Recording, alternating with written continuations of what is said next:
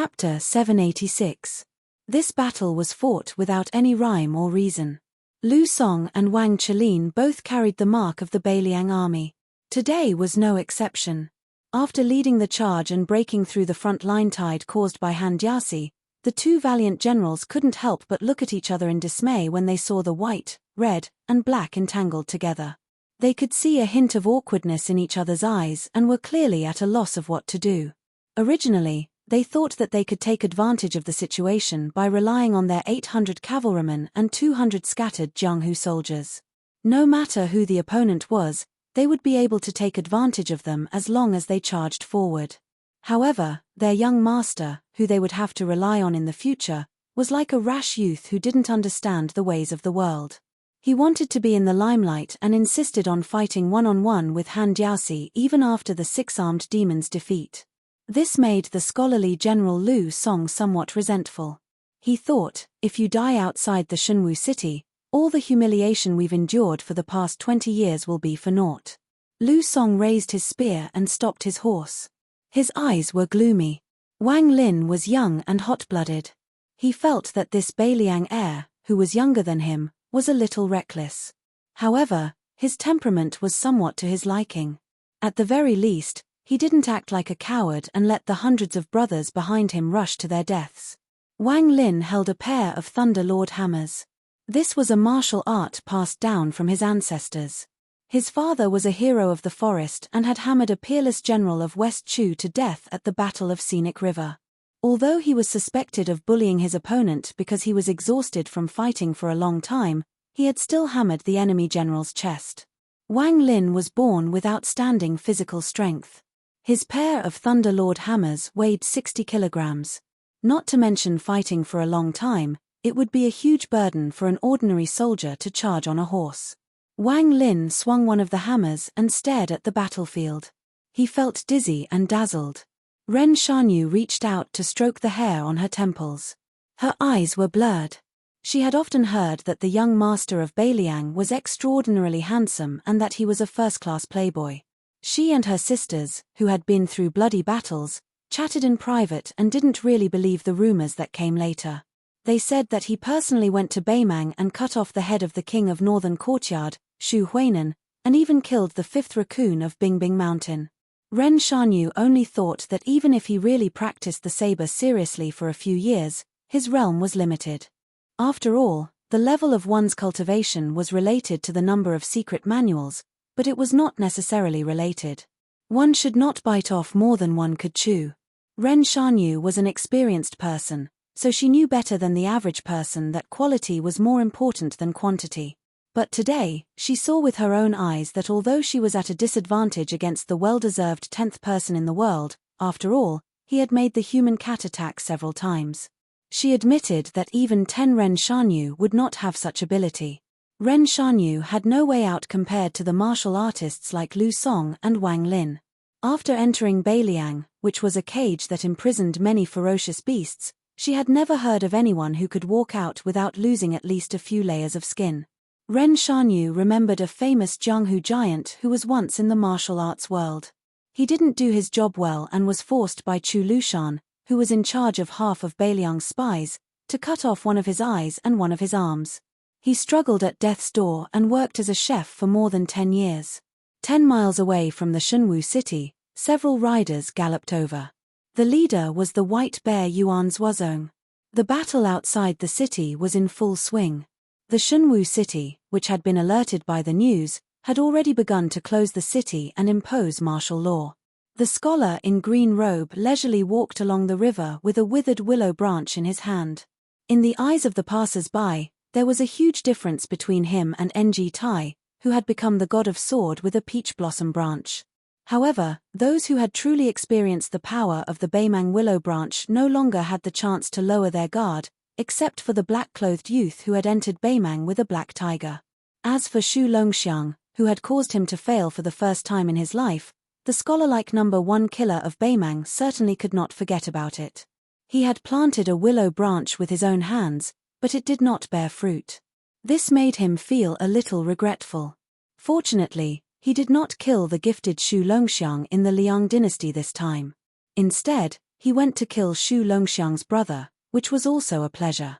It was a pity that he, Ma Wei, did not make a move and cause trouble for the Beimang and Liang dynasty. He could only settle for the next best thing, which was to launch a shorewin attack outside the Shenwu city. This made him feel a little regretful. When he seemed to be strolling leisurely, he was still a few miles away from the city gate. However, the river in the city was also nearing its end. When the city gate seemed to have been hit by a huge rock, there was a ripple of qi. With his cultivation base, he could naturally feel it clearly. However, he was not in a hurry. Every time he did the dirty work, he had to pull chestnuts out of the fire. The most important thing was to control the fire. Now, he was in the pot. Haste makes waste. He was not in a hurry. With Han Jiaxi's mystic comprehending strength, as long as that white-haired guy did not stupidly rush to his death in reincarnation, he would be able to tease him for at least an hour. For the first time, one section Willow has some respect for the notorious Cat Man. Crossing the threshold and killing the celestial phenomenon with the finger mystery, isn't it the realm that half of his peers dream of? He suddenly stopped in his tracks. As far as the eye could see, there was a black-clothed youth blocking the way. The young man grinned and pointed at his chest. One section Willow also laughed. Previously, he was the Oriole behind, attacking others. He did not expect that this time it would be reversed. One section Willow glanced at the river covered with ice and snow, somewhat self-deprecating. How could one not wet his shoes if he often walked by the river? He threw away the dead branch, and a thin hiltless short sword slid out from his sleeve. When the one-armed old man who was addicted to eating swords entered the city, Death Soldier Yin stopped at the gate of the Eastern Sea Martial Emperor city. He carried a big box on his back. Originally, there were more than 20 swords, but they were all empty. They were all famous swords in the Yuyang Mountain Villa. Each of them could be described as cutting iron like mud. However, during these days, he had been following the old man from afar. The swords in the box were just like the broken food in the roadside stalls. Which family's child was a little greedy and could buy them back with a few coins? Along the way, Yin walked cautiously and sullenly. However, thinking of His Royal Highness's instructions, he did not dare to show the slightest dissatisfaction. In order to fish out accurate information from the old man, he could only serve him carefully. In fact, the two were already close to the Martial Emperor city half a day ago.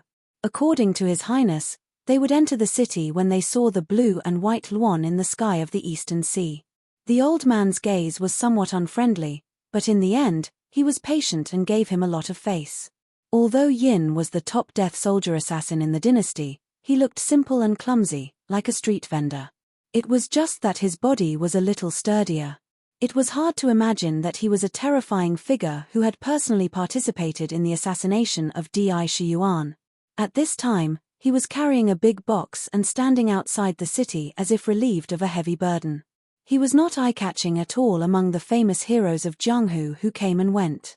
Yin turned back and left the Martial Emperor city. At this time, he definitely could not make it in time for the battle. He only hoped that the new master of Beiliang would be safe and sound. After more than 20 years of suffering, there was no reason for him to die in a foreign land. It was snowing heavily in the world, and the sky was unimaginably bright. A sword was suspended in the 9 heavens. Ancient books and poems used the words riding the wind and ascending to immortality to describe the freedom of immortals.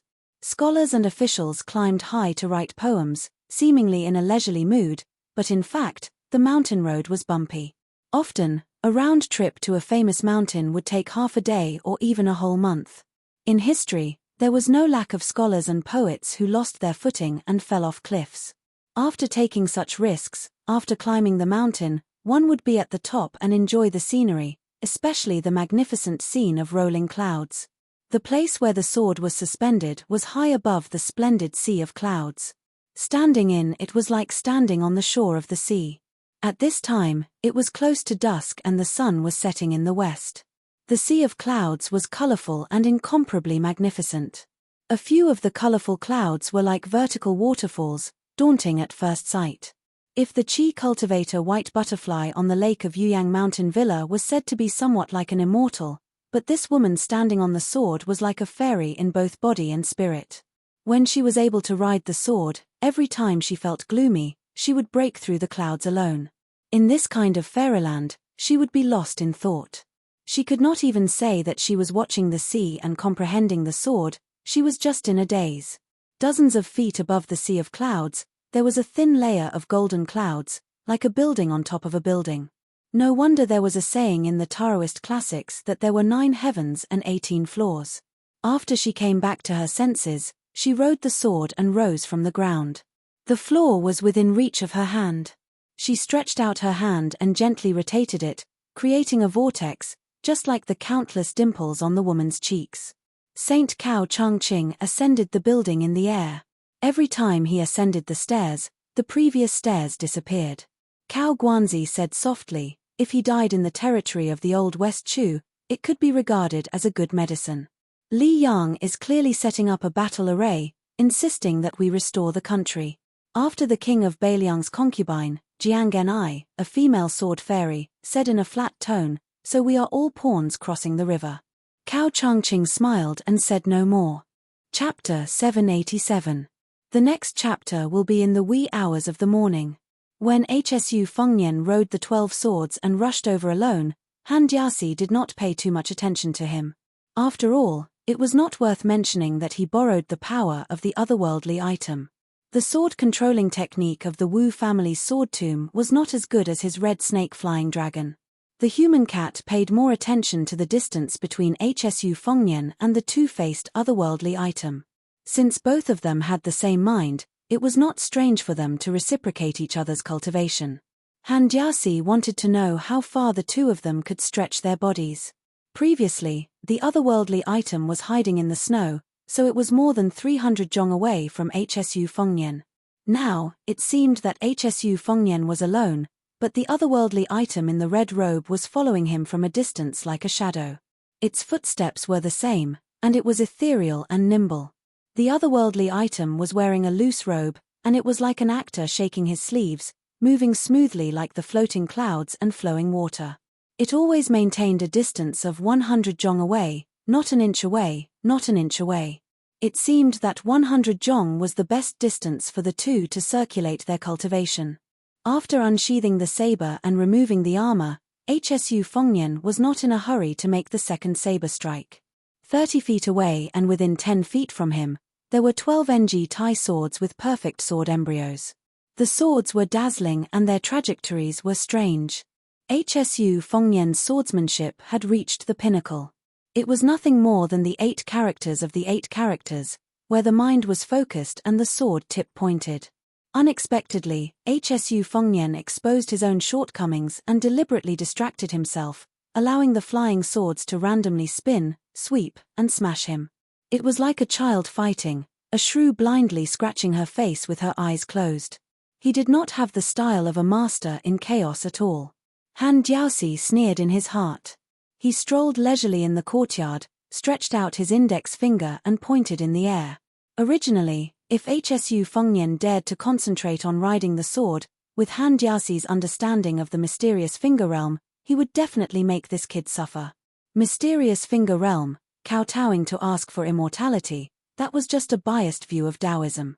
The mysterious finger realm was more profound than that. Everything in the world had a ritual, from the ebb and flow of the tides, to the waxing and waning of the moon, to the blossoming and wilting of the flowers, to the blowing of the wind. In Han Jiaxi's eyes, as long as he could see, there was a clear trajectory in his eyes. This kind of wonderful trajectory was related to the level of the mysterious finger realm. When he first entered the mysterious finger realm, it was very vague, but when he entered the mysterious finger realm, it became clearer as his cultivation increased. Back then, in the sword tomb of the Wu family, 9 swords defeated 10,000 cavalry. Among them, Wu Tsaoan's cultivation was only above average, and he was stuck at the mysterious finger realm. Compared to his 2 fellow celestial phenomenon realm disciples, they couldn't be mentioned in the same breath. However, during the battle on the grassland, the 9 of them joined hands and he was fully deserving of the title sword tip. Under the sword tip, he killed a total of 3,700 cavalry.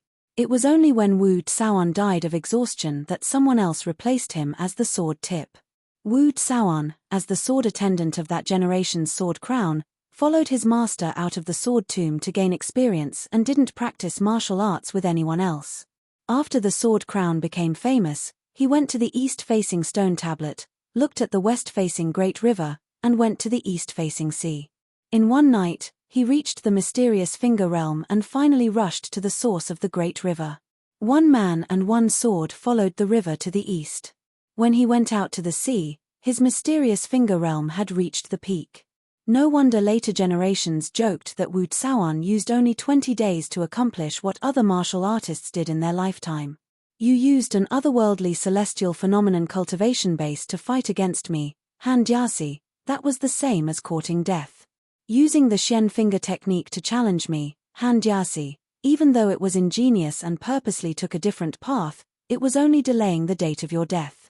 Han Jiasi familiarized himself with the 12 flying swords in the time it took for half an incense stick to burn. He then began to clean up the mess. With a heavy stomp, he stretched out his left thumb and index finger and caught the tail of a flying sword by surprise. Ignoring the vibrating sound of the flying sword, he snapped the sword with his 2 fingers. The red silk in his right hand brushed and took advantage of the situation to fish in troubled waters. He stretched out his other hand and wrapped it around the 2 long and narrow swords. He then pulled them back, twisting the 2 swords into a ball in his cat's fist. Han Jiasi casually threw away the destroyed flying swords. He then boiled the plum blossoms, chopped the bamboo horses, and broke the peach blossoms in one go. He sneered, "Ng Tai, only when you use these 12 swords can you be considered serious." Hsu Fengnian's state of mind was as tranquil as an ancient well. He waved his right hand and finally used his will to control the remaining 9 flying swords. With the momentum of an immortal caressing the top of his head, he smashed them towards Han Jiasi. The Beiliang saber in his left hand was indomitable. The green dragon sleeve was thrust towards Han Jiasi. Han Jiasi ignored the rain of swords and stepped out of the sword formation. Although the 9 flying swords were aimed at his back after they missed him, he ignored them completely. He took a big step forward and smashed the strong energy released by the Beiliang saber. The energy exploded in all directions. Even though Han Jiasi's silver hair fluttered in the wind, the human cat still pressed his palm against the tip of the Beiliang saber. His 5 fingers formed a hook and held the saber tightly. Beiliang cavalry, Beiliang saber. If it were someone else, it would be just SOSO. Without waiting for Hsu Fengnian to loosen his grip, Han Jiasi raised his saber and kicked Hsu Fengnian's abdomen. Hsu Fengnian seemed to be unharmed, but the snowy ground around him was filled with ripples of energy. The ground cracked with a loud bang. Han Jiasi frowned. This brat was carrying a sheathless sword on his back, but he was still unwilling to let go of his saber. Han Jiasi's palm moved along the tip of the saber and pulled it back. The handle of the saber was like a bell, slamming into Hsu Fengnian's chest. Hsu Fengnian's face turned pale, but the otherworldly item in the red robe that was 18 feet away had already spat out a mouthful of scarlet blood. Han Jiasi did not show any mercy. He turned around and swept his leg across Hsu Fengnian's shoulder. Hsu Fengnian was like a rootless duckweed that was blown away by the strong wind. His feet left the ground, but because he was holding the saber tightly, his body that was flying through the air could not move. Han Jiasi and Hsu Fengnian, one vertical, one horizontal. Between them was the Beiliang saber without a tip. The 9 flying swords were like moths darting into a flame. However, they were all outside the lantern's thick paper and could not get close to the human cat that was the wick of the lantern. Han Jiasi saw that this brat was acting recklessly, and a hint of anger appeared on his face. A red thread snake quickly climbed onto the Beiliang saber. Just as it was about to wrap around Hsu Fengnian's palm, the latter suddenly grasped the handle of the saber with both hands. He recalled the time when the Beimang saber encountered a tornado on the land, when the wind blew, and when the wind blew, the Hsu Fengnian's palms were covered in blood. At this moment, Hsu Fengnian's body was like a tornado on the ground, and his palms were instantly covered in blood. Han Jiasi did not change his stance. He let go of the tip of the saber and let the saber in his palm wreak havoc. His eyes were sinister, and his voice was soft and eerie. What a good story of a tornado hidden in a wine immortal cup. Interesting. No wonder Li Chungang was impressed by you. Just as Han Jiaxi was about to deliver the killing blow, a green-clothed woman with a spear came from the southeast. Han Jiaxi's shen finger finally showed its magnificence, as heavy as snow. In the blink of an eye, he used his Shen Lei's shen finger to crush Hsu Fengnian's will into one of the flying swords. With a loud bang, the woman used the Shen Lei's Shen Lei spear to rebound it like a spinning top, avoiding the sharp edge of the flying sword. She spun in a forward arc, the tip of her feet stepping on the ground, knocking both of them back with the force of 1,000 pounds. Han Jiaxi snorted coldly. Although it had only been 2 moves, it was clear that the man and cat were tired of this little girl's provocation. His left hand was placed a few inches below the tip of the Shen Lei spear, and his feet moved lightly in a semicircle, completely dispersing the force of the Shen Lei spear. The woman, who did not have the majestic cultivation of celestial phenomenon, immediately flew away like a kite with a broken string. Han Jiaxi held the Shen Lei spear and threw it towards the place where the woman fell. The speed was so fast that there was no whistling sound, just silence. Blue Bird was no longer the woman from the Battle of the Reeds outside Xiangfan City. Although the spear seemed to be going straight through her chest, her mind was clear. She stepped on the empty air and glided back steadily in the air, hurried but not in a sorry state. She held the blunt spear head with both hands and fell diagonally to the ground, creating a mud pit with each step, forcibly stopping her decline. Han Jiaxi coldly snorted. Although it had only been 2 moves, it was clear that the man and cat were tired of this little girl's provocation. His left hand was placed a few inches below the tip of the Shen Lei spear, and his feet moved lightly in a semicircle, completely dispersing the force of the Shen Lei spear. Without a majestic cultivation of celestial phenomenon, the woman immediately flew away like a kite with a broken string. Han Jiaxi held the Shen Lei spear and threw it towards the place where the woman had fallen. The speed was so fast that there was no whistling sound, just silence. Blue Bird was no longer the woman from the Battle of the Reeds outside Xiangfan City. The spear seemed to be going straight through her chest, but her mind was clear. She stepped on the empty air and glided back steadily in the air, hurried but not in a sorry state. Blue Bird was no longer the woman from the Battle of the Reeds outside Xiangfan City. The spear seemed to pierce to kill her, to her chest, but her heart was clear. She stepped on the ground, and steadily glided backwards. She held the Shen Lei spear with both feet, she stepped on the ground, creating a mud pit, forcibly stopping her decline. Her eyes, and meridians to the reverse, spear, she held the spear, and spear, her too. To her to the point, spear to be, spear to be, spear, to the ground, spear, air, spear to be, spear to kill blow, spear, and to, spear, to kill, spear, to, lei to the, chi, spear, lei, the of of, wind, and she to snow s, to the snow of an, the, flying, s, tus. Spee, to spear, the, spear, he was truly unafraid of death. Chapter 788. No matter how pitiful her life was, God was merciful. There would always be one person in this world, no matter how far away he was, who was worth her life. She would never take a step back. Women were the most infatuated people in the world. Probably influenced by the woman in green, Lu Song, Wang Lin, and the others who were previously nervous and at a loss finally came to their senses. There was no need to make a sound. When the 2 cavalry took the lead to charge, the elite cavalry under both sides almost charged silently at the same time. There were no shouts, only the sound of horse hooves. Han Jiaxi could ignore the young woman's family heirloom, the Spear Fairy King embroidery. He could ignore the desperate charge of the ant-like cavalry, but he could not ignore the white-haired man's silent retreat. Who do you think Han Jiaxi, Is it that brothel girl? Your son spent money to seduce her a few times, only to find out that he is not rich enough, and you want to retreat. Han Jiaxi's murderous intent grew stronger. He suddenly narrowed his eyes. Finally, it's here. The cat and man ignored the spear fairy king embroidery and turned a deaf ear to the violent sound of horse hooves. They stood still and looked at the carriage in the east. There was a simple Taoist robe that was not as luxurious as the ones on Dragon Tiger Mountain. The middle-aged Taoist carried 3 swords on his back. He reached out and touched the top sword box on his back. He smiled. A friend from afar is knocking on the door of the firewood on a snowy night. I heard that Xiao bark is the most pleasant. Although it was called Xiao bark, it was not small.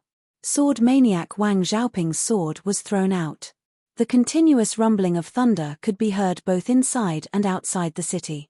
When Wang Xiaoping first started to practice swordsmanship, she was determined that as long as she threw out a sword, she would be an immortal on earth. With a sword in hand, immortals were like floating clouds to her. Therefore, this sword had nothing to do with the mysterious finger, celestial phenomenon, or the level of the realm. Since Wang Xiaoping started to practice swordsmanship, she was known for her pure heart of swordsmanship. Even Hong Shixiang admired her. Even though the young chief had not enlightened himself and knew that he was the reincarnation of ancestor Lu, how could his vision be bad? Little Bark's sword started from Wang Xiaoping and ended at Han Diasi. It was like a long rainbow hanging in the sky. It was the first time that Han Diasi showed such a serious expression. The reason why Han Diasi was able to force his way into the ranks of the top 10 in the world was because of his unparalleled advantage in terms of cultivation level. His mysterious finger was comparable to Ng Tai, and he was good at killing celestial phenomenon. Therefore, as long as one had not stepped into the lofty earth immortal realm, otherworldly items like the red robe would never enter his eyes, let alone Shenyuan Qingfeng, who took the initiative to retreat in the face of danger. However, Wang Xiaoping, who was born for the sword and was even willing to die for the sword, was different. Han Jiasi respected the sword that hung in the sky and did not feel any fear. With a wave of his sleeve, his arm was like a snake's den. The red ropes were like small snakes raising their heads to show off their power, making kai-kai sounds. This sword could not be avoided, and Han Jiasi did not want to avoid it either. Being surrounded by killing intent from all sides, facing the endless fierce attacks of everyone, especially Wang Xiaoping's sword that was currently like a rainbow, he still smiled and raised his hand to raise the scarlet rainbow. He soared into the sky and faced Little Bark head-on. The sound of a great bell resounded throughout the world. The vibration caused the walls of Shunwu City to shake again. The snow in the cracks of the walls could not stay still and rustled down. Dust flew everywhere, black mud and white snow intertwined. After the dust settled, Han Jiasi was safe and sound. Only the scarlet red around his arm seemed to have faded a bit. Han Jiasi pulled the corner of his mouth and laughed loudly. Wang Xiaoping, does this sword of yours count as slaying a flood dragon? You still have 2 more swords, why don't you use them together? After 3 sword strikes, I will peel off your skin and bones and make Wudang lose a peak. As he spoke, everyone realized that the tip of the red spear in the hands of the green-clothed girl was pressing against the back of the old eunuch's heart, but it seemed to be unable to move an inch into his flesh. The spear of Xana bent in an eye-catching arc, close to a full moon. It was enough to show the strength of the pretty girl. Han Jiasi saw that Wang Xiaoping was indifferent and knew that with the temperament of this Wudang sword maniac, she would not be provoked by words. He did not waste any more words and turned his head with a calm smile. Little girl, are you not afraid of breaking Wang Xiu's precious relic? On the roof of the carriage, the death warrior Wu drew his bow. The arc of the bow was better than the spear of Xana. With one pull of the string, 2 iron arrows shot towards the old eunuch who had been in an invincible position. After the young man shot the 2 arrows, he staggered back 2 steps. The blood vessels in his right arm burst, and suddenly a string of blood flowers bloomed. His face was pale, and his eyes were fixed on the damn cat that just didn't die. Elegant name Sun and Moon stand side by side, common name flying on the couch. The young man's name was learned and particular, both elegant and common. The young man Wu liked it very much and was very satisfied. Han Jiasi took a step back. Wu Fu used all his strength to pull up mountains and rivers, but if he added a feather's weight to the mountains and rivers, he could still crush people to death. The spear of Xana, which was already bent to the extreme, immediately flew away. The girl in green was thrown back and rolled for 6 or 7 feet. Her green dress was no longer clean and was covered with dirt and mud. She stood up with difficulty and grabbed the falling spear of Xana. The spear of Xana was the unique skill of the Wang family. Chen Jibao's plum blossom turned from green to purple was also born of this skill. However, when used by him, the green was much better than the blue. During Wang Xiu's lifetime, his biggest regret was that he did not have a son to pass on his unique skill. That was why he taught his disciple Chen Jibao everything he knew. Because the Wang family's spear skill required the support of a strong body and emphasized the counterflow of qi. It was an unorthodox and overbearing method that was most harmful to the body. A woman's body was originally soft and feminine. Such a sinister method was tantamount to adding insult to injury. Later, Chen Jibao became famous for killing his master. Wang Xiu's death was far from what the outside world thought. The moment Blue Bird held the relic, she spat out turbid air and swallowed back the dirty blood. Men of sacrifice deserved to die. Han Jiasi casually grabbed an iron arrow that was very close to his eyes. He was surprised because the second iron arrow had disappeared. Even with his almost unparalleled sharp perception, he could not find out where it was. He casually threw out the iron arrow that had already appeared. It pierced through the head of a horseman in the distance, causing him to fall off his horse and roll on the ground. Han Jiasi turned his head and glanced at the young woman who was accumulating power with her spear. He did not look at her anymore. His gaze was cold as he looked at the black mass of valiant cavalry charging with crushing momentum. He muttered to himself, "Is the human cat so unintimidating?" Han Jiasi rose from the ground. His momentum was exactly the same as Wang Xiaoping and Xiao Fei's sword. It was not something that ordinary cavalry could contend against. With a stomp of his foot, he broke the waist of a man and a horse. The horseman behind the dead man and the horse did not have time to change direction and raised his spear without hesitation. Han Jiasi did not make a move at all. He went straight ahead and struck the horseman who had bounced off the huge charging force of the warhorse. The entire warhorse crashed straight into Han Jiasi's body. It was as if it had crashed into an iron wall, and the warhorse died on the spot. The horseman who was skilled in horsemanship fought with his life on the line. He slapped the back of his horse and leaped up, chopping down with his blade. Han Jiasi did not make a move, and the horse was instantly split into pieces. Before the countless pieces of blood fell to the ground, Han Jiasi had already continued forward. The third horseman in the line slightly leaned to the side, relying on his intuition to chop at the head of the black-clothed eunuch. He had just raised his blade when he was pushed by Han Jiasi to the side of his warhorse. The man and horse were thrown horizontally into the air, bringing disaster to the other horsemen. They fell to the ground together. If it was only this horizontal death knell, with the ability of the two horsemen, they would not have died together with their horses. However, the human cat's attack was so vicious. The red silk wrapped around his arm came and went, and the two valiant horsemen were split into 5 pieces on the spot. Han Jiasi didn't give the frontline cavalry a chance to turn around. He retreated as he fought, making it clear that he wanted to kill all of the cavalry by himself. In the eyes of the second group of cavalry, they were as soft as tofu. Wang Lin's heavy cavalry and Lu Song's light cavalry were also fragile. Wang Lin brushed past them, and one of his arms was separated from his body along with his bronze hammer. If Lu Song hadn't rushed over and blocked the red thread with his spear, Wang Lin would have followed in his footsteps and been torn apart. The two cavalry leaders were lucky enough to survive and fought side by side. Not only did they not leave the battlefield, they continued to approach the human cat, one of the 3 great demons of the spring and autumn period. Ren Shanyu gritted her teeth and gripped the axe that was seriously incompatible with her delicate body. She took the lead and went forward to help. Behind her, the retainers that Beiliang had secretly raised followed the delicate woman and floated toward the battlefield where flesh and blood were flying everywhere. In a place where the entire army was doomed to die, the general died first. After the general died, the lieutenants died. After all the lieutenants died, the soldiers died. In the distance, Hsu Fengnian squatted on the ground. The Beiliang saber was stabbed into the ground beside him. His palms were so unsightly that his bones could almost be seen. Hsu Fengnian turned his head and asked softly, Is one incense stick enough? The red-robed otherworldly being nodded. Hsu Fengnian cupped a handful of snow and buried his face in it. After he stood up, he realized that the more he rubbed the blood and snow on his face, the dirtier it became. He raised his arm and wiped it with his sleeve. Then, he grabbed the Beiliang saber. Chapter 789. Han Jiaxi was like a demon in broad daylight. He arrived behind a swordsman and slashed down with his finger.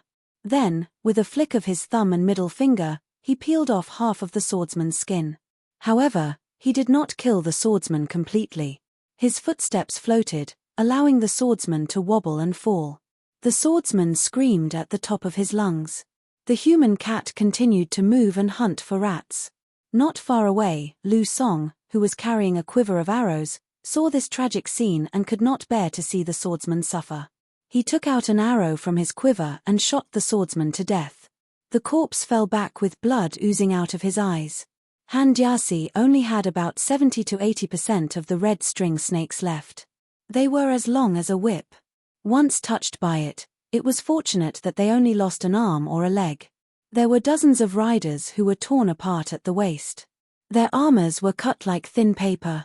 Perhaps this demon who had destroyed a generation of Jianghu did not feel good enough. He separated several long snakes with his whip and whipped them wildly. A few feet away from Han Jiaxi's center was hell on earth. No one could get close. After Wang Lin lost his arm, he gritted his teeth and bandaged it. He threw out his remaining hammer and it was smashed by the whip. The broken pieces of the hammer flew everywhere like a rainstorm. They were directly shot down by several armored riders around Han Jiaxi. One of the pieces even returned. If Wang Lin did not quickly pull out his sword to block it after throwing the hammer, he would have been pierced through the chest and died. However, even though he blocked it, the power of the strike still caused Wang Lin to fall off his horse. Lu Song rode his horse over and bent down to grab Wang Lin's shoulder. He helped him onto his horse and the two of them became one. The cavalrymen who were armed with crossbows were also rendered futile. There were a few times when they fired their arrows between the gaps of the battle formation, but they were like catkins that disturbed the enemy but did not harm them. Instead, they were absorbed by the Hanjiao temple with the terrifying force of a whale swallowing them whole. It looked like they had been shot into a hedgehog, but in the blink of an eye, they were all shot back in the opposite direction. A circle of war cavalrymen was completely annihilated. Most of the crossbow arrows penetrated a person's body, but their momentum was still swift and violent. Taking the head of a general in an army of millions had always been regarded as a preposterous talk. The Sword Emperor of Shishu who guarded the country for the emperor could not do it. Before the fall of the country, the sword masters of the Dongyu sword pool of the older generation also could not do it. However, at this time, Han Jiaxi was indeed in a place where there was no resistance. Lu Song and Wang Lin who led the troops and managed the army could be considered outstanding, but they really did not have the experience of thousands of people charging to kill one person. They could not come up with a perfect plan for the time being. They could only use the lives of their troops to fight the devil's internal energy. Fortunately, there were martial arts masters like Ren Shanyu who interspersed and supported Han Jiaxi. Although Han Jiaxi killed casually and leisurely, after all, he did not cause the morale of the two cavalry troops to collapse. Just by helping to stabilize the continuous offensive of the cavalry troops, more than 80 Beiliang men of sacrifice had already been reduced to half. Except for a few people, they were not Han Jiaxi's match. Without exception, they were all killed. It had only been less than half an incense stick's time. Ren Shanyu's hair was disheveled. She was not at all charming like when she was a bandit on the mountain. When she had time to catch her breath, she caught a glimpse of the white-haired young man who was far away from the storm. Women were fickle. Earlier, she admired the handsome Shiz's great achievement in saber skills. Now, she could not help but feel resentful. She resented him for not being a tyrant in Beiliang and provoking such a troublesome living king outside of their territory. The reason why Ren Shanyu clenched her teeth and did not retreat was not that she was risking her life to win some favor. Instead, it was because Hsu Fengnian's personal servant, the green-clothed woman, was holding a red spear and looking for Han Jiaxi to fight to the death. That woman was unafraid of death. Under the shadow of Bailiang, Ren Shanyu, whose life was as fragile as paper, did not dare to retreat even if she was extremely timid. If a general retreated after a fight to the death, even a lowly soldier could be killed. After the green-clothed woman joined the battle, she did not blindly kill with brute force. Instead, she retreated several feet away after she missed her target. Everyone was amazed by her spear art. They did not notice that her lips moved slightly to swallow blood time and time again. Ren Shanyu took a deep breath, calmed herself down, then gave a glance to a few familiar guards around her. Next, they formed a triangle and broke into the battle formation. Han Jiaxi held a head with one hand, pulled the head out of the body and threw it backward, smashing one of Ren Shanyu's broad axes into pieces. The woman coughed out a mouthful of blood and kneeled on the ground, covering her mouth with both hands. Blood was dripping down from between her fingers. Some cavalry commanders fought to the death first, while the other two groups of cavalrymen died one after another. 400 died. Nearly half an hour had passed. Han Jiaxi lowered his head and glanced at the few red whips, which were not as magnificent as the first one. Outside Kuei Gate Pass in the western region, Han Shengxian was trapped in one of the 3 battles. He didn't make it to the crucial Iron Gate Pass. He didn't spend too much time fighting against the 3,000 elite cavalrymen led by Wang Ji. Instead, he directly broke through the thick battle formation and headed west. Still, he didn't make it in time to save the Prince Zhao Kai. In the view of this former head of the ceremony directorate, if the young master wanted to sit on the dragon throne, as a servant, he had to step back step by step. First, he had to hand over the head eunuch, and then gradually retreat behind the scenes. From a person with power that could overturn the world, he had to become a living dead, obediently hiding in the shadows behind the scenes, and then die in front of the current emperor. He guarded the Zhao family, and caught countless rats during and after the spring and autumn period. Other than the red armors, there was also a secret celestial state being, who was later made into the golden armors. As for the level 1 Vajra finger, there were over 10 of them. They were called devils, and Han Shengxian deserved to be called devils. If Huang Sanjia and Xu Xiao joined hands and destroyed the spring and autumn period, then Han Shengxuan's assassination and Xu Xiao's stepping into the martial world destroyed the martial world together. Han Shengxian knew that he was foolishly loyal to the Zhao family, and he never regretted it. Han Jiaxi threw out all the long whips he had. The whips sounded like firecrackers, and were as powerful as serpents swimming in the river. Another rain of blood started. Chapter 790. Sword maniac Wang Xiaoping, who was standing on the carriage, said softly, "After I left the mountain and entered the world, I realized that the world was at peace. Only the smoke of war in the north smokes the sky every year." She swiped the second box behind her and took out feng shui. The first sword, Xiao Fei, was a big rainbow. The second sword, feng shui, was 10 feet out of the box and didn't rise into the sky. It didn't stab Han Jiaxi but moved forward in a treacherous spiritual state. It was like hunting a snake and killed the red whip of the red snake. After killing all the red snakes, feng shui couldn't catch them and had no hope of killing the snake man Han Jiaxi. It turned into fine powder at a low altitude and disappeared with the wind. Wang Xiaoping made a gesture with her fingers and the wind and clouds surged into the sword box. The last sword cut off the deer's head and soared into the sky. Han Jiaxi, who had a little red rope left on his arm, reached out his left hand and stroked the red snakes that he had spent most of his life with. He looked up at the sky and stepped down, shaking the earth and mountains. All the warhorse riders heard a muffled sound. The young kamikaze on the roof of the carriage sat down. The second iron arrow was hidden but was still crushed by Han Jiaxi's foot. Han Jiaxi, who had been looking up at the sky, smiled and murmured, "When I was young, I envied the green-robed man who walked the Jianghu with a sword." The cat man, who hadn't shown any signs of fatigue even after being surrounded, clapped his hands. The red rope peeled off and gathered into a line, showing signs of a sword. A deer's head fell from the sky with a few thick lightning bolts circling around it. A red 3-foot sword in front of Han Jiaxi rose into the sky. Handiao Temple, who was finally free of the red rope, rose from the ground when the string sword blocked the deer's head.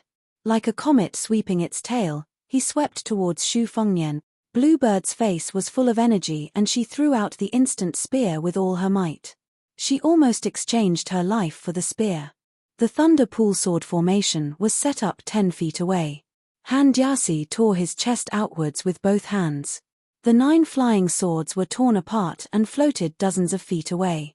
They were like ownerless souls, without the slightest bit of vitality, lying on the ground one after another. It was clear that Xu Fengnian could not divert his attention to control the swords. Hsu Fengnian had the cold blade in his left hand and the spring and autumn in his right. The 2-sleeved green snake that was taught by the old man with sheep fur coat rushed out. Compared to the 2-sleeved sword of the Wu family's sword made Kui Hua, Hsu Fengnian's 2-sleeved sword was more like a sword. Its 2-sleeved swords was more similar to the Wu family's sword. Kui Hua's 2 sleeves. Hsu Fengnian SS. Its 2-sleeved swords, the 2-sleeved swords. When Li Chungang was invincible in the world, he once said that with a single sleeve sword, he would cut off all swords in the world, and with a single sleeve sword, he would destroy all beauty's eyebrows. This was the true definition of a romantic.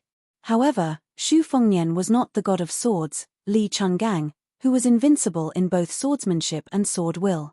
At this moment, the celestial cultivation base and mystic finger techniques that he had stolen were naturally countered by the Hanjiao temple. The human cat overflowing with killing intent did not care about his torn sleeves. His hand slid across the sword and the back of the saber, and his left hand slapped towards Xu Fengnian's head. He swayed his head to the right and slapped his right hand again. The otherworldly item in the red robe behind Hsu Fengnian knelt on the ground. One of its faces was bleeding purple gold blood while the other was bleeding golden blood. Han Jiasi said sternly, "Zhao Kai can't sit on the dragon throne. Hsu Fengnian, do you think you deserve to be the king of Beiliang?" After saying that, Han Jiasi grabbed Hsu Fengnian's neck with one hand and punched the Beiliang's crown prince's forehead with the other hand. The otherworldly item's head fell backward as if it was hit by a hammer. It was going to slide 80 feet away. Its 5 arms grabbed the ground and its nails fell off, but it didn't let go. Finally, it stopped 60 feet away. This ravine was stained with a shocking purple gold blood. Han Jiasi laughed coldly and said, "Beiliang saber?" The old eunuch hit Hsu Fengnian's arm with his elbow and broke the arm of the otherworldly item in the red robe 60 feet behind him. The Beiliang saber fell to the ground. The instant spear pierced the back of the human cat. Han Jiasi waved his hand casually. The expressionless Hsu Fengnian took the opportunity to raise his right hand with difficulty. The spring and autumn sword weakly pressed against Han Jiasi's chest. Han Jiasi seemed to have lost his mind. He tightened his grip on Hsu Fengnian's neck and lifted it off the ground. A deep bruise appeared on the neck of the otherworldly item in the red robe. Han Jiasi chuckled and asked, "There are 600 riders left, plus Wang Xiaoping who hasn't become an earth immortal, and Yuan Zuozong who came to collect the corpse. If I want to leave, can you hurt me?" The tip of the sword trembled and pointed at the human cat's chest. Han Jiasi calmed down and said, "Don't worry. After you die, I won't leave. After I kill Wang Xiaoping and Yuan Zuozong, I'll kill you again on the road to the underworld." Looking at the unusually young face and the pair of unusually cold peach blossom eyes, Han Jiasi was filled with intense hatred. He chuckled and said, "Die." Hsu Fengnian nodded. "Die." A sword pierced through the chest and chilled the heart. The spring and autumn sword traveled 1,000 miles. Someone borrowed the spring and autumn sword in East Sea Martial Emperor City. He once exchanged an arm with Li Chungang at his peak. He once ate countless famous swords into his stomach. This sword was fierce. Not only did it penetrate the heart of Han Shengxian, who was at the peak of his power accumulation, but it also forced his body to float backward. It was Hsu Fengnian's first sword attack, and it was equivalent to Ancestor Sui stabbing Han Shengxuan's heart personally. Sacrificing thousands of cavalry to die was just the icing on the cake to distract them. This sword traveled 10,000 miles. It was like sending charcoal in snowy weather. Hsu Fengnian strode forward, jumped up, and slapped the head of Han Shengxian, who had a complicated face. An immortal patted the head. One palm made Han Jiasi kneel in the snow. The human cat, whose heart was broken, was bleeding from his 7 orifices. He tried to stand up. Hsu Fengnian patted the head again. With a thump, Han Shengxian, whose silver hair was in a mess, knelt down again. Xu Fengnian's knife hand cut off the head of the most powerful official in the world. He didn't look at the headless body that was still kneeling on the ground. He turned around and carried the red-robed otherworldly item in a pool of blood. He picked up the Beiliang saber and walked to the cruel battlefield with broken limbs and bones. He supported the bluebird, whose life was hanging by a thread. All the armored riders neatly got off their horses. Hsu Fengnian said in a low voice, "Take off your armor." Beiliang armored soldiers only held Beiliang sabers and wore Beiliang armor. Chapter 791. The mountain ridges in Jiangnan were winding like coiled snakes, especially the Dragon Tail slope in Huainan. It was 300 li away from the strategic town of Iron Hut, and there were many traveling merchants passing through. However, a rare heavy snow had blocked the mountain roads, making it difficult to travel on the mountain roads. Most merchants would rather take a detour and switch to a relay station. On the Dragon Tail slope, there was a group of travelers who were struggling to travel north. A simple and crude carriage was slowly moving forward. The inferior horse's hooves were in the snow, and it was even more strenuous. The black horse with a dark mane snorted and puffed out clouds of fog. The coachman was a skinny old servant who was reluctant to use his whip to drive the horse. It was said that a fast horse could be whipped, but even the cleverest housewife could not cook without rice. An old horse that had been eliminated from the army, after being whipped too many times, had a rogue temper. 8 or 9 out of 10 times, it was unwilling to move. Fortunately, the owner of the carriage was considerate, and from time to time, he would speak a few words of comfort to the coachman, telling him not to be in too much of a hurry. The old man in the carriage had a thin face, wrapped in a tattered fur coat that was probably even older than the old horse. His expression was serene as he held a book and silently read. Outside the carriage, the mountain forest was wrapped in silver. Suddenly, like a spring breeze, thousands of pear trees bloomed. The old man lifted the curtain and looked into the distance. His originally gloomy state of mind also became a bit more relaxed. They were also on the Dragon Tail slope, less than half a li behind the carriage. There were 5 riders closely following behind. Most of them were dressed in black, and there were 3 men and 2 women. The rider in the lead was a slightly chubby middle-aged man with a pair of round earlobes like a Buddha statue. He should be a person of good fortune. He was covered in an eye-catching white fox fur cloak, giving people a good impression and making it easy for people to feel close to him. Behind him was a young and handsome man with a jade-like face. He carried a golden spear. Even in this cold weather, his breathing was slow, and he was indeed worthy of being described as graceful as a god. Among the 2 women, the older one was like water. In the eyes of the world, she was full of romantic charm, and it was rare that she was charming but not seductive. She had the dignified demeanor of a lady from a respectable family. The young girl riding beside her was overshadowed. She only had the appearance of a middle-aged woman, and she was just like a girl from a humble family who had just grown up. The last rider was a boorish-looking young man. He was dressed shabbily and his horsemanship was poor. Every now and then, he would secretly rub his buttocks, and was caught red-handed by the girl from a humble family in front of him several times. He could not help but roll his eyes, which made the young man's face turn red. He wished he could dig a hole and bury himself in the snow. When the girl who had been fighting with him all the way turned her head and changed her face, she laughed and chatted happily with him. The young man who could not hide his poor and cold aura would secretly look at the graceful back of the older woman. His name was Li Huai-er, a native of Ironlu City. His parents had passed away early, and his eldest uncle was a teacher. His name was also given by his eldest uncle. He believed that this was the only decent name he had in his entire life. Li Huai-er loved martial arts since he was a child, and there was never a lack of Jianghu rumors in the streets and alleys. For example, a busybody ranked the top 10 masters in Ironlu City. Peng He, who was at the bottom, could lift a horse and throw it several feet away with one hand. The 6th, General Ding Ce, could even shoot a millstone with one arrow. Regarding these, Li Huai-er, who had always wanted to become famous one day, would rather believe them. Even if he was beaten black and blue every time he got into a street fight, it would not affect his passion for Jianghu. This time, he was able to ride a horse with the 4 people in front of him because he had accidentally stumbled upon a bloody secret in the city 2 days ago. Half a mile away, an old man surnamed Huang, who was said to be a high-ranking official, was on his way to the capital.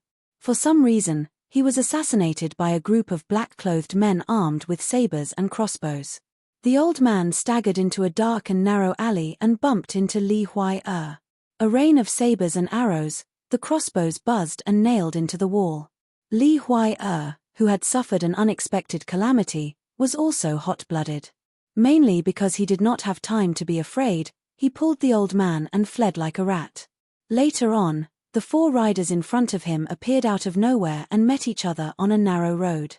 Li Huai-er saw with his own eyes that the handsome man wielding a stick could almost make a long hole in the alley wall with a strike of his stick. He also saw the woman in front of him moving her sword gracefully in the snow. Coincidentally, Li Huai-er saw that cold and beautiful face when she killed people. Li Huai-er knew then that as long as he could make a name for himself, he would marry no one but her. Although Li Huai-er was simple, he was not stupid. It was said that the experts in the world could comprehend swordsmanship by observing the tides. However, there was a river outside Iron Hut City. Whenever Li Huai-er was free, he would go to the riverside and stare at the surging river with wide eyes. He looked at it when there was no wind or waves, he looked at it when there was a storm or a flood.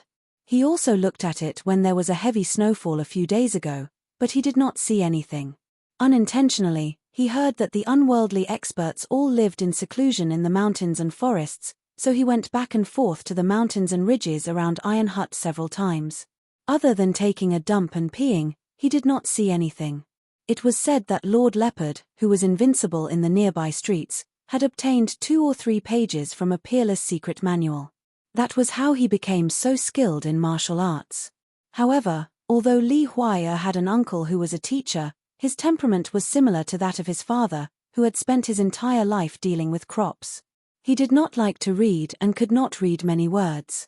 He knew that even if he obtained a secret manual, he would not be able to understand it. Li Huai-er looked at the men and women in front of him and felt a little discouraged. That immortal sister had said that after Lord Huang was sent to the capital, she would give him some money to return home. At that time, no one in Iron Hut would find trouble with him and he could continue to live a peaceful life. At that time, Li Huai-er mumbled and did not say anything. He did not dare to say what he was thinking. I just want to roam Jianghu with you. There was an inn at the top of the Dragon's Tail slope. For some reason, it did not have a name. In any case, it had been open for many years and its business was lukewarm. It was just a place to make ends meet. Scholars who were truly willing to spend a fortune were not willing to go there. The snow on the mountaintop had just cleared and the chill was somewhat dispelled. The 5 riders rode to the inn and saw the old man standing beside the carriage to welcome them with a smile.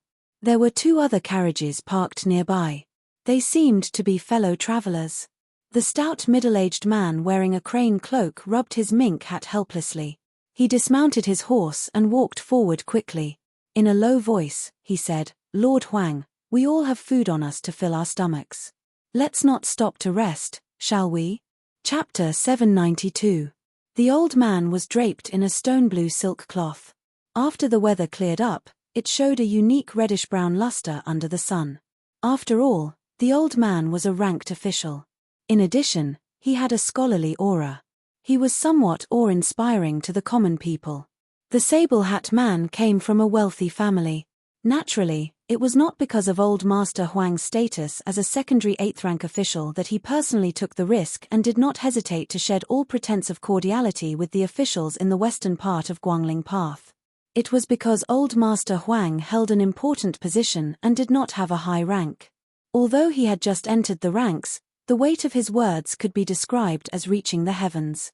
The western part of Guangling Path respected old Master Huang's pleading for the people and his outspokenness. This time, when he went to the capital to take up a post, he entered the court together with the northern scholar Zhu Guiyu and was promoted to the position of imperial censor. However, when Lord Huang went to the capital to meet the emperor, He carried memorials that were enough to make several dozens of officials in the western part of Guangling Path go or stay. This brought a fatal disaster to Old Master Huang. If it were not for a large number of knowledgeable people who had the money and strength to help Old Master Huang block several waves of dishonorable and ruthless assassinations, Old Master Huang would not have been able to take half a step out of Guangling Path, much less the majestic Great Peace City. In his view, Old Master Huang was clean and had a strong character. However, sometimes he was too pedantic and did things too rigidly. This unknowingly brought great danger to the Jianghu warriors who were secretly protecting him. However, he could not tell them directly. Sometimes he could only laugh bitterly and comfort himself that if not for Old Master Huang's personality, he would not be able to become an imperial censor. Old Master Huang, who was full of guilt, saluted the warriors with his fists in thanks without saying anything.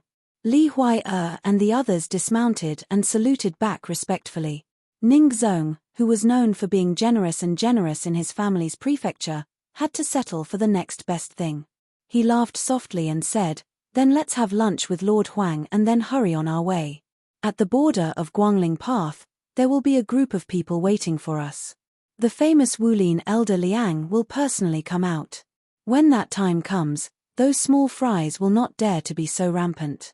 The young girl wrinkled her delicate nose and grumbled in a low voice, "Since Old Master Liang is highly respected in Jianghu, at the age of 80, and is able to wield a 60-pound pear blossom spear so well, and has the help of fellow Wulin practitioners, why is he unwilling to walk 200 to 300 miles?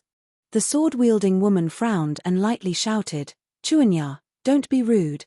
On the contrary, it was Lord Huang who resolved the situation. When he walked slowly towards the inn, he explained to the young girl with a pleasant smile, for these well-known Jianghu aristocratic families and sects, not to mention the direct family members and gang members, even the servants and guards who just make a living have to be recorded in the register. They have to deal with the government and have to look up to them for a lot of things. When I was young, I was still the kind of Jianghu people who only sought pleasure and revenge.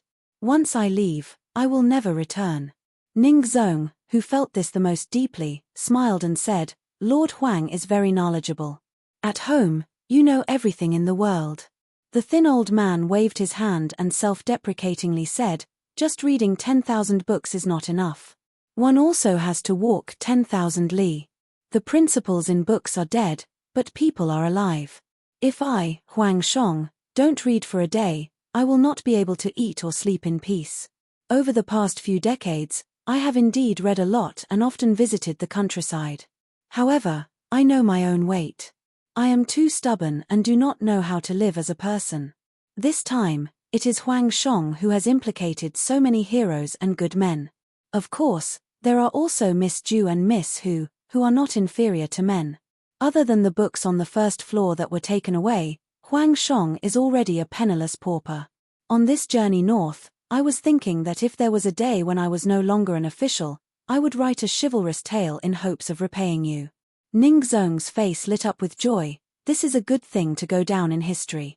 The young girl called Chuanya chirped excitedly, "Lord Huang, please don't forget me. I am called Hu Chuanya." Lord Huang smiled and agreed.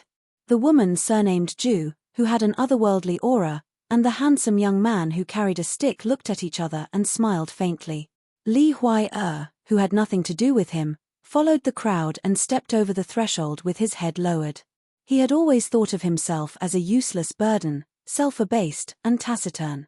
The inn was not big, and every table was covered in oil that had accumulated over the years, giving off a greasy glow. It was not something that could be wiped clean with a rag. Ning Zong, who had rich experience in Jianghu, looked around and felt a little uneasy.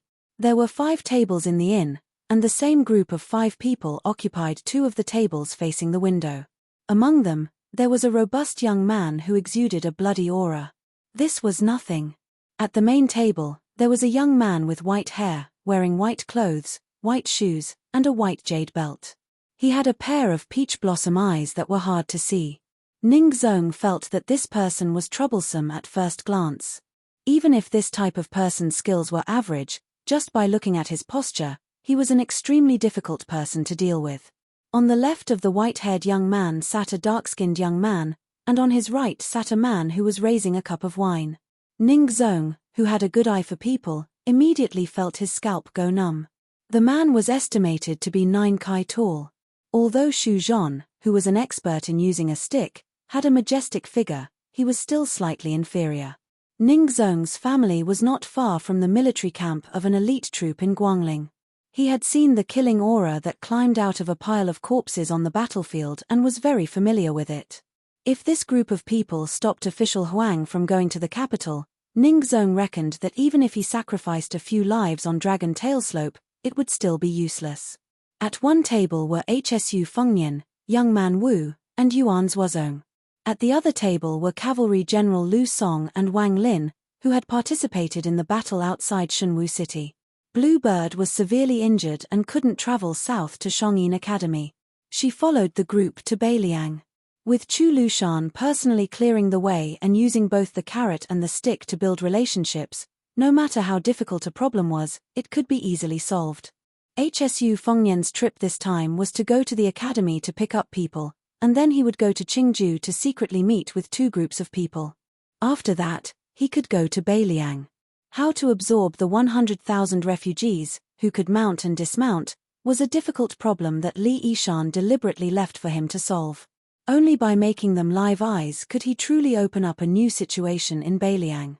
The reason he brought along the scholarly General Lu Song and the injured Wang Lin was that he intended to train them to become his direct subordinates and trusted aides, so that before smoothly nailing them into the Beiliang army, they would have to gradually familiarize themselves with each other. The soldiers under their command had suffered disastrous casualties. Hsu Fengnian couldn't just pat his buttocks and go their separate ways, leaving these 2 meritorious ministers hanging on one side. Hsu Fengnian didn't believe that a few bold and visionary words could make talented people bow their heads. As for the white bear Yuan Zuozong, whose military strength was second only to Jiyu Jiantang and Chen Zhibao in the Liang army, it was he who asked to go south with them. Other than Ning Zong, who constantly looked at Hsu Fengnian, and the young girl Hu Chuanya who stared at Hsu Fengnian and asked for food from the inn's waiter, the rest of the people, including Master Huang, the woman surnamed Ju, and Xu Zhon, were all holding their breaths and concentrating. The last 2 jars of wine from the inn's cellar were taken from Hsu Fengnian's table. Fortunately, Ning Zong knew that excessive drinking would make things worse, so from the beginning he didn't think of warming his stomach with wine. However, Huang Chang, who went to the capital to take up the position of imperial censor, only had 3 hobbies in his life: reading, drinking, and eating crabs. Every year his pitiful salary was spent on these 3 things. At this time, the ideal time to eat crabs had long passed. Although there were books to read in the carriage, the journey was rushed and his life was in danger. He didn't even have time to take care of the several jars of wine that were meticulously made with osmanthus seeds. At this time, Huang Chang smelled the wine and was somewhat moved. However, he cultivated his body and qi all year round, so he didn't say anything. Hsu Fengnian sat by the window and asked with a smile, "Old sir, I still have half a jar of wine that I can't finish. I'm a bit distressed about the money. How about I sell it to you at a cheaper price?" Huang Chang's heart was moved, but he still smiled and shook his head. Jianghu was dangerous, and compared to the treacherous storms in the officialdom, many times they were the same. It was just that people's hearts were filled with evil intentions. Hu Chuanya, whose innocent heart was tied to the elegant young master, Xu Zhon, saw Xu Fengnian. Her heart was in turmoil, but the words that came out of her mouth were sharp. "He's quite handsome, but his hair is white. It's scary to look at. If I see him in the middle of the night, I'll definitely think I saw a ghost." Chapter 793. If it were an ordinary disciple traveling with a servant, and the master was humiliated like this, it would be inevitable that the servant would jump to become an accomplice, and teach the unrestrained young girl a lesson. But what made Ning Zong more and more uneasy was that not only did the master laugh it off, but the men at the 2 tables also did not seem to care, especially the white-haired young man and the 2 men at the table next to him. The way they looked at Hu Chuanya was unexpectedly a bit of straightforward admiration, as if the little girl had said these harsh words, she was a first-class heroine of Jianghu. Ning Zong originally hoped that the people at the 2 tables would fly into a rage so that he could mediate between them. As long as they could settle things peacefully, it would mean that they weren't here for Lord Huang. Not to mention apologizing on the surface, Ning Zong, who only wanted to be safe, would be completely fine even if he failed miserably. However, the situation developed unexpectedly. Those people didn't show any sign of denouncing. Perhaps they thought Hu Chuanya's childish words carried no harm, so the white-haired young man didn't force her to sell the half-jar of wine. After Huang Shong finished the meal, Ning Zong quickly paid the money and left the inn with them. Just like duckweed meeting on water, they didn't meet again. This made Ning Zong, who was on the horse, feel relieved. He couldn't help looking back at the inn's door and vaguely saw the white-haired young man pour a glass of wine for the man next to him. Hu Chuanya was still resentful after being glared at by her companions who had known her for many years. She whipped the horses but hard. Wang Lin, who had followed his father's footsteps, was seriously injured and lost an arm. However, he was still happy and satisfied. Compared with Lu Song, who was cautious on the journey to the south, he was also careless in front of Hsu Fengnian. After Huang Shong and the others left the inn, he sat beside Wang Lin with a bowl in his hand. Hsu Fengnian just poured wine for Yuan Zuozong and also poured a bowl for Wang Lin. Wang Lin said flattering words that no one took seriously. He sat cross-legged on the bench unruly with a smile and said, "That sharp-tongued girl definitely doesn't know that she has walked around the gate of hell. Master, you are good at drinking and have a bigger stomach." Hsu Fengnian smiled and didn't say anything. He just looked at Yuan Zuozong and asked, "Second brother Yuan, shall we go out and enjoy the scenery?" Yuan Zuozong nodded and they walked out of the inn together. There was a simple hut outside the inn. The roof of the hut was covered with heavy snow and the hut was in imminent danger. Hsu Fengnian stamped his feet and shook off the snow and mud. He looked at the distance of the Dragon Tail slope. Further south was the old border of the southern Tang.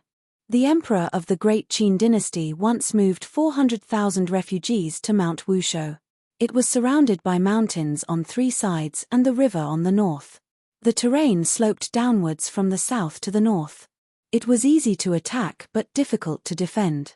The great general of the southern Tang, great ancestor Ji Yu, proposed to defend the southern Tang. There were as many as 14 routes for the enemy to come. If they only defended Zhejiang and the capital Luzhu, there would be a chance for them to relax. He proposed to defend the southern Tang and must fight outside the border of the southern Tang. It was a pity that the monarch of the southern Tang didn't accept him. The 300,000 elite soldiers were trapped in Zhejiang and Luzhu. After being surrounded, they surrendered without a fight. Even though great ancestor Ji Yu personally led the southern Tang navy on the Billow Lake and pretended to retreat to Zhejiang to lure the enemy in and almost wiped out the 100,000 navy that was temporarily put together by Liang, it didn't affect the overall situation. After the fall of the southern Tang, great ancestor Ji Yu, who had an outstanding record in both land and water battles, disappeared.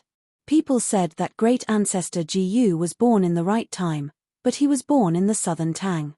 If he was a citizen of Liang and had made contributions, he might be able to compete with Xu Xiao and Jiyu Jiantang. Hsu Fengnian shook his head and said softly, Han Shengxian was waiting for the rabbit in the Shenwu city. He was prepared to die. As a eunuch, he reached the Jiao Temple and became the head of the ceremony directorate. After all, he was still a eunuch and had no children. I never understood why he chose the Prince Zhao Kai as his loyal subject. Relying on the powerful first Prince Zhao Zhuan or even the Crown Prince Zhao Zhuan was actually a win-win situation. Because the two princes had the same father and mother, they should keep the goodies within the family. If any one of them became the Crown Prince, Han Jiasi wouldn't take such a risk. I once asked Yin to carry the spring and autumn festival back and forth. I earnestly requested the Sui sword-eating Grand Ancestor to leave a trace of sword intent on the sword. This way, the Grand Ancestor would have a vague idea of when to borrow the sword to go to the East Sea marshal the Arch City. If I don't put on a good show, even if Wang Lin and Lu Song's 800 cavalrymen surrendered to the northern Liang, they would not be convinced. Most importantly, the Han Diao Temple would also be wary.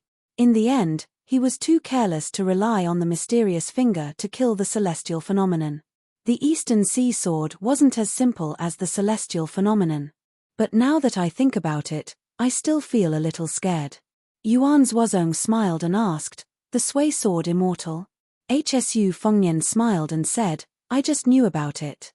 Li Chungang once said that when he came down from the demon-slaying platform, he had already dropped a lot. This Daoist master didn't want to take any advantage when he went to spar. Although Old Man Li's realm dropped, the power of the two-sleeves greensnake was still at its peak. The sway sword-seeking ancestor only asked for the opponent's strongest move. Therefore, they exchanged arms and there was no winner. In today's world, other than the Beimang military god Tuoba, only this old ancestor could fight with Wang Xianji to his heart's content. But for some reason, there hasn't been any news from the martial emperor city. With the sway sword immortal's way of doing things, he has always disdained to engage in shady business. Speaking of this, Hsu Fengnian somehow thought of the battle between Ng Tai and the white-clothed demon outside Beimang's Dunhuang city. The latter's style was similar to the sway sword immortal or even better. She clearly didn't use a sword, but she challenged Ng Tai. It was enough to show how conceited she was. Outside the Yellow River Dragon Wall, did she really die in the turbulent river? Yuan Zuozong said with emotion, counting with one's fingers, Your Highness provoked the sword-crowned swordsman of the Wu clan's sword tomb, the 11th in the world, Wang Mingyan. Later on, you went into the hinterland of Beimang alone and killed the demon Xieling. Then, you fought with Tuoba Chun Sun and even brought back the head of the 5th raccoon of Bubing Mountain. This time, you killed Han Diasi, so you haven't been idle. I'm afraid there are hundreds of descendants of the Liang vassal kings. None of them are as hard-working as Your Highness. The cold wind was mixed with the unique grassy smell of the mountain, refreshing the mind. Hsu Fengnian smiled and said, Probably the bigger the melon field, the bigger the thief. The crippled man, the ugly woman, the talented man and the beautiful woman, they are all well matched. I should feel honored to have these famous rivals in the Jianghu. Second brother Yuan, you've been hiding your strength all these years. Chen Zhibao has entered the saint state. It's not right if you don't become a celestial state. Yuan Zuozong laughed and said, I'm far from being comparable to Jiyu Gentang of the Thunder of Mind and Chen Zhibao of the Plum Wine. However, I'm good at fighting. I wonder when I'll be able to fight side by side with Your Highness on the battlefield. Hsu Fengnian sighed with his hands in his sleeves. In Beimang, I heard from an old Beiliang soldier that he often dreamt of the Iron Horse Glacier. Yuan Zuozong looked into the distance and said softly, I'm not optimistic about West Chu's restoration. Hsu Fengnian nodded and said, just like Xu Xiao's refusal to rebel in the past. It seemed that he had disappointed many soldiers, but he didn't do it even though he knew it was impossible. It was not easy for him to see the balance of the world. He didn't want to be an emperor. In his words, even if he was an emperor, could he still have 3,000 concubines? Or could he eat a few more bowls of meat in one meal? To conquer the world, one needs to rely on strong men, strong horses, and strong swords. To rule the world, one needs countless scholars from aristocratic families to work together and gather sand to form a tower. Since the hearts of the people are not on Xu Xiao's side at all, he will be a short-lived emperor who rules by drawing rivers. I am destined not to live to this day. Yuan Zuozong smiled from the bottom of his heart. My adoptive father never plays tricks. He's wise. Hsu Fengnian turned his head and said, Fengnian was unscrupulous in the past. I've made a fool of myself in front of second brother Yuan. Yuan Zuozong didn't look at his royal highness. He looked at the White Mountain scenery. Yuan Zuozong's blind loyalty is not inferior to Han Shengxian. Chapter 794. Dragon Tail Slope Turned Downwards. Inside the carriage, the old man shook his head and smiled. Huang Shong really is measuring the heart of a gentleman with his own yardstick. What a pity about that half a jar of wine. Other than Huang Shong, who was about to take up an important position, Li Huai'er was also sitting in the carriage. The old man knew that this child's horsemanship was terrible and had him abandon the horse and get on the carriage. That night, he had been saved by the youth in an alley battle. Huang Shong did not say anything, but he really cared about the youth. However, Huang Shong himself was in danger and could not promise anything. He just wanted the youth Li Huai'er to stay away from trouble. If he could gain a foothold in Jing, and if the youth's Jianghu dream did not die, He could put down his old face and ask for a secret martial arts manual for him. He would secretly give it to Li Huai in the future. The young man was trembling with fear. How could he sit face to face with an official? In the past, when he was idling around Ironlu City, he saw that the patrolling soldiers would retreat. Seeing that they could wear armor and hold iron spears, he was filled with envy. Seeing the youth's unease, the old man who was outstanding in court smiled knowingly. He took the initiative to find a topic and asked the youth about trivial matters. Just as Huang Shong was asking Li Huai how much his uncle earned from teaching at the private school, an arrow flew through the air from deep in the forest. The head of the old servant, who was focused on driving the horse, was pierced by the arrow and fell back silently. The corpse pulled at the curtain of the carriage. The quick-witted Li Huai immediately pulled the old man down. When Ning Zong saw a messenger pigeon fly through the air not far away, he suddenly sped up his horse. This time, when he was escorting official Huang to Great Peace City, he had not only offended the dozens of civil officials in the western part of Guangling Road, but also dozens of military officials and generals. One of them was a general who had escaped unscathed in the spring and autumn period. He had 2,000 elite soldiers, and almost 400 cavalry. If it was not for the fact that this person had a bad reputation in the officialdom and his domineering personality, he would have clashed with the other generals with real power in the neighboring provinces. In this storm, the generals along the way who were happy to see this would all spread the word that if a large group of people dared to pass through their territory, they would make him pay the price. However, Ning Zong still expected the situation to be the worst. Apart from adding thick sandalwood to the 3 walls of the carriage early on, to prevent arrows from breaking through the walls to mount a sneak attack.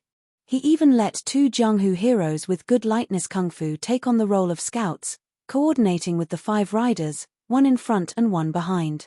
Under the concentrated fire, most of the arrows drilled through the outer wall of the carriage and were finally blocked by the expensive red sandalwood hardwood. However, there were still a few arrows that stubbornly revealed their tips. It was enough to show the strength of this group of assassins. The 2 waves of arrows did not have any effect. After a short moment, only one arrow pierced through the air. There was a loud bang. Not only did it penetrate through the 2 layers of the carriage, but it also created a hole the size of an orange. It was undoubtedly Ding Ce, the number 1 archer of the Iron House army. The arrow was nailed into the red sandalwood wall, its tip still quivering as it hung above Li Huail's head in a threatening manner. The youth's heart was as dead as ashes. Although the old military horse's leg strength was weak, it also had its advantages. Even without a coachman to steer it, after a short period of panic, it quickly stopped and did not spread its hooves to flee in all directions. Otherwise, the mountain road was narrow, and there was a cliff 10 feet to the right, which could easily lead to disaster. Ning Zong knew that the Jianghu heroes acting as scouts had met with misfortune. He came near the carriage, not expecting to smoothly rush out of the rain of arrows in one go. He made a prompt decision, having Xu Zhon and Miss Ju do their best to block the following rain of arrows. He and the mediocre Hu Chuanya went to help the old and the young get on their horses and return. Huang Shong and Li Huail rode together with Ning Zong and Hu Chuanya. The young girl's face was already pale. Ignoring the etiquette between men and women, she urged her horse to gallop wildly, making the sloppy fellow, who was always unpleasant to the eye, lower his head and bend his waist. Together, they galloped towards the Dragon Tail Slope Mountain Inn. Ding Ce shot an arrow towards the back of Huang Shong's heart, but it was deflected by Xu Zhon's rod. But the arrow's momentum was as strong as thunder, making Xu Zhon almost unable to hold onto the rod. Ding Ce shot 2 arrows together for the second time. One arrow continued to target the old man and Huang Shong, while the other arrow chased after the young man. In the middle of the mountain road, a woman's figure was like an ink-black swallow. She floated down from the horse's back and moved backwards. She used her sword to cut an arrow, but her palm instantly drew a deep bloody groove. Using the rebound force, she floated back onto the horse's back. Her foot touched the water like a dragonfly, and she pounced towards the second arrow that was close to the young man's back. Seeing that it was too late to save him, she could only throw her sword out and hit the arrow's tail feather, forcing it to deviate from its target. But without waiting for the graceful woman to gasp for breath, Ding Ce once again drew his bow and shot. In the blink of an eye, the arrow pierced between the woman's eyebrows. If she had dodged to the side, this arrow would definitely have killed the red date horse that the young man and woman were riding. The woman gritted her teeth and lowered her head, but stretched out a pair of slender hands with 5 green scallion-like fingers, tightly grasping the arrow. Her 5 fingers were connected to her heart, and a piercing pain spread through her body. The woman who refused to let go was sent sliding back several jong by the arrow. She maintained her posture from the beginning until now. She could almost feel the tail of the horse hitting her cheeks. Her feet sunk into the mud to dissipate the force of the arrow. When she was finally able to throw away the bloody arrow, her swaying body almost fell to the ground and crashed under the horse's hooves. The woman flew to the red date horse and stood on its back. Seeing that Xu Zhan's horse had been shot to death, she could only retreat on foot. Fortunately, Xu Zhan's rod technique and internal force complemented each other. Even if he had no choice but to retreat, he didn't lose too much momentum. His speed was almost comparable to that of a galloping horse. Ning Zong lamented in his heart. This time, he had no choice but to retreat. He suspected that he had diverted the trouble away. He felt sorry for those strange diners in the inn. He only hoped that those people wouldn't be too implicated. The road was between the hut and the inn. Hsu Fengnian and Yuan Zuozong were just walking towards the inn. Ning Zong's horse rushed towards them. Yuan Zuozong was shocked and shouted, "Get out of the way!" Hsu Fengnian gave Yuan Zuozong, who narrowed his eyes with killing intent, a wink to make peace. Both of them retreated towards the hut almost at the same time. In just 2 short steps, their steps were light and elegant. They avoided Ning Zong's horse. Then Hu Chuanya's horse happened to pass by. The young man Wu had already heard the sound of the horse's hooves. He strode out to join in the fun. He didn't have a good temper. Seeing such a hateful scene that disturbed the young master, he grinned and rushed into the horse's abdomen. He suddenly stood up, carried the horse and continued to run forward. In an instant, he overtook Ning Zong's horse. The strong young man still laughed and said, "This horse is too slow. Let me give you a ride." On the dragon tail slope, there was a young man carrying a horse. At the door, Lu Song smiled but didn't say anything. Wang Lin sat on the threshold and rolled his eyes. The woman in black standing on the horse's back hesitated for a moment and then floated down to the ground to support Xu Zhan, who was slightly behind. The latter had already leaped over the inn's thatched roof. Seeing her stop, he also stopped to block the assassin, who was clearly a soldier of the Iron House Brigade. More than 30 horses aggressively followed. All of them were snow-white horses wrapped in cotton. The soldiers were wearing white paper armor that was popular in the old southern Tang. They blended in with the snowy weather. The leader was a burly man with a giant bow in his hand. Perhaps it was because of the military order, he didn't want to waste time and create more problems before killing Huang Shong. The general rushed over and only coldly glanced at the annoying white-haired young man standing in front of the hut. Then, he turned to the damned woman who had ruined his plans several times. Yuan Zuozong smiled and asked, "What do you say?" Hsu Fengnian shook his head and said, "If we can avoid it, we won't." The archer Ding Ce didn't want to be distracted. He only wanted to take Huang Shong's head to receive the military merit that guaranteed him a promotion. Some of his subordinates who were itching for a fight didn't mind warming up their hands. Almost at the same time, 2 waves of arrows shot toward Hsu Fengnian, Yuan Zuozong, Lu Song, and Wang Lin. Lu Song shook his head and used one hand to remove the arrow. Wang Lin was full and had nothing to do. He held the arrow with one hand and deliberately shouted and fell back. Lu Song's eyes had some pity. He looked at the group of ruthless soldiers. It was almost the new year. They didn't know how to let the King of Hell relax. They were all in a hurry to reincarnate. Chapter 795. However, before Hsu Fengnian and Yuan Zuozong could make a move, a tall and sturdy figure arrived with large strides. With his back to the two, he grabbed an arrow in one hand and glared at the armored soldiers. "I am Duan Chun from Huainan. How dare you hurt me?" Ding Ce reined in his horse and stopped. He turned his horse around with a malicious expression. Toward the heroes of Jianghu, This divine archer with a military position had always viewed them as grass, pigs, and dogs.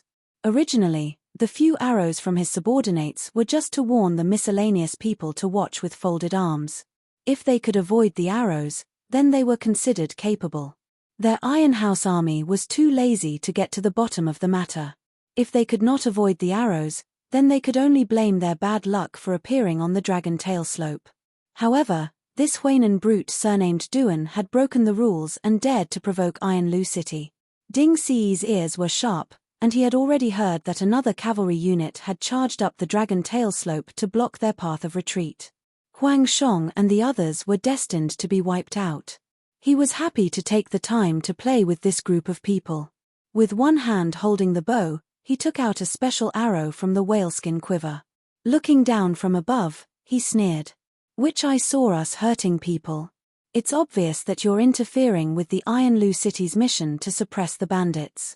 If you're not a land-owning household, you'll be banished 1,000 miles away or beheaded on the spot." The 8-feet-tall man's face turned red, and he said angrily, "You're lying through your teeth. How hateful. Today, I am." Without waiting for the man to finish speaking, Ding Ce, who didn't want to listen to him, shot an arrow. The Huainan Jianghu man wanted to grab the arrow with his bare hands. However, after thinking it over, the arrow pierced through the air with a thunderous momentum. He didn't dare to take the arrow head-on and dodged it with a lingering fear in his heart. Without waiting for him to calm his mind, Ding Ce, who was wearing a high-grade paper armor left behind from the old Southern Tang's national treasury, shook his hand and shot out 2 arrows, one in front and one behind.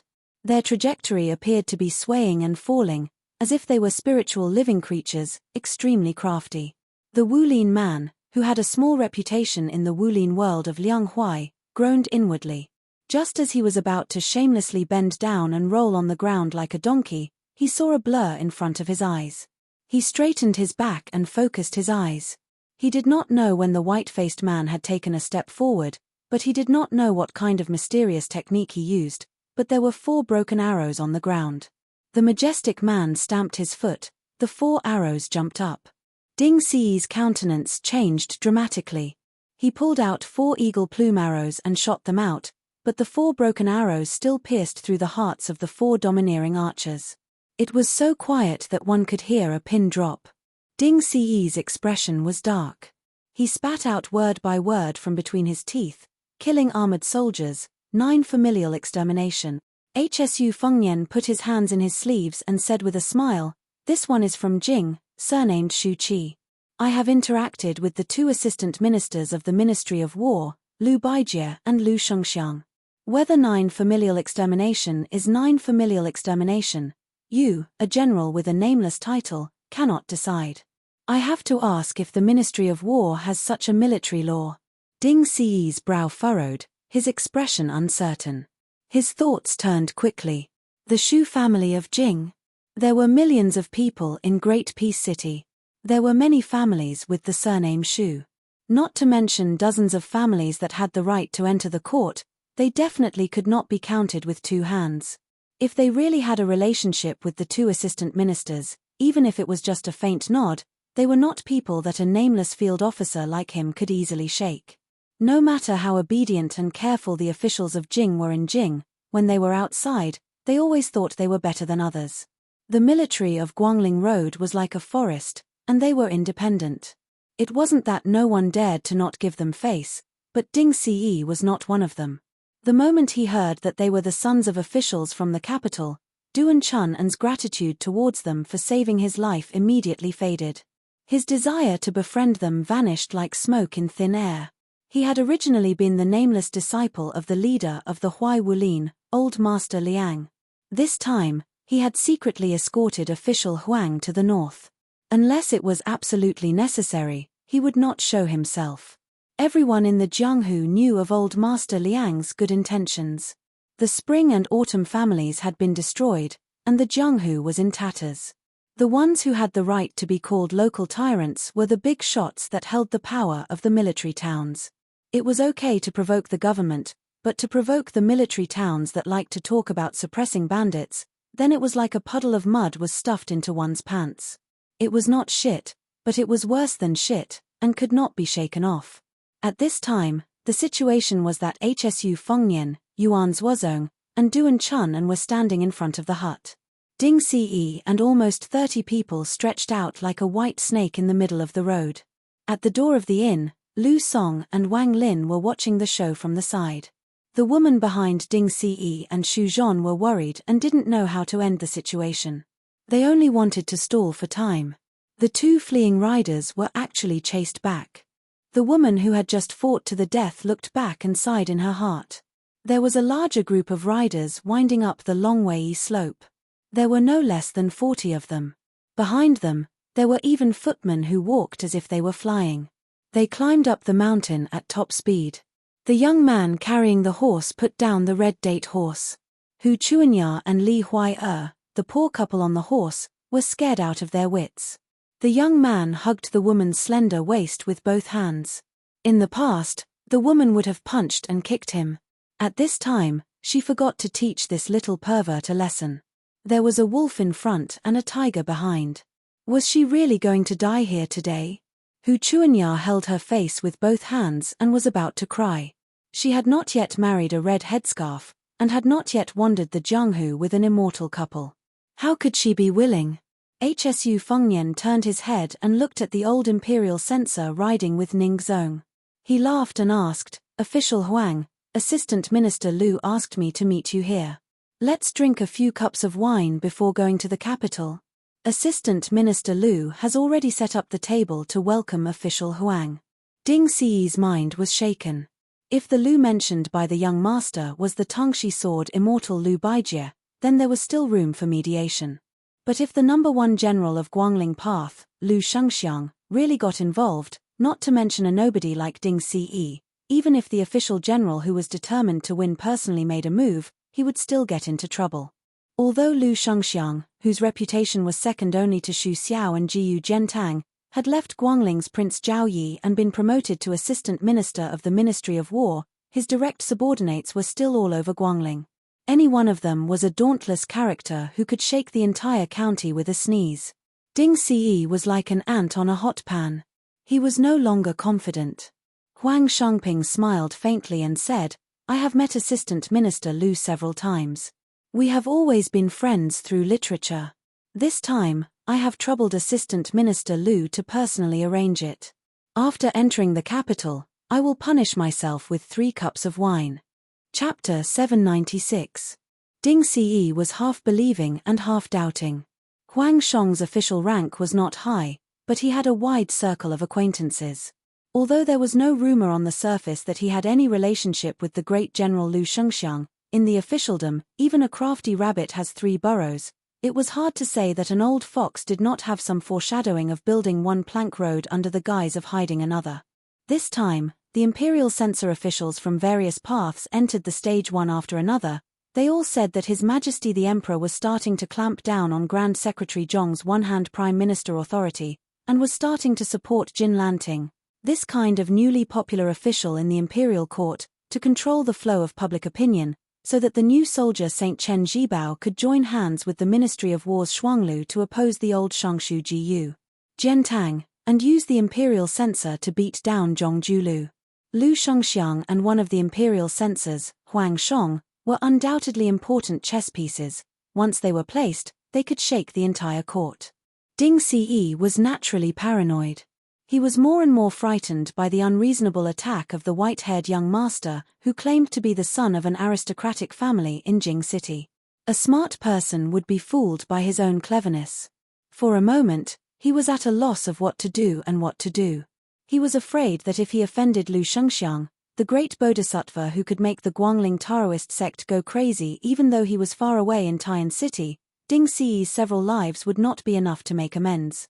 But if they returned without accomplishing anything, it was inevitable that they would be made to suffer in the future. If they were careless and fell for the empty city stratagem, it would be even more difficult to clean up the mess. As long as Huang Chang entered the capital, the western provinces of Guangling Road would definitely shed a few layers of skin, and quite a few heads wearing official hats would fall. Hsu Fengnian smiled and didn't add fuel to the fire. Instead, he took the initiative to give Ding Ce a way out. "Take your time to discuss. Lord Huang and I will go to the inn to have a drink. After you've discussed, you will be sent out of the country as a gift.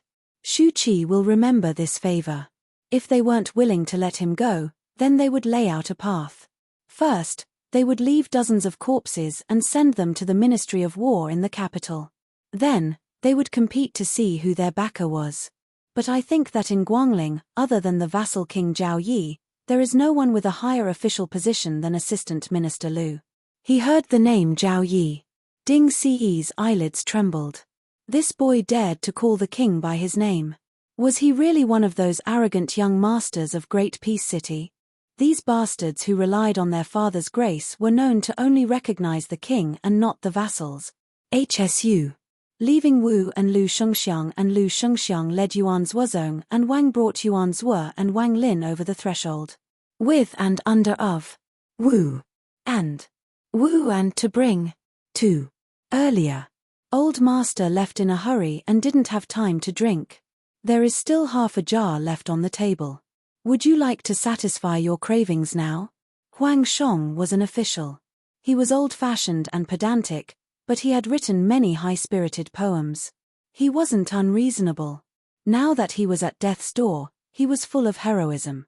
He took the wine jar and shook it. He closed his eyes and smelled it. When he opened his eyes, he smiled. I've been holding it in.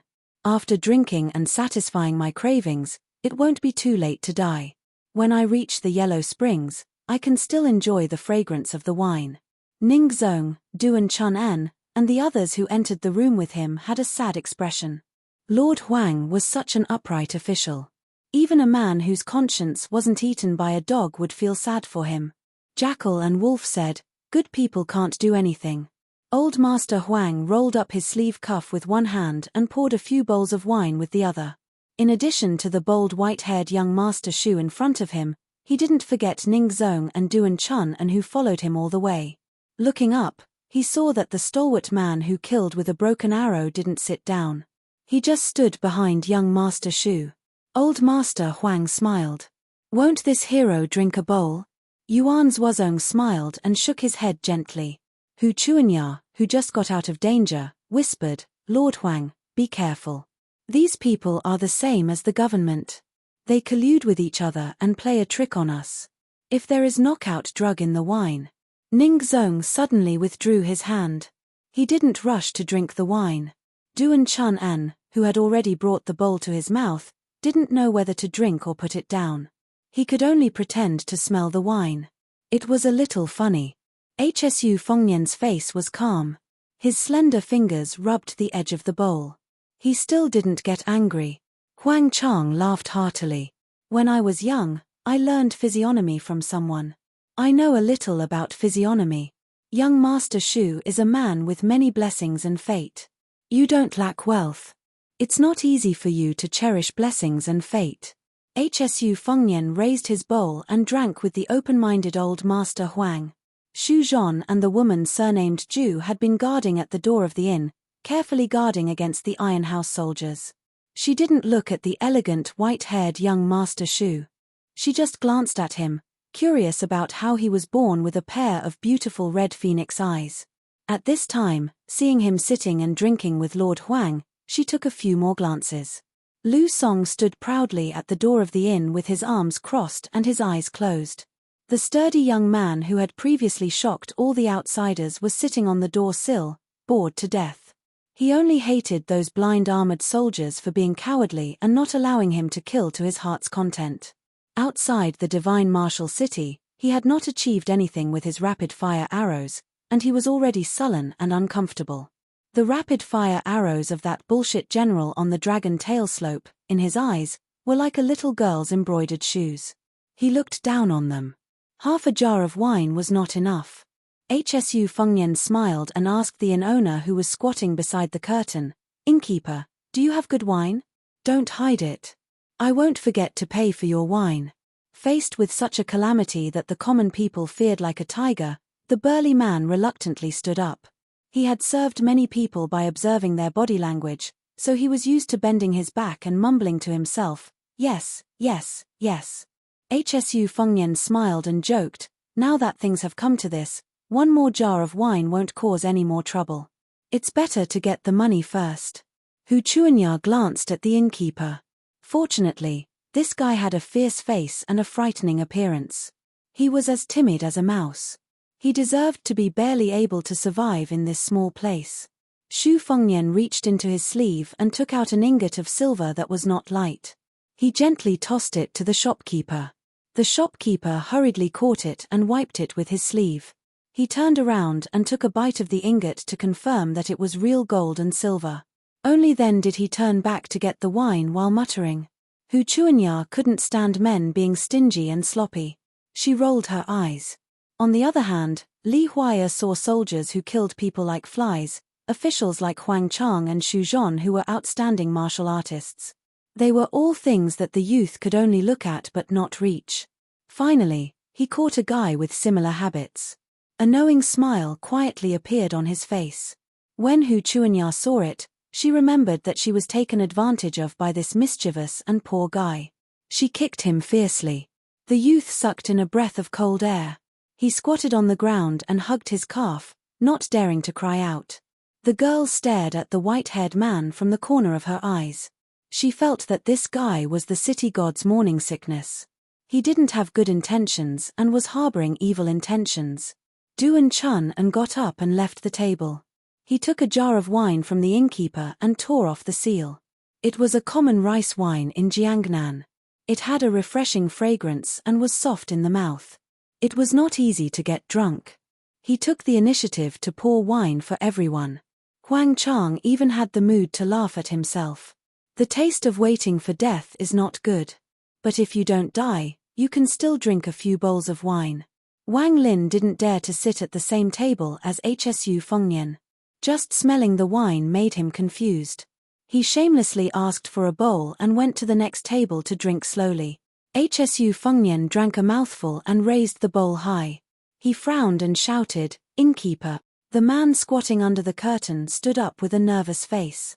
He straightened his neck and said firmly, "This guest, we didn't add water to the wine. We won't refund the money." Hsu Fengnian said with a serious face, "There's something wrong with this wine." Huang Chang was confused. Ning Zong and Duan Chun and thought that the wine was poisoned. They immediately turned hostile and prepared to fight. Xu Zhon, who was a little further away, also clenched his stick. He didn't expect Hsu Fengnian to laugh and say, "There's a murderous aura in the wine. The money is too little." The sturdy man who had been the innkeeper of Longwei Slope for many years was confused. Hsu Fengnian threw another ingot of silver. Xu Xiao said that there was a guy in southern Tang who was full of guts and had no eyes. He should be rewarded. Except for Yuan Zuozong, who knew what was going on, everyone looked at each other in dismay, as if they had fallen into a sea of fog. Huang Chang was the first to recover, but he didn't show any strange emotions. He lowered his head and drank a mouthful of wine. He sighed and said, "The wine does have a murderous aura. After all, it's the souls of the hundreds of thousands of Navy in Boyang Lake. They all fell into this bowl." Chapter 797. Hsu Fengnian and Huang Chang were speaking in riddles. Other than Ning Zong, who was not young, who could vaguely grasp the clues, most people felt that the two of them were too bored to just drink, so they imitated the scholar and poet to deliberately mystify things. Especially in the ears of a boorish person like Duan Chunan, he only felt uncomfortable all over. He treated it as a passing wind and lowered his head to drink. Drinking more was more profitable. There were close to 80 elite cavalrymen of the Iron Hut outside the door, not to mention the large number of infantrymen. What a good catch!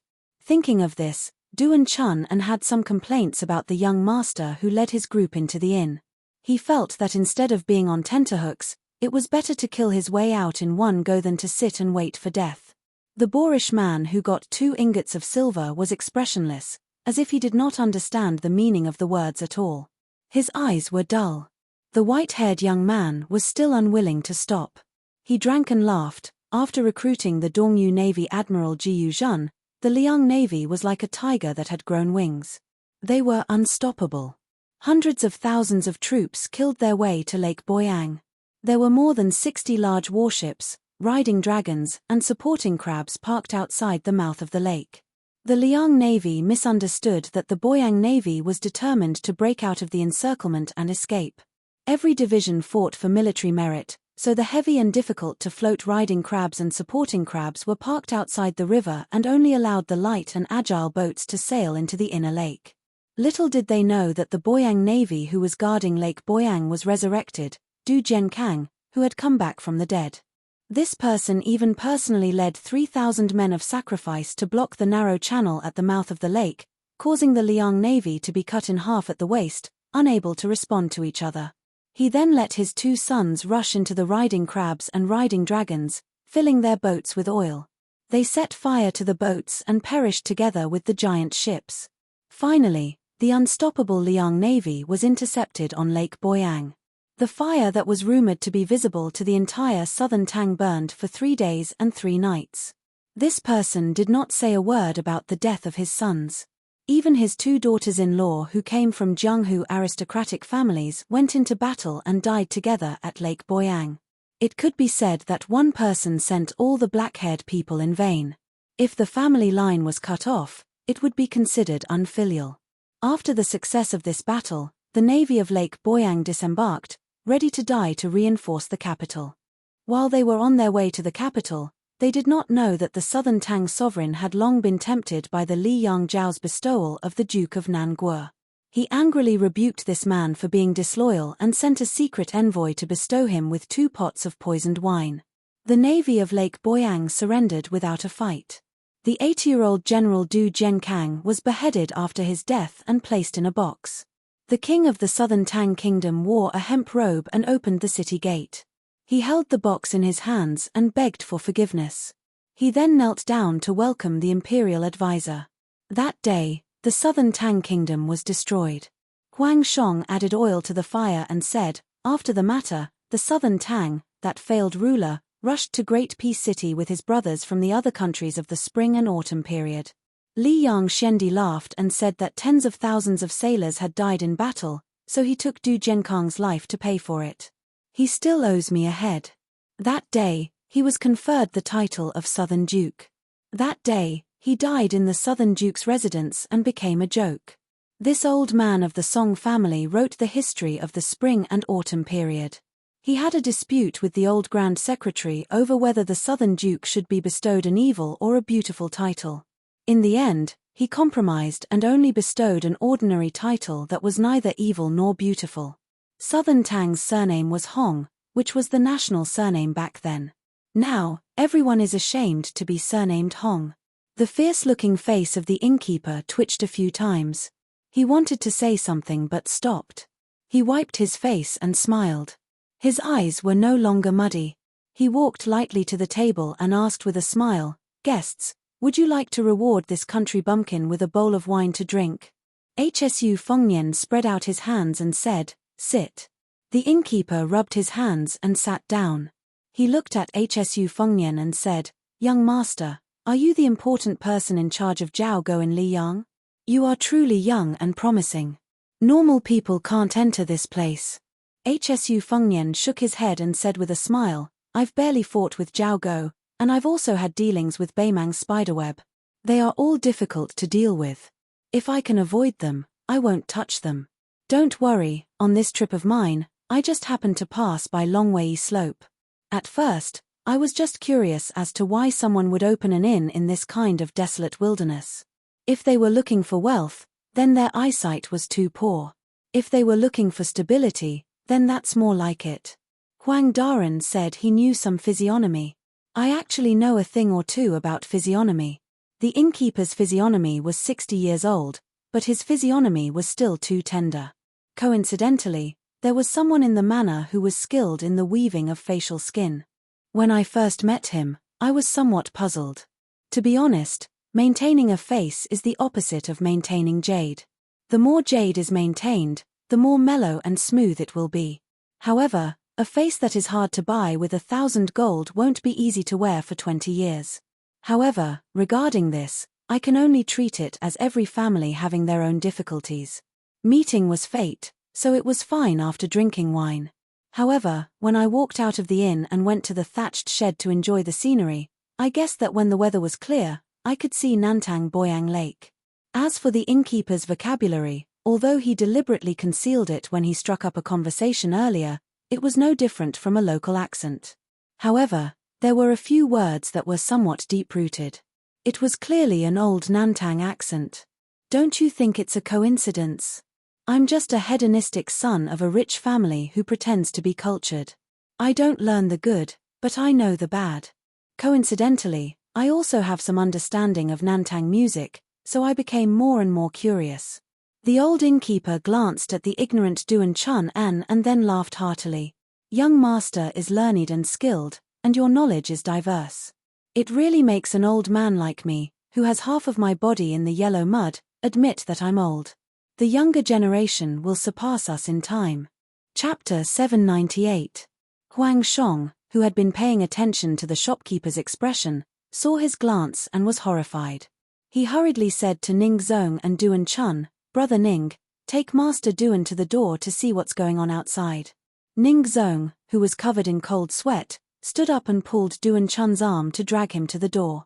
The old shopkeeper no longer had the air of a merchant. He smiled and said, "Let me ask you an annoying question. You're curious about me, and I'm also curious about what you said just now. You're familiar with Beimang, Liang, Jiao Go, and Cobweb. Ordinary aristocratic families don't have such treatment."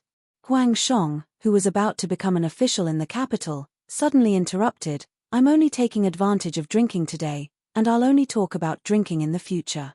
If you two trust me, I'll continue to sit here and drink. If you don't trust me..." Before Master Huang finished, Hsu Fengnian picked up the wine jar with a smile and filled Huang Shong's half-bowl with wine. They were all smart people and didn't need to say anything. The shopkeeper's eyes softened. He drank a mouthful of wine and then looked up at Yuan Zhuozong, who had been silent. He said straightforwardly, "Yuan Baixiong, I've been fascinated by the battle in the princess's tomb for a long time." Yuan Zhuozong narrowed his eyes and smiled. "Compared to the battle at Boyang Lake, it's a far cry." Huang Shong was shocked and speechless at first, but he suddenly understood and smiled bitterly. Finally, he lowered his head and murmured, "There's no such thing as taking advantage for free in the world. But this wine is spicy, but it warms my heart. After sitting here today, I have no regrets in this life." The shopkeeper stared at Hsu Fengnian and said something shocking. "I heard that the heir of Beiliang traveled 3 times and went all over Liang and Beimang. Do you have nothing better to do? Young Master Shu, can you explain a little to me?" Shu Fengnian stopped drinking and tucked his hands into his sleeves. "In the beginning, I was fleeing. Later on, I wanted to take a look around. I wanted to walk the path that old man had walked all those years ago and take a look at the great country that he had conquered.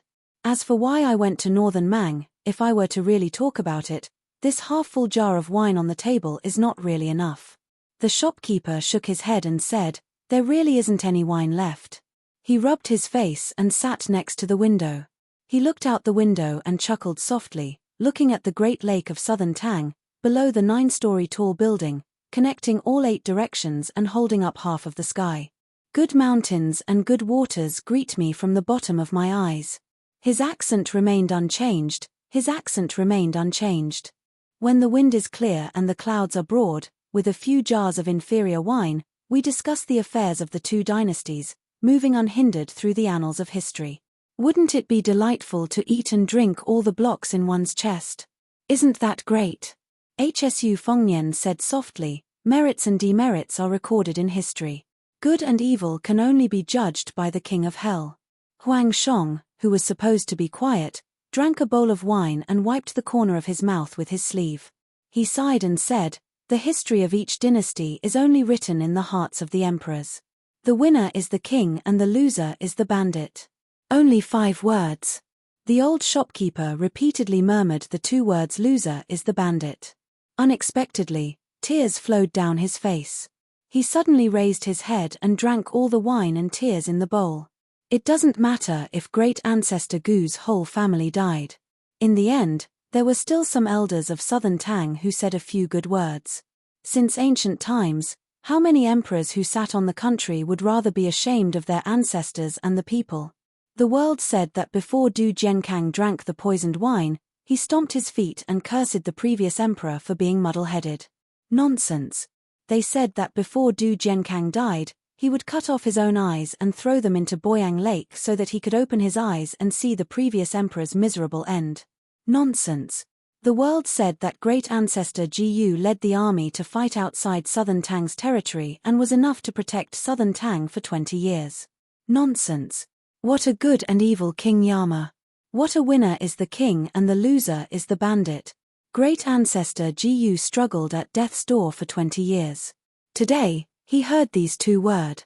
Hsu Fengnian stood up and said calmly, Hsu Fengnian of Beiliang greets General Jiyu. Xu Xiao once said that great ancestor Jiyu was full of guts. South Jiyu was far better than North Jiyu. He was the Li Chungang of the imperial court. Master Li Yishan also praised General Gu's Ashes collection of martial arts. It was called the best military book in the contemporary era. It was better than the ancients. The old shopkeeper shook his head and said nothing. Huang Shong put down the bowl and asked softly, someone in the capital said that Beimang can't enter the Central Plains. Is it true? Hsu Fengnian was about to speak when Yuan's Wuzong sneered behind him, Master Huang, do you know that Beiliang's soldiers sent you off 600 times? Huang Shong smiled, I heard a little about it. I didn't believe it before. Hsu Fengnian turned his head and said, Second brother Yuan, I'll give you half a bowl of wine. Yuan's Wuzong smiled and left.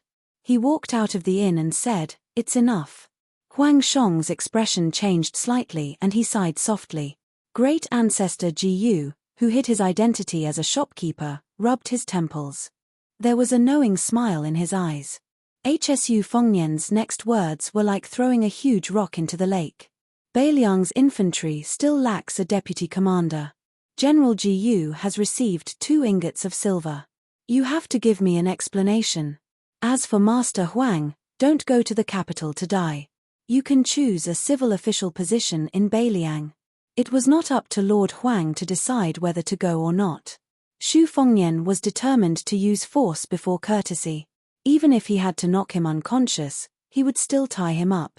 Anyway, the soldiers of the Iron Hut died because of you. Even if Master Huang jumped into Boyang Lake 100 times, he wouldn't be able to clear his name.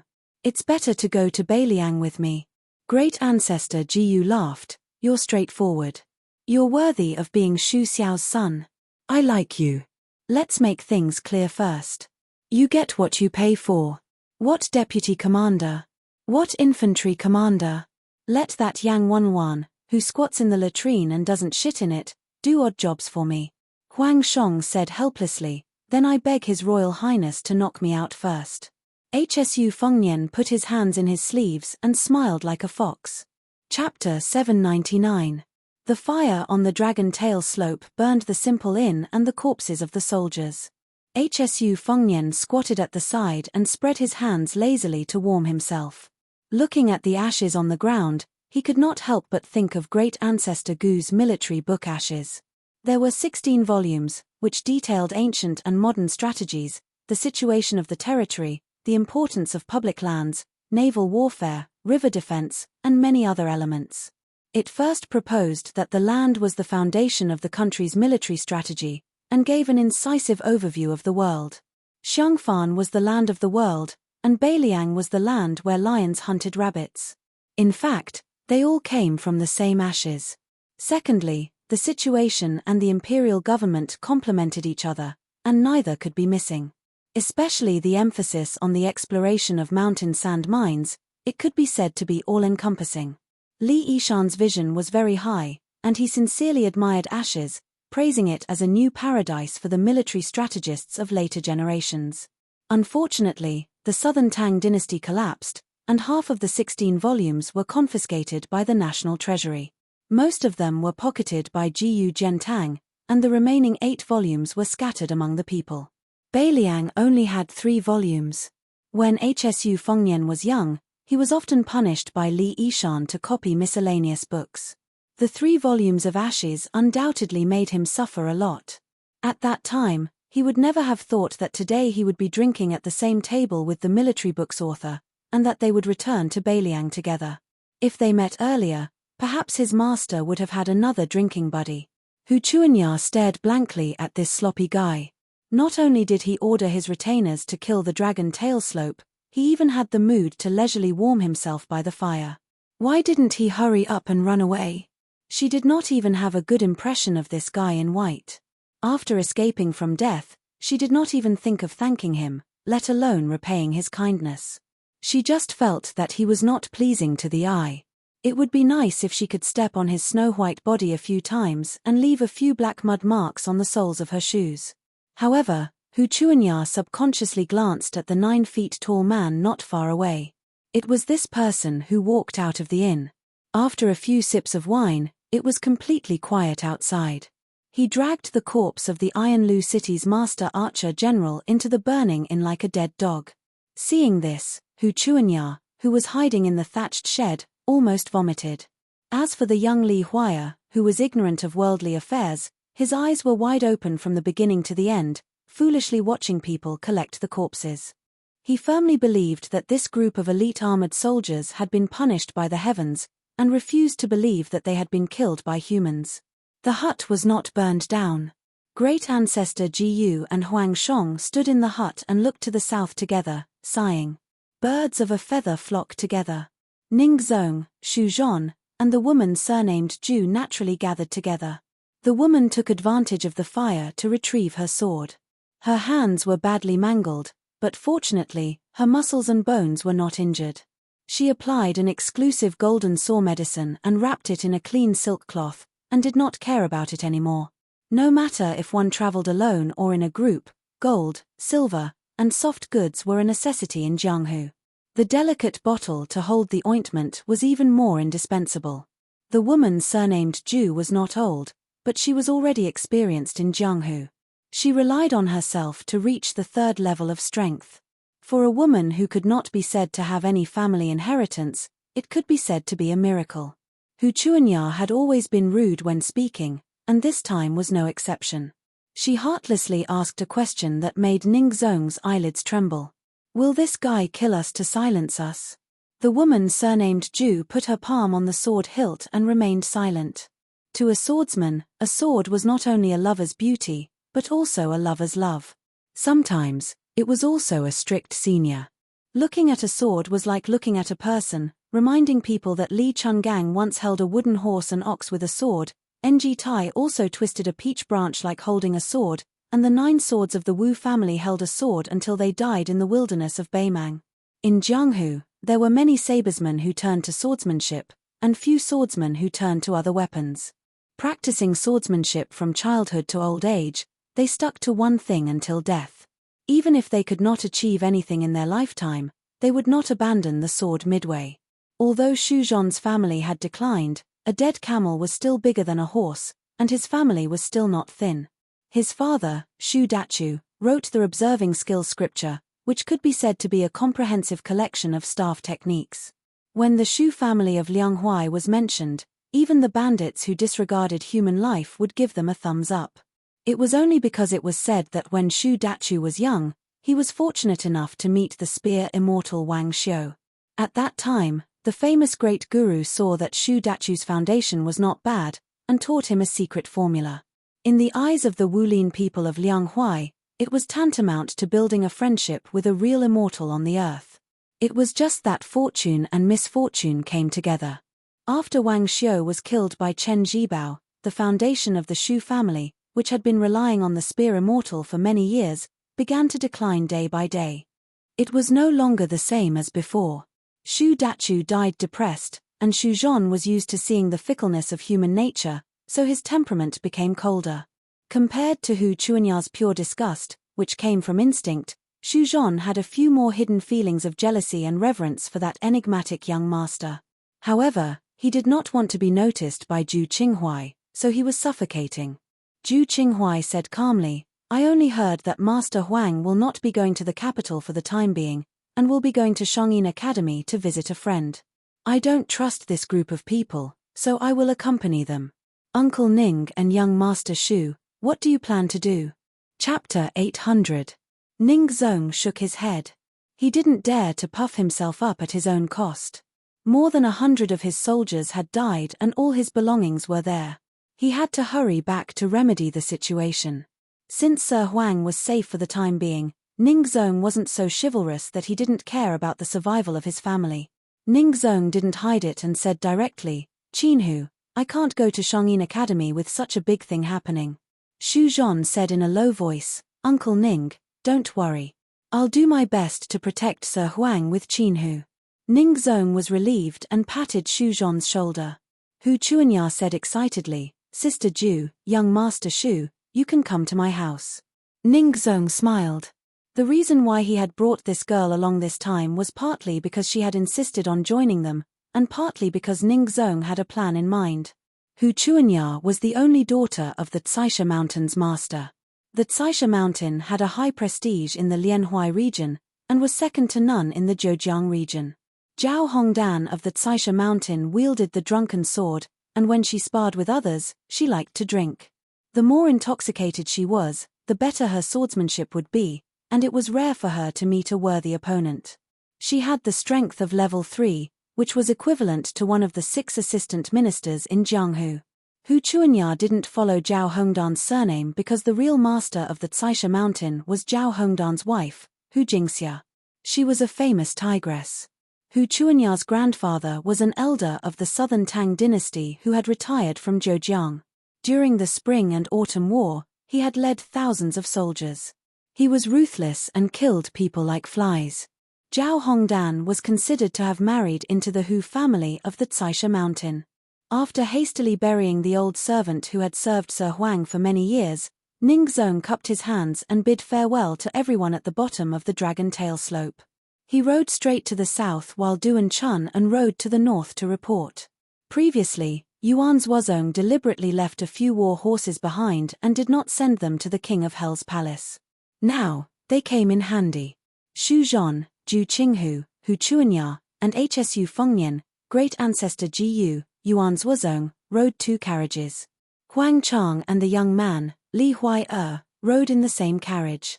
Lu Song was the coachman of this carriage, while the kamikaze warrior, Wu, drove the other carriage.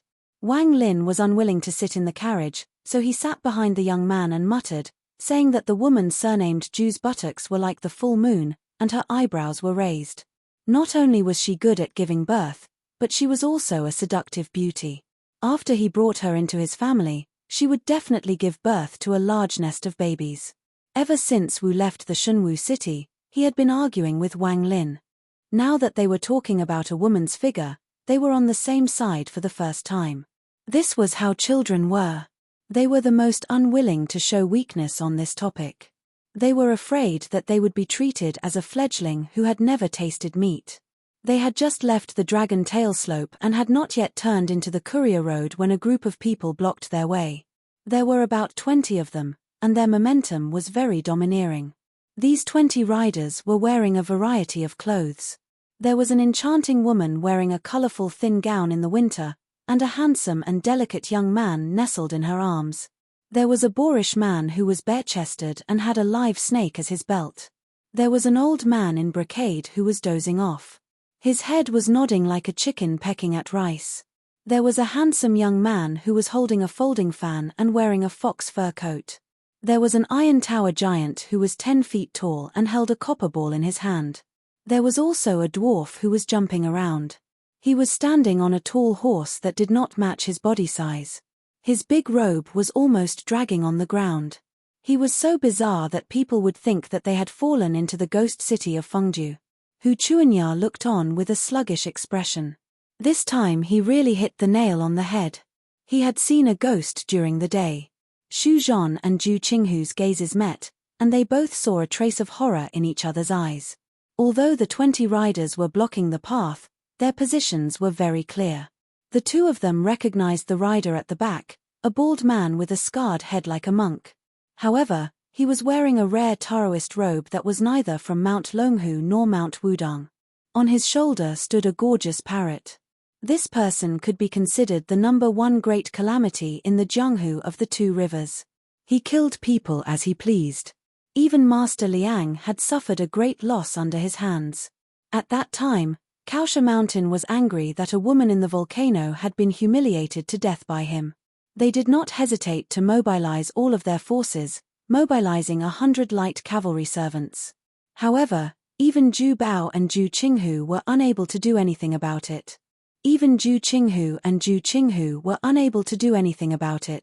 However, this kind of troublesome devil was only stopped at the back of the 20 riders. Everywhere in the Jianghu, one's seniority was determined by how much strength one possessed. If one's strength was not up to par, one would have to obediently sit on the side. However, they were unable to succeed. The leader of the 20 riders kept a distance behind them. He was a sturdy man with an ordinary appearance. Whether it was his appearance or adornment, he was not eye-catching. Behind him, a coquettish woman in a colorful thin dress clicked her tongue and pretended to be surprised. Ghosts wailed and wolves howled at the Dragon Tail Slope, and more than 100 bowls of Meng Po's soup were handed out on the Bridge of Helplessness. This young master's skills are not inferior to our devil sect. Hsu Fengnian frowned. Devil sect. 60 years ago, the great immortal Qi Xuanzhen had single-handedly wiped out 6 devil sect celestial demons on the devil-slaying platform. It was earth-shattering. Since then, the devil sect, which was at its peak, had been unable to recover. Like a rat crossing the street, they only dared to act sneakily. How did they manage to gather such a large group of disciples today? Could it be that they were trying to recruit him into the devil sect? Could it be that after hearing that Hong Shixiang, the reincarnation of Qi Xuanzhen, had committed suicide, these guys really thought that it was time for them to make a comeback? Hsu Fengnian gently squeezed the horse's belly, and the horse's hooves were light. He asked with a smile, "What? You want me to be the leader of your devil sect? You have good taste." Chapter 801. Hearing Hsu Fengnian's arrogant words, the woman was like a fox demon coming out of an ancient temple deep in the mountain. Her delicate hand pushed away the pale green youth in her bosom, who was as handsome as a woman. She held her chest and pretended to be resentful. Her charming eyes were like silk as she said, "Nujia doesn't mind Gongzi becoming the cult leader, but Nujia's words carry little weight. I can't keep my word." Hsu Fengnian's horsemanship was exquisite. Even if he did not wave the whip with both hands in his sleeves, the warhorse still stopped as if it had a tacit understanding. With a mocking smile he asked, "Your devil cult has dominated the Jianghu for 100 years, but your vitality was greatly damaged by Qi Xuanzhen alone. For the last several decades you have been like a stray dog. I heard that even the second-rate schools dare to ride on your head and defecate and piss. What good will it do for me to be the cult leader who doesn't live up to the name? Don't tell me I have to pay for your basic necessities. Look, your auntie can't even afford to buy thick clothes. And that poor man holding the copper ball, his upper body is bare. And then there's that parrot behind him, let me see, its breed is not good. It's a primrose that costs only several hundred taels of silver. If it were me, if I wasn't the Shi Fei, who can't be bought with 100 taels of gold, how could I have the face to roam the Jianghu?" Hu Chuanya rolled her eyes and angrily said, "This fellow really doesn't know life from death. He's a jinx. If it weren't for him, we wouldn't have run into this group of big devil heads." The fox-like woman who was called Auntie smiled sweetly and sweetly said, "Auntie is too poor to wear warm clothes, but don't I still have you, Gongzi? Let's go back and find a mandarin duck brocade quilt to cover ourselves. We'll be honest with each other and snuggle for warmth." Hu Chuanya, whose face was flushed, spat with all her strength, "What a shameless slut." The handsome youth in the woman's bosom seemed to have knocked over a jar of vinegar, but without waiting for him to speak, the plump woman quietly stretched out her hand and dug her nails into his cheek. The pain was so severe that he immediately kept quiet out of fear. The woman was looking at Hsu Fengnian with a face full of spring, but as soon as she turned her gaze, she quickly turned to glare at the young girl Hu Chuanya with a cold murderous intent. She lifted her sleeves and rolled up a strand of hair on her temples. A beautiful butterfly appeared in front of Hu Chuanya's eyes. The young girl was pleasantly surprised, but without thinking, she wanted to grab this adorable plaything with her fingers. However, Ju Qinghu, who was beside her, quickly pulled out his Qinghong sword and slashed the butterfly into 2 halves. However, the butterfly that should have died did not fall to the ground. Instead, One died and the other two came back to life, turning into two butterflies that fluttered their wings and pounced towards the young girl. Only now did Hu Chuanya realize the severity of the situation and hurriedly reined in the horse to retreat. Ju Qinghu's expression was grave. He changed from slashing to slapping. The sword collided with the butterfly, unexpectedly producing two muffled peng sounds. The butterfly did not die, it bounced back several feet and leisurely returned. The woman laughed so hard that her chest shook violently. She looked more and more like a fox spirit that had cultivated into a spirit. She reminded with a smile, this maiden who uses a sword, even if an ordinary sword can cut through iron like mud, it can't kill the laughing silly butterfly that I've carefully raised. If it's not a Taoist sword, don't waste your energy. A good girl like you shouldn't practice the sword. Don't you know that all the men in the world have swords hanging on their waists? That sword is the real good sword. Alas, it's a pity that you haven't tasted it and don't know how powerful it is. After tasting it a few times, you'll definitely feel like dying. You'll tactfully beg for mercy and willingly admit defeat. The woman turned her head to look at Hsu Fengnian and asked, "Young master, don't you think so?" The leader of the horsemen said flatly, "Enough." The woman playing with the butterfly immediately shut her mouth. The horseman who had the least presence of an expert in the devil cult looked at Hsu Fengnian and said, "I'm Lu Lingui, the right protector of the so-called devil cult. This time, I'm under the orders of the cult leader to welcome young master into the cult." Hsu Fengnian laughed and said, "Zhulu Mountain has been without a leader for more than 60 years. How come there's a new master? The Zhulu Mountain is like a temple, with 2 kings and 4 dukes and marquises. The 6 of them have always boasted of being external demons, and you protectors are merely lackeys who serve them tea and water. It seems like the Zhulu Mountain's sincerity is not enough." Lu Lingui, the devil cult's protector, did not get angry. He said calmly, "As long as young master enters the mountain, you can be directly conferred the title of Marquis if nothing unexpected happens. As long as you make a great contribution to Zhulu Mountain in the future, the day of being conferred the title of king is just around the corner." It seemed that this was the first time that the horseman behind Lu Lingui heard about this. When they looked at Hsu Fengnian again, their eyes were filled with sincere envy and respect. Even the old man in brocade clothes who was dozing off suddenly opened his eyes. When the devil cult was at its peak, it was rumored that there were 30,000 people. There were many talents and experts. It was said that they could compete with a small country. The Jianghu 60 years ago was the history of the righteous faction fighting with Zhulu Mountain to the death. Almost 70 to 80% of the Wulin Alliance chiefs in history died in the hands of the devil cult.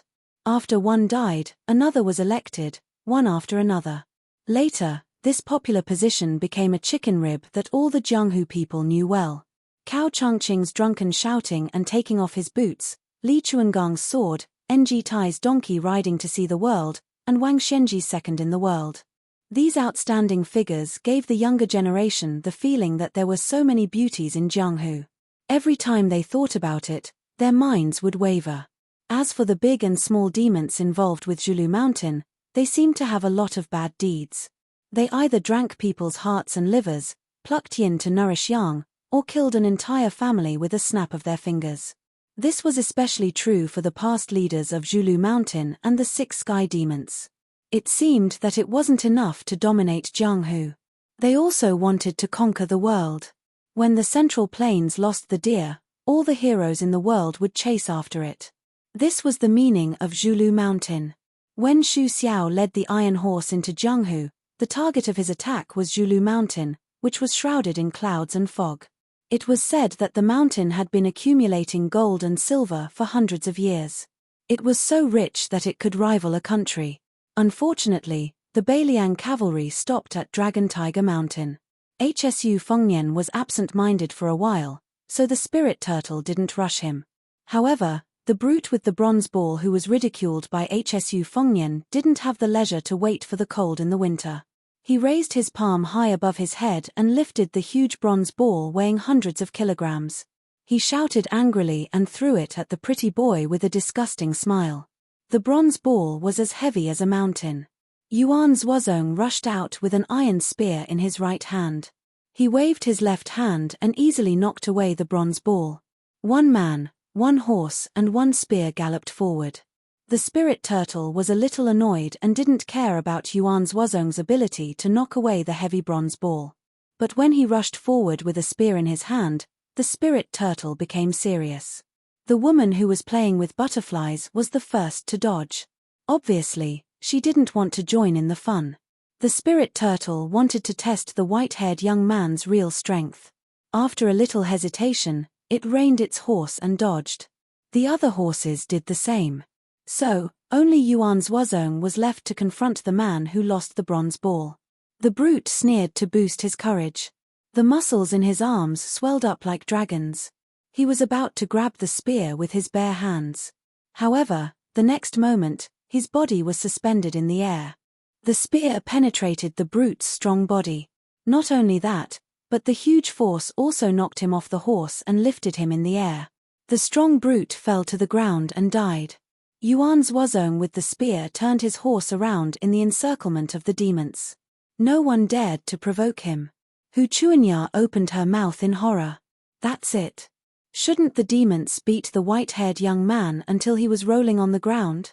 Xu Zhon's eyes were strange. There was an ancient saying in Jianghu that said 3 parts of the stick technique and 7 parts of the spear. The stick, and the spear were all connected.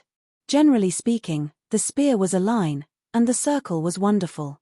The stick could hit a large area, and it was like torrential rain. Xu Zhon had been immersed in the stick technique for many years. His father's generation was famous in this area. For the casual spear of Yuan Zhuozong, there was nothing unusual about it. However, Xu Zhon knew the meaning of this spear. It was the peak state of the observing skill scripture of his father, Xu Dachu. People who practiced martial arts were always confused by the dense and complicated moves in the secret manuals. However, once they crossed the threshold and broke through the paper window, it became easier and easier to understand. There was no need to memorize many words, and there was no need to use hundreds of fancy moves.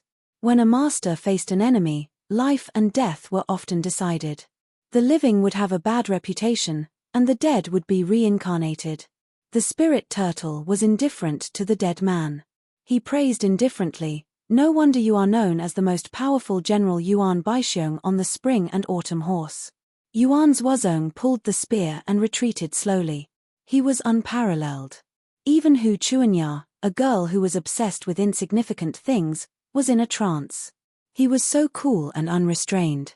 She continued to curse in her heart. It was really a pity that such a valiant hero was actually a servant of someone who only knew how to talk fast. Hsu Fengnian laughed. "Fortunately, Wang Xiaoping of Wudong is not here. Otherwise, none of you can leave." As he spoke, a middle-aged Taoist with a brand-new peachwood sword appeared behind the 20 riders. After the battle in Divine Martial Arts City, the elusive Wudong sword maniac had set up a formation as if he was the oriole behind the mantis. Hsu Fengnian laughed shamelessly. "I said I was a jinx. Sure enough, it comes true every time."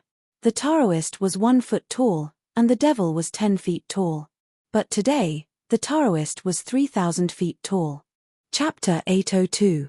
With Yuan Zhuozong and Wang Xiaoping at the back, the people of Zhulu Mountain were all cultivators. Most of them had lost the will to fight. The beautiful woman saw that the situation was not good, so she decisively took back the pair of colorful butterflies. The butterflies flew around her and returned to her sleeves. The world recognized Wudong's Shintu sword and Jiyu Jiantang's Nanhua saber as the #1 talisman weapon in the world. Jiyu Jiantang was in the center of the imperial court and was just an unreachable statue in Jianghu. Wang Xiaoping was different, especially for devils like women who studied unorthodox methods. She was the bane of their lives.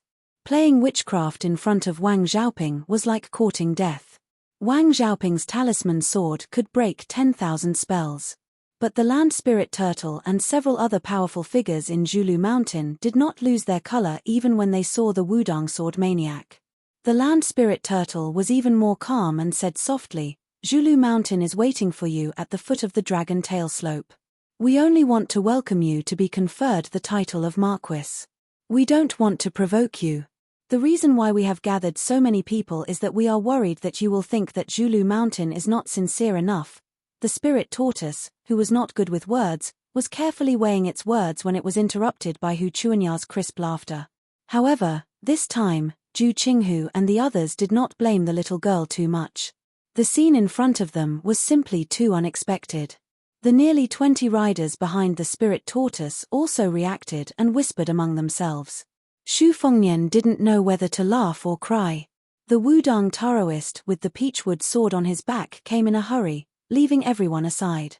Probably because he didn't like Xu Fengnian's pretense, Xu Fengnian, who had his hands in his sleeves, casually raised his cuffs and wiped his cheeks. This vulgar action caused the woman's delicate body to sway. The handsome young man in her arms with a gentle face hated Xu Fengnian even more for taking all the limelight. Xu Fengnian was in a good mood today and did not mind these people from the devil cult blocking his way. He said, "If Zulu Mountain is sincere, ask your hierarch to come and see me in person. Otherwise, there is no need to talk." Conferred the title of Marquis? I can't believe you have the guts to take it out. Those demons, who had been prejudiced by their first impressions, were used to sitting on a mountain and watching the world. At this moment, they also remembered that the young man in front of them would one day become the king of Beiliang.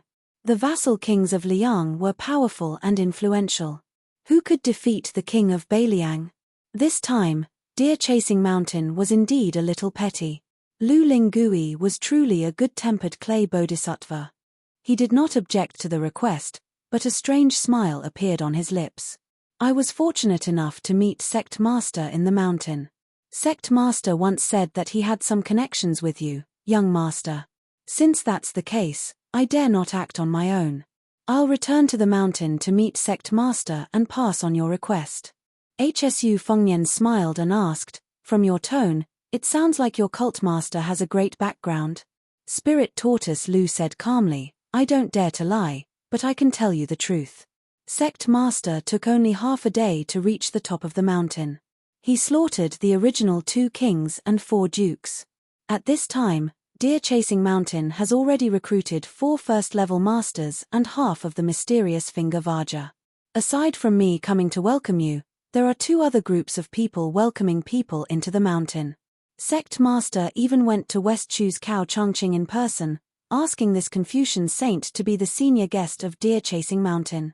Xu Fengnian was dumbfounded as if he had heard a heavenly book. He mocked, "Then why didn't your sect master just make Wang Xianji the vice sect master and then make Ng Tai the senior guest? Then he could swallow the Wu family's sword tomb and dominate the martial arts world. Who would dare to oppose him? That's what you call awe-inspiring." Spirit Tortoise Lu said methodically, "I'll pass on your suggestion to sect master." Xu Fengnian imitated a young girl and chuckled, which could be considered as an order to leave. Spirit Tortoise Lu was quite efficient. He did not waste any more words and turned his horse around to leave with his people. The scantily clad beautiful woman didn't forget to glance back and smile. Xu Fengnian stood there in a daze. He didn't care much about the devils of Deer-Chasing Mountain, whose strength couldn't be underestimated. However, he was a bit wary of the cult master who was like a flood dragon in the clouds. Although Xu Fengnian didn't believe Spirit Tortoise Lu's words at all, he didn't lower his guard at all. Deer-Chasing Mountain had stood in Jianghu for 800 years. The catastrophe 60 years ago wasn't the most tragic in the history of the demonic cult. 100 years ago, almost all the Sword Immortals, except for Ancestor Lu, who was the first in 500 years, had gone to Deer-Chasing Mountain and killed a lot of people. In each dynasty, the founders were mostly talented and wise, and their successors were not too far behind. Occasionally, there would be a Lord of Resurgence who would turn the tide, but he could only prolong the dynasty's reign. However, there were a total of 9 cult leaders of Deer-Chasing Mountain, including the previous Liu Songtao. All of them were the overlords of Jianghu who were only one step away from Wang Xianji. The cult leader's seat would be left empty for decades rather than for a mediocre person to sit on. Whoever became the cult leader, no matter how unknown they were outside of Deer-Chasing Mountain, would definitely be an extraordinary figure. Take Liu Songtao for example. After he suffered qi deviancy derangement, he left deer-chasing mountain and killed more than 10,000 people. This caused the Jianghu and the imperial court to feel uneasy and try their best to stop him. However, it was all to no avail. In the 9 kingdoms of spring and autumn, Liu Songtao had killed 2 emperors. One of them was dismembered by Liu Songtao on the dragon throne, while the other lost his head on the dragon bed for no apparent reason. The number of officials, generals, and ministers in the Central Plains was uncountable. It was rumored that in the end, the divine master of Dragon Tiger Mountain, Zhao Gusu, personally went to the Dragon Lake and sacrificed 6 purple golden lotuses. She used the power of a celestial to engrave the prophecy of the 9 words and killed Liu Songtao from thousands of miles away. The outstanding people of the same generation as Liu Songtao, be it the Sword Immortals or the people of the 3 sects, without exception, did not attain immortality. It was probably because the will of heaven was angry that it did not do anything, so the gate of heaven was closed for 20 years. Xu Fengnian laughed at himself. A few years ago, he liked to listen to stories of people like Liu Songtao the most. When he really thought that he had rolled back and forth in the mud a few times, he no longer envied him. Liu Songtao flew all day long and could not be killed by hundreds of slashes. What kind of Jianghu people were they? They were all immortals. Hsu Fengnian shook his head slightly and shook off his messy thoughts. He did not want to think about the Zhulu mountain or the hierarch.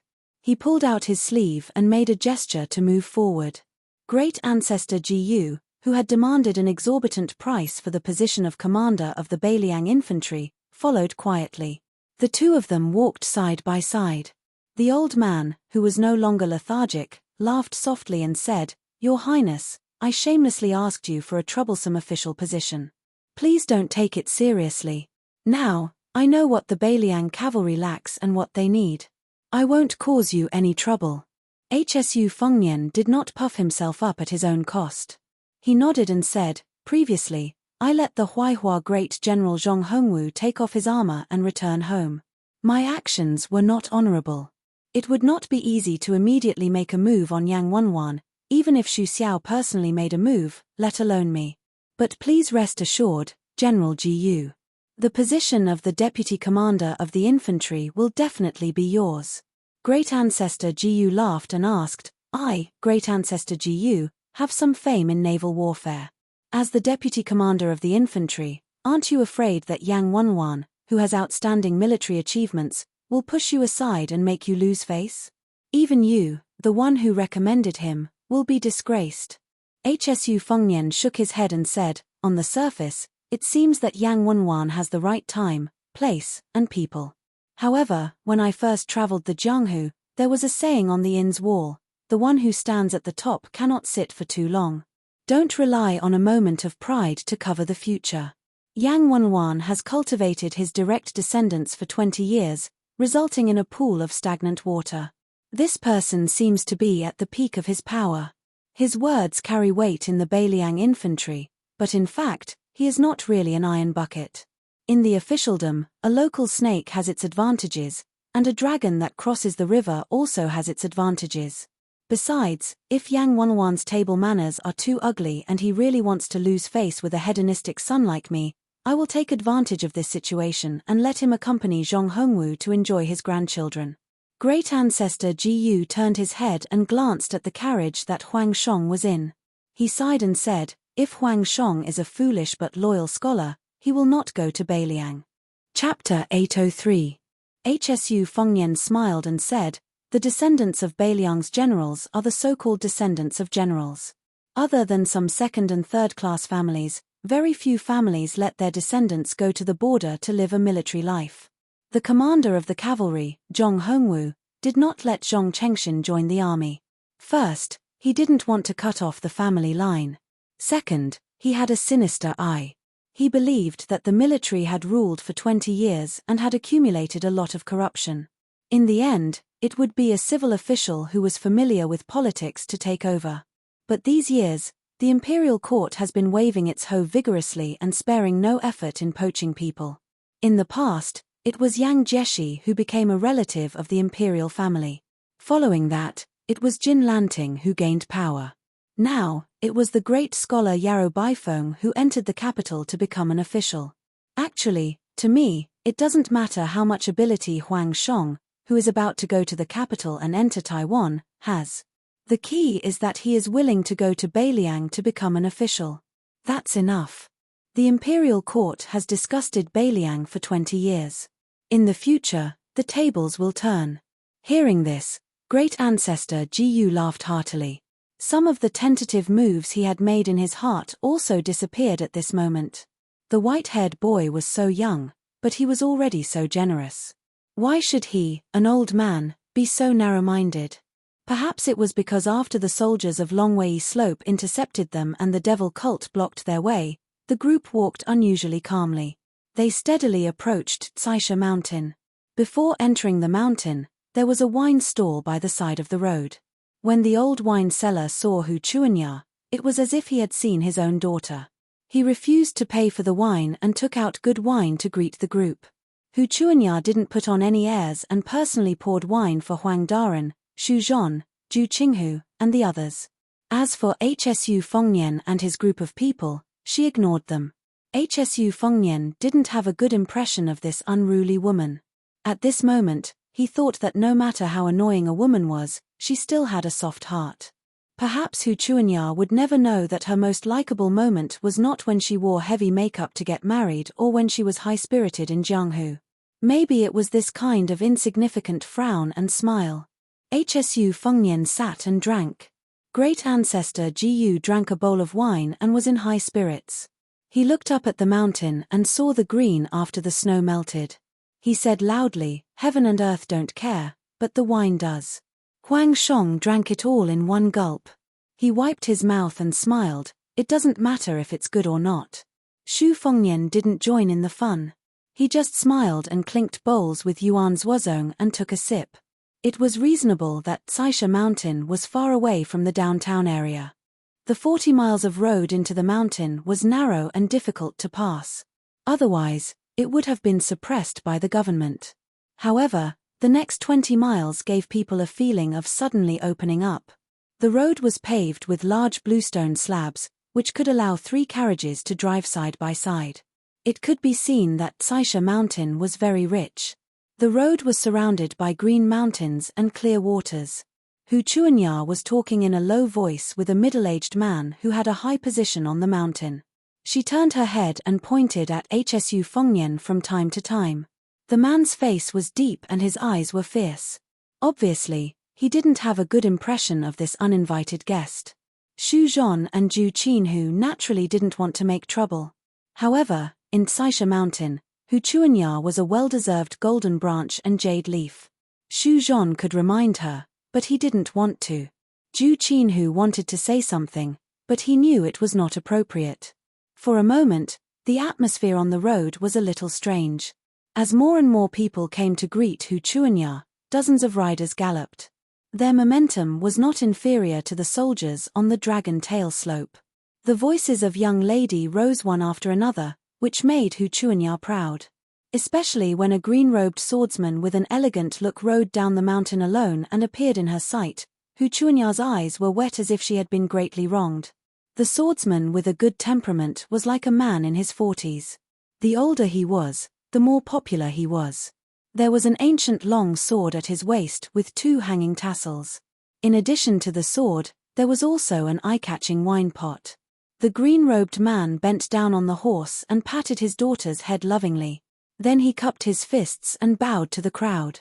Xu Zhon and Ju Qinghu, the 2 juniors, hurriedly bowed back respectfully. Tsaisha Mountain was rich and had a lot of people. They roamed Jianghu alone and couldn't afford to offend them. Relying on friends outside, especially nameless soldiers roaming Jianghu, was the same principle as a young scholar hoping to make a name for himself in the literary world. They all paid attention to the fact that many hands picked up firewood to make a name for themselves. It was a blessing to be able to form a good relationship. One's reputation depended on one's own efforts and even more so on the support of seniors. Zhao Hongdan, who had married into Tsaisha Mountain, knew his daughter's character. She didn't seem to believe in the slandering words at all. Instead, she paid special attention to Shu Qi. When he went up the mountain, he took the initiative to rein in his horse and said gently, "Chuanya is still young. Thanks to young Master Shu for taking care of her on this trip. I hope young Master Shu can be frank with me on this visit to Tsaisha Mountain. Since we've met, we're all brothers and can treat Tsaisha Mountain as our home. Shu Fengnian smiled and said, Shu Qi has been famous in Quarry Mountain for a long time. Hero Zhao's 96 drunken swordsmanship is even more well known in Jianghu. Shu Qi was really a little nervous before entering the mountain this time. After meeting Hero Zhao, I can finally relax. Zhao Hongdan laughed heartily and repeated the compliment a few times. On the sunny side of the mountain, there was a continuous stretch of secluded small buildings with bamboo groves. The scenery was elegant and elegant. It was for the guests of Tsaisha Mountain to stay. The small buildings were built with small water bamboos. It was warm in winter and cool in summer. Most of the furniture in the buildings were also made with bamboo. There were bamboo flutes, bamboo beds, bamboo tables, and even some bamboo root carvings that were made by masters. Zhao Hongdan personally helped the group settle down. Only then did he bring his daughter, Hu Chuanya, up the mountain to meet the real owner of Tsaisha Mountain. After leaving the building, Hsu Fengnian walked along a stone path into the bamboo groves. There were wooden fences on both sides of the path. Along the path, there were large red lanterns hanging on the bamboo groves. Presumably, after the sky turned yellow, the lights stretched out in two continuous lines. It was a rare and beautiful scene. Hsu Fengnian walked and walked until he arrived in front of an ancient temple. The spring water gurgled. The ancient temple was worshipped by the Hu family of Tsaisha Mountain. It probably wasn't open to visitors outside the mountain. There was a plaque with the words multicolored Zen temple written on it. The couplet on the door was also very interesting. If you don't turn back, who will save you? If you can change your mind, why do you need my mercy? Turn back. Hsu Fengnian smiled. He wanted to turn around and go back to his residence. The otherworldly item in the red robe appeared next to him. After recuperating for a while, its two faces had mostly recovered. However, its 6 arms had turned into 5, which made it look even more strange. Hsu Fengnian didn't want to enter the temple, but he didn't want to hurry back either. He walked to the brook outside the temple and squatted on a big rock, listening to the murmuring of the brook. The man and the otherworldly item were in a peaceful state of mind. The otherworldly item lowered its head and saw that Shi Yang's boots were stained with mud. It reached out and gently peeled it off. Hsu Fengnian smiled. Don't clean it up. It will get dirty when we go back. However, the otherworldly item was still tirelessly doing this quiet and trivial task. A child's ear-piercing scream came from behind them. Ghost! Ghost! A group of well-dressed children were carrying bamboo baskets and hoes to dig winter bamboo shoots. They had harvested something in the bamboo forest. At this moment, they suddenly saw a woman in red who could turn her face around. Of course, they would think that she was a wild ghost hiding in the bamboo forest. Don't be afraid. This is the temple. Let's smash that ghost to death together. Yeah, Dad said that evil can't prevail over good. Ghosts are most afraid of the sound of chanting in the temple. Let's smash it while reciting the 1000-character classic. When a slightly older boy shouted, he threw the hoe in his hand fiercely. The other children echoed and followed suit. The children in the Quarry Mountain could use medicine to strengthen their bodies at a young age. Their strength was much greater than ordinary children's. 7 or 8 hoes were thrown toward the brook. The few girls who were crying also gathered their courage. Their arm strength was relatively weak, so they couldn't throw their hoes to the stream bank. They began to recite the 1000-character classic that almost all private schools would make their children memorize when they entered the school. After throwing the hoes, none of them hit the target. The boys began to bend down to pick up lighter stones. Unfortunately, for some reason, whether it was the hoes or the stones, their trajectories were changed. They lost their accuracy and fell around the white-headed ghost and the red-dressed ghost. The children weren't as timid as they were at the beginning. The more they fought, the braver they became. Even the most timid children began to laugh and throw stones as fun. After throwing all the stones around, they switched to the winter bamboo shoots in the bamboo baskets. Hsu Fengnian's arm was tightly gripped by it. That was why he didn't turn his head. "Let's go. Let's call Mom and Dad to beat the ghost," a boy ordered.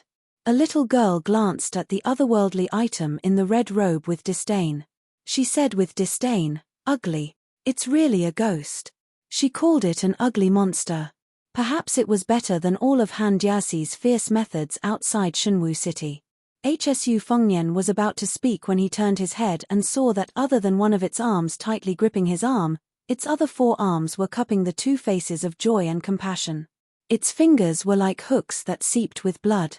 It was as if it wanted to tear off their faces. He gently raised his hand and pulled down her fingers bit by bit. He looked at the brook and wrapped his arm around her shoulder, letting her head rest on his shoulder. Her eye sockets were bleeding. For streams of blood and tears blurred her 2 cheeks. Hsu Fengnian murmured, "Shu Ying, how can you be so beautiful?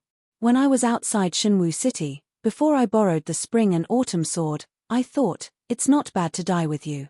Her face was crying for joy and her face was smiling for compassion. Chapter 804. The sun was setting in the west. At the peak of Mount Lantuor, there was a mound of soil that had been used as a prison for almost 40 years. Suddenly, a golden light shone from it, as if a clay bodhisattva had cracked open, revealing an invincible golden body. Other than this mound of soil, there was an old monk sitting cross-legged on the ground, wearing a tattered kasaya. He was old, his snow-white eyebrows drooping down to his knees.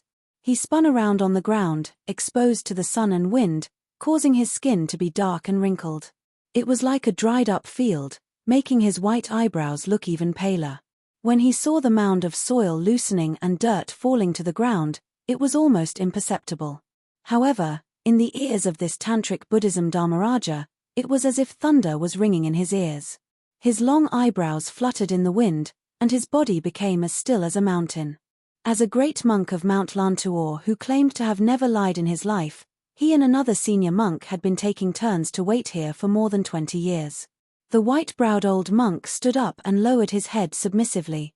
He saw the debris falling down continuously and golden light radiating from his body. The immortal was revealed. At this moment, Mount Lantuor was suddenly filled with the chanting of sutras. The mountain appeared even more majestic and dignified under the chanting. The old monk facing the east looked back to the west, and the sun was setting. He did not know if it was an illusion, but the mound of soil was like a sleeping lion that finally stopped napping. After opening its eyes, it shook off the dust and began to swallow the mountains and rivers. The afterglow lit up, and compared to the radiance of the sun in the sky, the brilliance was not inferior at all. Mahavairokkana. The elderly Dharmaraja slowly turned his head, and an old monk who seemed to have returned to the world of the living appeared in his vision. Compared to the white-browed old monk who was more than 100 years old, he was even older and more muddle-headed. He was withered and skinny, and probably did not even weigh 90 jin. Such a physique could be said to be extremely weak. Although Mount Lantuor did not advocate martial arts, the senior monks of the past, like the six-jeweled guru who was only his junior, were not weak in terms of cultivation base. Bodhisattvas lowered their brows and benevolence, and at the same time, they could subdue dragons and elephants. In the white-browed monk's vision, the old monk was silent and lifeless. Esoteric Buddhism had always been regarded as heretical by the central plains of the Eastern land. In the final analysis, it was the Confucianism and Taoism that held grudges against each other. Now that the Liang dynasty and Beimang had almost wiped out Buddhism at the same time, it was actually Zen Buddhism that was destroyed. However, the white-browed old monk wanted to see the general trend after this catastrophe of Buddhism. He could not do it himself, so he could only pin his hopes on the pure clean lion in front of him who had made a great vow to not only become Buddha himself but also to make all the people become Buddhas. The withered old monk finally opened his mouth. Before he spoke, he slowly exhaled a mouthful of turbid air like grey smoke. The filth in one's body and mind is like a glass bottle that can be broken with a hammer. But all living beings have 1,000,000 glass bottles, and the hammer is in the east. The white-browed old monk's expression changed as he clasped his palms together and chanted, "From west to east, if I don't enter hell, who will?" After saying this, the withered old monk, who was even older than the 100-year-old Dharma king of Mount Lantuor, reached out his hand and touched the top of his head. It was as if he had smashed himself with a hammer, dispersing the golden light and illuminating the mountain peak. The white-browed monk's expression was sorrowful. Smashing the glass bottle with a hammer should have allowed one to become Buddha and achieve the supreme Dharmakaya. However, the monk knew that the monk in front of him was not like that at all. Above the West Mountain, an unusually bright sun seemed to have lost its support. After the monk's self-empowerment, the sun quickly dimmed and the afterglow disappeared as it hurriedly fell down the mountain. The monk, who had white eyebrows that reached his knees, looked up again and could no longer see the old monk who had been enlightened for 40 years. There was a saying in the two Zen temples that one had an epiphany, but this pause had been rather long. The old monk could only hear the chanting of sutras all over the mountain. He sighed softly. Outside the Iron Gate Pass, an old monk flew across the desert and the Gobi Desert. Once, he stopped to use his fingers as a knife to cut off the flesh of his arm and feed it to the young eagles between the cracks of the mountain wall.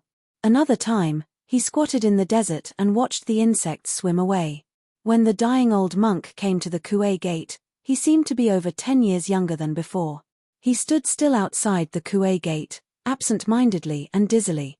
Judging by the people who came in and left the Kuei Gate in a hurry, it seemed that they had been here for days and nights. When the warriors of the Kuei Gate prepared to go and ask them some questions, the old monk had already disappeared.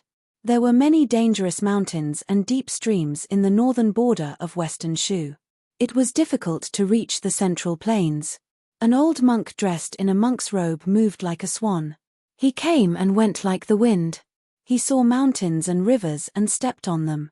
His withered skin had already begun to glow, like a winter tree in the early spring. However, his eyes were getting more and more dizzy. His kasaya fluttered in the wind. His next step was where he wanted to land. He met a boatman pulling a boat on the shoal. The old monk appeared at the stern of the boat. He stepped into the bone-piercing cold river and listened to the chants of the Shu men.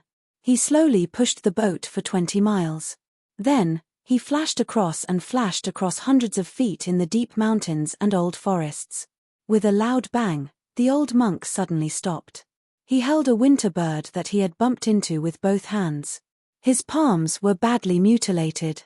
The old monk's eyes were confused. He first came to his senses, then silently grieved.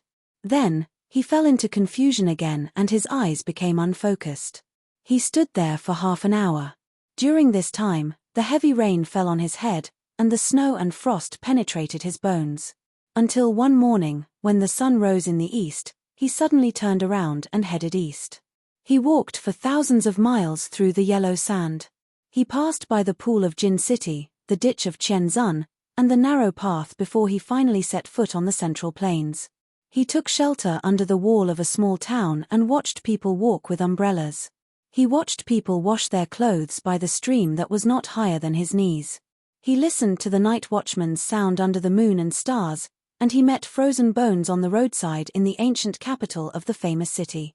One day, the old monk, who was only 60 years old, saw a single word on a lonely grave in the wilderness. He didn't know why, but after traveling for thousands of miles and seeing thousands of people, he had already forgotten who he was, where he was going, and who he was seeing. The old monk continued to travel east in a daze. One day, he came to a green mountain. The wind shook the pine forest, and the sound was like waves. Using his mind, he floated up to an ancient pine and looked into the distance. He listened to the sound of the pine trees. After a full 10 minutes, he said hoarsely, "Pine trees." He firmly remembered the word liu. In addition, at this moment, the pine trees were like drums. The old monk was no longer old. He looked like a middle-aged man in his 40s. To this monk from Mount Lantuor who had traveled 10,000 miles to the east and forgotten the past, he was indeed not confused at this moment. He smiled and said, "Liu Songtao." Jiang Hu soon learned that a young crazy monk had come to the western regions. He traveled east, and his mouth seemed to be singing and reciting. Wherever he passed, he would suddenly kill anyone he did not agree with. Suddenly, he would instruct others to pass on the Dharma.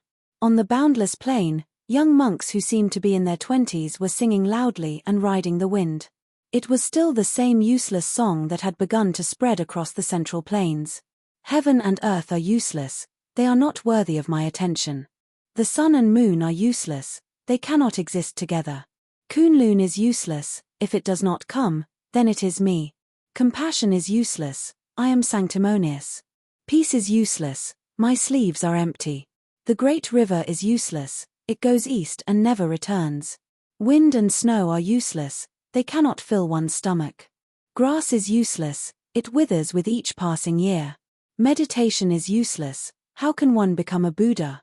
The young monk who was swaggering forward suddenly stopped and looked into the distance as if he was looking at the scenery hundreds of miles away. He held his belly and laughed loudly. A series of loud laughter suddenly resounded between heaven and earth. He did not restrain his laughter. The tattered kasaya on his body began to flutter. Wherever he passed, there was no trace of him. He tore a gully in the ground. The young monk sprinted for 600 miles. He broke walls, entered forests, and jumped mountains. Finally, he collided with a white-robed monk who was also sprinting from 600 miles away. The ground within a radius of 3 miles instantly sank into a huge round pit. After the collision, the young monk paused for a moment and then continued to run forward like a river flowing east. He was still laughing. The emperor is useless, it is only 100 years. The king of hell is useless, he envies me for being free. Immortals are useless, all mortals laugh. The sun rises in the east and sets in the west. Where am I going? Who in the world could block the path of this young crazy monk? Tai had already gone to the sea to visit immortals. Cao Changqing was determined to restore his country. Could it be Wang Xianji in the martial emperor city? The world did not know that there was a mountain between the crazy monk and Wang Xianji. On the main peak of Mount Shulu, there were 3,000 white jade steps. A white-robed devil who had just entered Mount Shulu was looking down at the world. There were 2 big spiritual energy fish, one red and one green. They looked like carps but were not carps. They looked like dragons but were not dragons. The fish's whiskers were extremely slender. The fish floated in the air as if they were swimming. They swam around the white-robed man mysteriously. Besides the 2 strange creatures beside the white-robed man, there were 2 men of different ages near the steps. One of them was standing and the other was sitting. The younger one was less than 30 years old. He was short and had a dull look on his face. He sat on the steps and looked at the mountain scenery with his hands supporting his cheeks. The older one was about 40 years old. He carried a long cloth bag with a broken spear inside. The middle-aged man asked softly, "Sect master, let Deng Maro stop that monk from the west." It was Beimang's words. The white-robed man asked calmly, "Can you stop Tuoba?" The man who called himself Deng Maro laughed self-mockingly and shook his head. The sect master's meaning was very simple. If he could stop Tuoba, he would have the ability to stop that grey-robed monk. After all, even the white-robed monk Li Dangshan had not succeeded. The short man said, even if he is Liu Songtao who escaped a calamity back then, he might not be able to defeat the current Wang Xianji and Tuoba when he was at his peak. The white-robed man sneered, "Wait until you defeat the 9th in the world, Deng Maro. Then you can say that." Deng Maro laughed softly, "It will happen sooner or later. In the future, Beimang will have to rely on Hong Jingyan and this kid to support its reputation." The white-robed man did not refute and slowly walked down the steps. The thousands of devils who were crawling on the steps lowered their heads. The white-robed man looked to the west expressionlessly. Since Li Dangshan was unwilling to be entangled, then let me, Luo Yang, fight with you, Liu Songtao. Chapter 805. There was one chapter in the evening and one in the early morning. The child was talking nonsense, not to mention the absurd theory of demons appearing outside the Zen temple. Naturally, they could not afford to make waves. The quarry mountain did not pay much attention to it at first, but Hu Chuanya, who liked to be lively, came to the stream with the children. When she saw the half-familiar figure of the guy, she did not know why she had an indescribable feeling. Hu Chuanya hesitated for a moment and walked over to stand by the stream. She glanced at the snow-white man. Originally, according to her temperament, she would only feel comfortable when she returned home after being humiliated outside. However, she was stunned and could not say anything harsh at the moment. Just when the children were confused, a beautiful woman in gorgeous clothes walked out of the Zen temple. She was like a plump peony. Compared to the young Hu Chuanya, her embryonic outline was similar, but she had a more mature charm. When the woman saw her daughter's figure, she was stunned for a moment. She smiled and walked slowly. When she approached, the slender white-haired man had already stood up and turned around. The woman was shocked. She thought that it was an old guest of the quarry mountain, but she did not expect it to be such a handsome and romantic young man. Especially the pair of red phoenix eyes.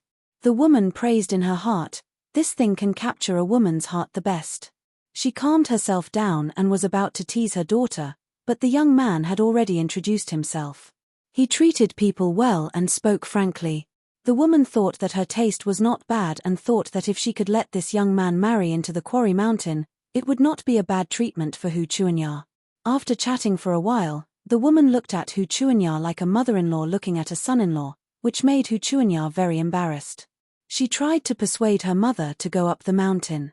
However, the woman kept looking back and chatting with the handsome young man, asking him to go up the mountain to enjoy the scenery when he was free tomorrow. The young man agreed. When the mother and daughter almost disappeared from his sight, he went down the mountain to his residence. Coincidentally, the woman turned her head and looked at each other. He smiled and waved his hand. The woman who had been eating vegetarian food and reciting Buddha in the Zen temple turned her head and asked in a low voice, "Chuanya, what is the background of this Shu Qi?" Hu Chuanya rambled on about the two disturbances at Longwei Slope. The woman laughed bitterly, laughing at herself for having the thought of letting him marry into her family. She sighed and said, "Then he is not an ordinary son of a general's family. The temple on Tsaisha mountain is too small to keep him." Hu Chuanya said angrily, "Why should I keep him? If it were not for Sister Ju's face, I would not let him go up the mountain to eat and drink." The woman stretched out her finger and poked her daughter's forehead. She teased, "No one knows a daughter better than a mother. Why are you still pretending to be a tigress in front of your mother?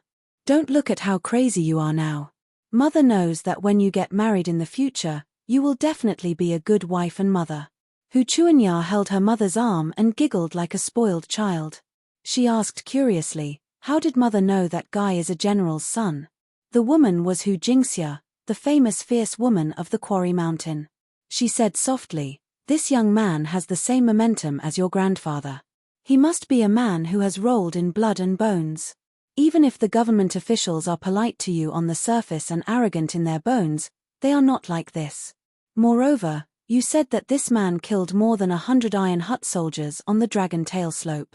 You must know that in the Liang Imperial Palace, the civil and military officials have always minded their own business. If there is no big shot from the military in their family, they would not dare to be so bold. Otherwise, even if you are the legitimate grandson of the minister of the 6 ministries, you would not act so domineeringly. You also said that this man's retinue, sitting on a horse, easily stabbed that devil of the devil cult to death with a single thrust of his spear. He is clearly a man who can defeat 10,000 people on the battlefield. Chuanya, our quarry mountain must not be careless. Come with mother to your grandfather's place and tell him everything in detail." Hu Chuanya said angrily, "I won't go." Hu Jingxia smiled sweetly. She just held her daughter's cold little hand and walked slowly up the mountain. Love does not know where it comes from, but it goes deeper. Unfortunately, most of them turn from deep to shallow and forget each other. Hsu Fengnian returned to the quiet bamboo house and found that great ancestor Jiyu and Huang Shong seemed to have been waiting for a long time. He apologized and asked for a pot of wine from the maid in the bamboo house. Together with Yuan Zuozong, the 4 of them sat around the stove. The stove had 4 legs and a big iron basin was placed in the middle. The basin was filled with charcoal and the ashes after the charcoal was burned. The maid squatting by the stove was holding an iron pincer. She gently flipped the charcoal in the basin so that the charcoal would not be too hot and would not be extinguished. She squatted there and the light of the fire shone on her face. Hsu Fengnian knew the way to deal with this strange stove. He smiled and took the iron pincer from the maid and let her rest first. When the maid walked out of the room, he smiled and said, "If there are sweet potatoes or zongza from the south, it will be delicious after being roasted.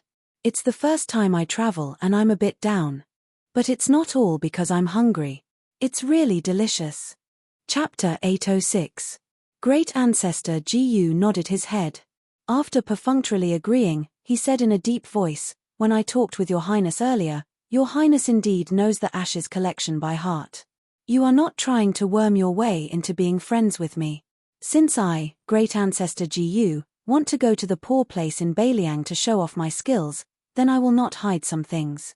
Just as the ashes collection said at the beginning, the world's most dangerous places are not because of the geographical location, but because of the people. Bailiang is poor, not only in terms of money and geography, but also in terms of people." Great Ancestor Gu admired the king of Bailiang's management of the army. However, in these years, the imperial court has been making things difficult for Bailiang, making it impossible for Bailiang to form a decent group of scholars. Originally, it was not easy to have the Yarrow family, but Yarrow Baifeng sent it to the imperial court to fill the hole left by the collapse of the Song family. It was like a rural woman who flirted with the rich men in the city all year round and finally married into a rich family and became a concubine. In addition, the scholars in the world have always regarded the spring and autumn period as a great injustice. The king of Bailiang has been regarded as the chief culprit who broke the backbone of the scholars. No rich families or aristocratic families will go to the Shu family for fear of leaving a stain in history and being ashamed to face their ancestors. Bailiang's fields are in short supply and it is already an urgent matter. Li Yishan is a great talent, but it is also difficult for him to cook without rice. Now that Chen Jibao's illness has caused a large number of generals to go to Shu, secretly wanting to establish their own family. They are waiting for him to be conferred the title of the King of Shu and restrict Bailiang, making Bailiang a floating house with holes on all sides. At this time, they need a large number of fresh people to sew the walls and window paper. The outer wall of Bailiang's courtyard is still fine. With the 300,000 cavalry under the command of the King of Bailiang, neither the Liang Imperial Court nor the Tiger and Wolf of Baimang will dare to provoke them easily. However, the window paper that makes the house warm ultimately depends on the civil officials. Warriors can ride fierce horses and carry iron spears, but it is not appropriate to ask them to do embroidery work. Hsu Fengnian calmly said, "The leader of the Green Party is the Lu family, one of the 8 pillars of Liang, Lu Feiqi. He can be considered a genuine minister of 2 dynasties. He has served in the 3 ministries of military and civil affairs. Before he retired, even the Grand Secretary Zhong Julu had to pay respect to him as a disciple. This old pillar of state has the intention to let a woman from the Lu family marry into Bailiang. This time when I return to Bailiang, going to Shangyin Academy is a private matter. Going to Qingju to visit Lu Feiqi is the main business. I am trying to persuade the old man to move his family to the north." Hsu Fengnian reached out to stir the charcoal fire and laughed, "I couldn't open my mouth in the past. First of all, the marriage wasn't set in stone yet. I was afraid that Bailiang would think too highly of themselves. It's fine if I lose face, but Xu Xiao can't afford to lose face like this. Moreover, the time wasn't right. At that time, the Green Party in Qingju was known for its unity in the imperial court. It wasn't like today when the tree falls. Now, under the control of Zhong Julu, the Green Party has fallen apart. The other 2 families of the Green Party have clung to the Zhong Party and the Jiyu Party. I think it's time for the Lu family to find a way out for themselves. After all, the Lu family was the most powerful family in the past. They were suppressed by the other 2 families until they couldn't raise their heads. After they completely separated, they couldn't beat the other 2 families. Because now the Lu family is sleeping like a widow." Huang Chang, who hadn't interjected all this time, was puzzled and asked, "Sleeping like a widow? What do you mean?" Great Ancestor Gu laughed loudly and said, "There's no one up there." Huang Chang, who was upright and honest, quietly gritted his teeth and quickly lowered his head to drink. Hsu Fengnian laughed and said, "The Lu family, which is full of power and influence, is a strong medicine. Sir Huang, who is alone, is a warm medicine. Beiliang can't do without either. In addition, Beiliang is also willing to protect the world and make all the poor happy. Soon, the whole world will know about Chen Shiliang and Liu Wenbao. Huang Chang chewed for a moment and said softly, "Poor scholars, what a good protect the world and make all the poor happy." Great ancestor Gu's words had always been straightforward. Scholars read the books of the sages, but few of them are wholeheartedly focused on becoming sages. In fact, they are all seeking fame and fortune. Those aristocratic families who have been in high positions for a long time can ignore Beiliang, but the poor scholars who have no foundation are different. Although the imperial court spared no effort to recruit poor scholars after Zhong Julu formed the cabinet, no one is a fool. After so many years, only a small group of people have made a name for themselves. Even if the majority of the scholars obtained scholarly honors, they would still be suppressed by the aristocratic families. If Beiliang's bounty is really worth it, there will be a lot of scholars who have failed to achieve their goals. Perhaps many of Beimang's spring and autumn annals will go south. Huang Chang great ancestor Gu muttered to himself, since ancient times, the capital region has been a place of war. Western Shu is the easiest place to grow a separatist power. With the Han family's loyalty, Jeju can control the fate of the world. In the southeast, the land is neither biased nor weak. It is the lack of progress that leads to the lack of self-protection. Great ancestor Gu dares to say that in the next 1,000 years, the situation will be like sitting in the north and swallowing the south. Beiliang's territory is narrow and long. It seems to be a struggle for survival, but it may be a blessing in the misfortune. Raising an army in a cold land is not the same as raising an army in the south. To be honest, I am a boorish man who only knows how to lead an army. If I don't go to Beiliang, where can I go? Can Li Yang give me 100,000 elite soldiers? Won't I have to worry about whether I will rebel every day? Hey, I really want to rebel. I want to have a good fight with Jiyu Jiantang. Jiyu Jiantang destroyed southern Tang. What great ability! Not to mention the irony in great ancestor Gu's words, just the word rebel made Huang Chang break out in a cold sweat. North Jiyu Jiantang, South Jiyu great ancestor Jiyu. Li Yishan once commented in the Tide Listening Pavilion that southern Tang was destroyed. It was not Gu's fault. Huang Chang glanced at Hsu Fengnian. The young man's expression was calm. He seemed to be indifferent to great ancestor Gu's disrespectful and rebellious words. A group of people walked into the bamboo house. Zhao Hongdan and Hu Jingxia were among them. The leader was an old man with a head full of white hair. He was tall and sturdy. He was old but vigorous. Everything had its vanquisher. Hu Chuanya was fearless in front of anyone, but in front of this grandfather, she was unusually docile and well-behaved. The old man's surname was Hu Gonglai.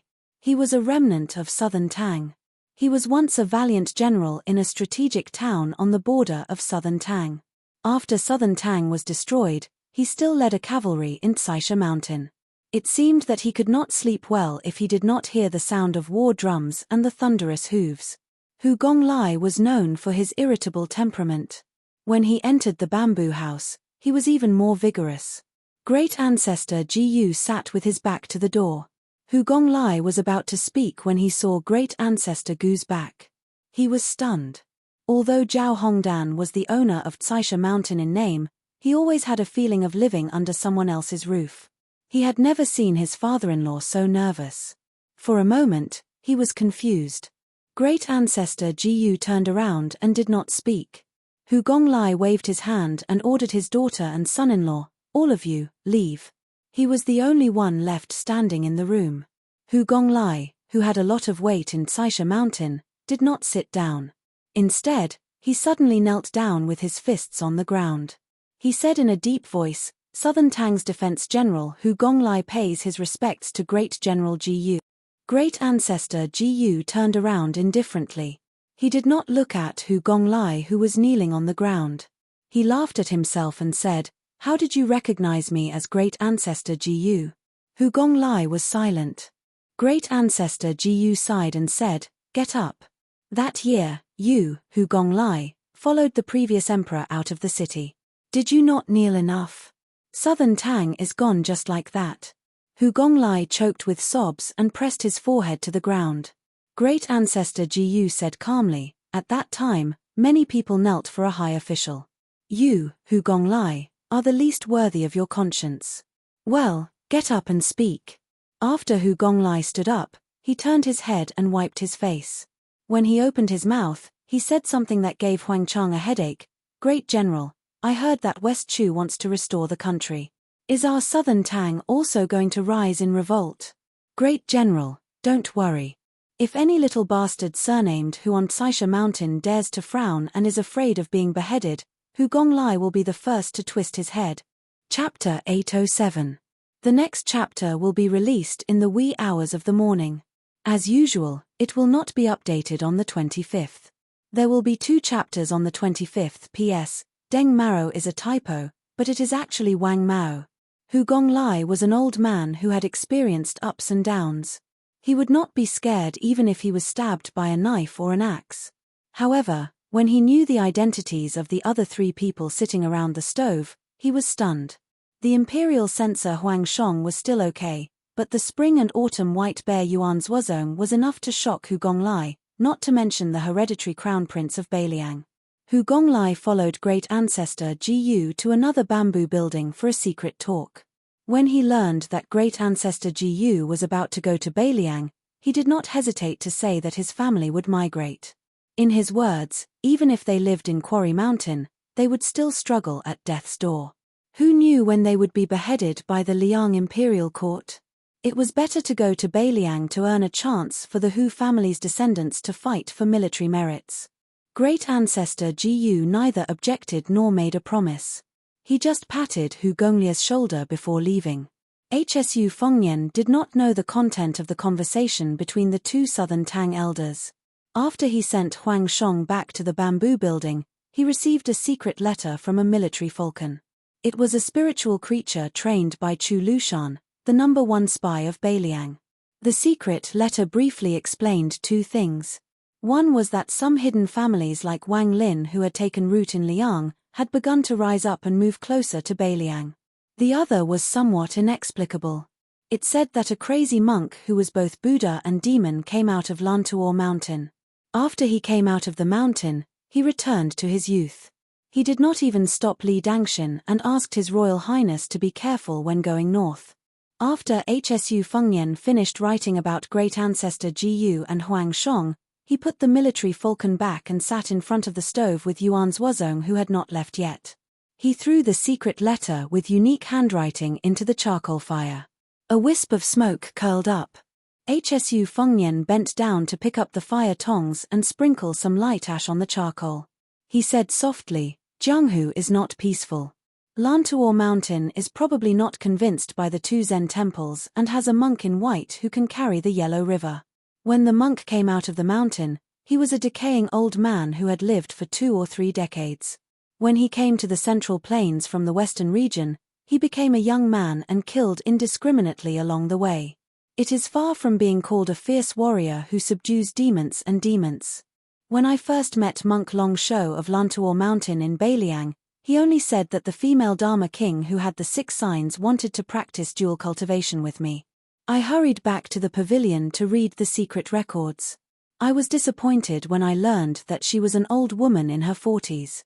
I also learned that there were 3 more senior monks in Lantuo Mountain before the 6th jewel bodhisattva. One of them had been imprisoned for nearly 40 years and was even more shocking than the withered sword in the sword tomb of the Wu family. At that time, I had not practiced the blade and did not understand the freedom of immortals. I was curious how he could survive without eating or drinking. I reckon that this monk has most likely gone mad. Speaking of which, to be able to kill half of the Jianghu by himself, I think only the devil cult's cult leader, Liu Songtao, from 100 years ago would have this kind of spirit. Every generation of Jianghu has its own playboy. In Liu Songtao's generation, there were sword immortals and sages of the 3 religious sects in the same Jianghu. They complemented each other but also restrained each other. Moreover, it has always been recognized that there is heaven's way above Kung Fu.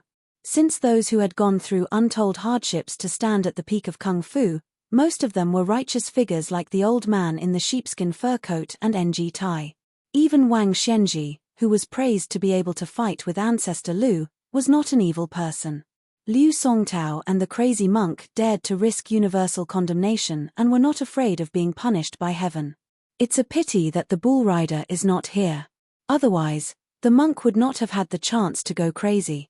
He would have been killed by the Wudang martial granduncle who had enlightened his acupores. Yuan Zuozong stretched out his hands to the stove and felt the warmth of the winter. He smiled and said, if the monk could really stand on the same side as Liu Songtao, even Qi Xuanzhen, who carried out justice on behalf of heaven, would not be able to defeat him. Hsu Fengnian laughed and said, there are two biggest sayings in the world. One is that the emperor and the emperor carry out the will of heaven. The other is that the immortals of the three religious sects carry out justice on behalf of heaven. Anyway, I don't have anything to do with it. I can only watch the fun. By the way, second brother Yuan, do you know what's going on with Liu Songtao? Although Zhulu Mountain has been labeled as an evil cult by Jianghu, in my opinion, it is much better than the hypocrites of the so-called righteous people except for its treacherous whereabouts and resolute actions. Moreover, all the previous hierarch took it as their own responsibility to fight for the world. They are not devils who only know how to kill people. There are very few rumors about Liu Songtao in Jianghu.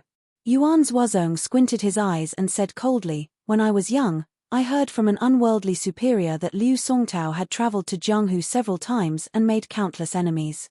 When the hierarch of the evil cult was in seclusion in Zhulu Mountain, an ordinary-looking woman was said to be his woman. She wandered in Jianghu and her end was tragic. In short, not only the righteous Jianghu people, but also many emperors and ministers had a share of the pie. The woman was finally hanged in front of everyone. She was still naked before her death.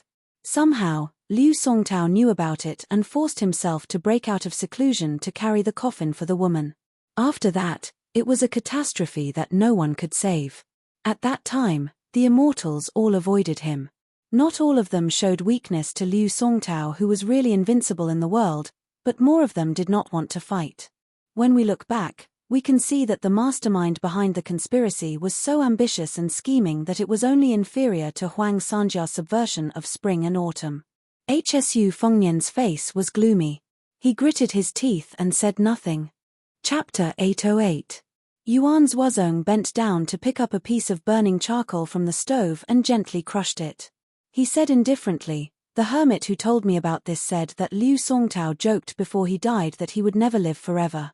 So, he did some evil things in a hurry.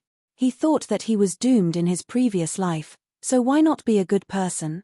Although I guessed that it was most likely an excuse given by the later generations, it really didn't feel good when I heard it. Originally, these words should have been passed down by sages to warn the world. However, it was said by a devil who killed people like scything flax. It served them right that the land immortals of that generation of Jianghu couldn't attain Dao. If I lived in the same life as Liu Songtao, I would kill a few more for him. Hsu Fengnian sneered, no wonder my master said that the king of hell laughed at the people in the world of the living. Yuan Zuozong poured a cup of wine and drank it in one gulp. This peerless general, who was even more pure than the villain Chen Jibao in northern Liang, looked at the empty cup and murmured to himself, adoptive father has a clear conscience since he was able to reach this stage today. Yuan Zuozong is only a martial artist. He doesn't even think about managing the country and bringing peace to the world. In these years, he has seen many filthy people and matters in northern Liang, but he still watches with folded arms. He only hopes that after foster father leaves, there will be one person who can stand up. As long as he stands on the Liangmong border, the northern Mang cavalry won't dare to take a step south. Hsu Fengnian shook his head, I'm afraid I can't do it. Yuan Zuozong smiled, it's enough for me to live up to the name of Beiliang. Hsu Fengnian suddenly said, I don't know why. After I came back from Beimang, I often had the same dream. Standing on a high place, I saw millions of dead people in armor rushing towards me. Behind them were millions of underworld warriors. There was a big flag on the tree next to me. It wasn't Shu, but Qin. Yuan Zuozong said helplessly, it's okay to fight in a battle. But I can't interpret dreams. Hsu Fengnian didn't want to make a fuss over nothing. He smiled and said, second brother Yuan, Let's talk about the future steps of the Beiliang army. Yuan Zhuozong laughed heartily. Then I'll need a few more pots of wine. On Zhulu Mountain, the broken spear Wang Maro, who ranked 9th in the new martial arts ranking, was standing on the top of the mountain. The strong wind at the edge of the cliff slapped his cheeks hard. Beside him sat an ordinary-looking short man. The latter had always been like this. He would never stand if he could sit.